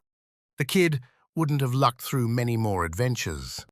Bryony, though, had taken his admiration from the first. Lugging the big weapons around, delivering death with a laugh and a promise of more, then turning right back and making sure Gregor survived the battle above Aurum 3? You didn't get that total package in many people. Especially ones who liked Gregor right back. The urgency to get her to a proper medical facility, somewhere her wounds could be treated without nefarious aims, rose above a squad mate's desperation. He'd stop at nothing in this power armor to procure Bryony the aid she needed, and he told Javelin as much in fewer words. Move your ass, Gregor grumbled to the man, or I'm leaving it behind. You're already making plenty of noise in that armor, Javelin replied, looking over and up at the mechanized soldier. If Verdance cares to keep an eye on these woods, we'll be found in a moment. Better than leaving it behind. That, my friend, is up for debate. was. We debated. I won. The question had come down to distance. Epony figured the walk to town was a good 15 or 20 kilometers. Carrying all their gear that way on foot wasn't viable. Leaving it behind wasn't an option either, especially that warhammer. So, they'd loaded Gregor's armor up with weaponry, stuffed the metal bulges on his legs and sides with the supplies taken from the Imarohi's pod, and set off. They'd gone about 5 of those kilometers Since, with the walking at once easier thanks to the designed tree rows, and difficult with the rolling hills and leafy forest floor. Keeping their footing in the growing dark wasn't easy, and everyone was coming to grips they weren't going to make the town tonight. Tarla would make the call eventually. Stop here, She said, almost an hour later, with Verdance's twin moons overhead. One, smaller and bluish, sped fast across the sky, while its lazier grey brother served to spill dull light across the land. Tarla's command came as they hit a break between tree rows, a span cut to make room for thick power transmission lines. We'll settle around this pole, Seems a bit in the open. Sanjay said as the group looked around, judged the grasses by their minimal cover. Because you're not paying attention. Gregor, park your armor here. Detach the packs. Tarla's play made more sense as their makeshift camp emerged. The armor, hunched and empty, didn't resemble a war machine. Gregor's hammer, with its heavy head planted in the ground, stuck up like a pole and made, with the tarp, a viable tent. The metal boxes gave off a vibe of a work crew's tools left for a job still to do. It'll pass the glance test, Javelin affirmed as the 6 of them settled in. We just have to hope Verdance is too busy to look closer. They had no sleeping bags, no bedrolls. Their food came from the pod's emergency supplies, bland and viable. At least Verdance, through its organic manipulation, wasn't crawling with biting bugs. The cool, not cold, temperature cut the need for a fire and its risks, with their wristlets giving off enough glowing light to talk, sit, and for Gregor, give Bryony a much-needed shoulder rub. "Here," Epony said, once they were all sitting beneath the silver tarp, pulling out a small bottle. "Took this from the Shimmer, Deepak and Aurora's own private stash." Wait. Tarla took the bottle, held it out. "I know today was shit. Things went wrong. Most of us nearly died, and all for an uncertain reward. I'm not some affectionate punk, but I know I would not be here if any of you were any less than who you are. I know, too, that we're going to get paid for this. So don't go anywhere, and thanks for sticking by me all this way." She hesitated, seemed to search for the right way to end it. To the Twilight Rangers, Bryony said, her voice sandpaper and making Gregor's heart lurch. They said it. All of them, and they meant it. We hope you have enjoyed this presentation of Boarding Party, The Twilight Rangers, Book 1, by A.R. Knight. To find more of our books, check out www.blackkeybooks.com. Thanks for listening.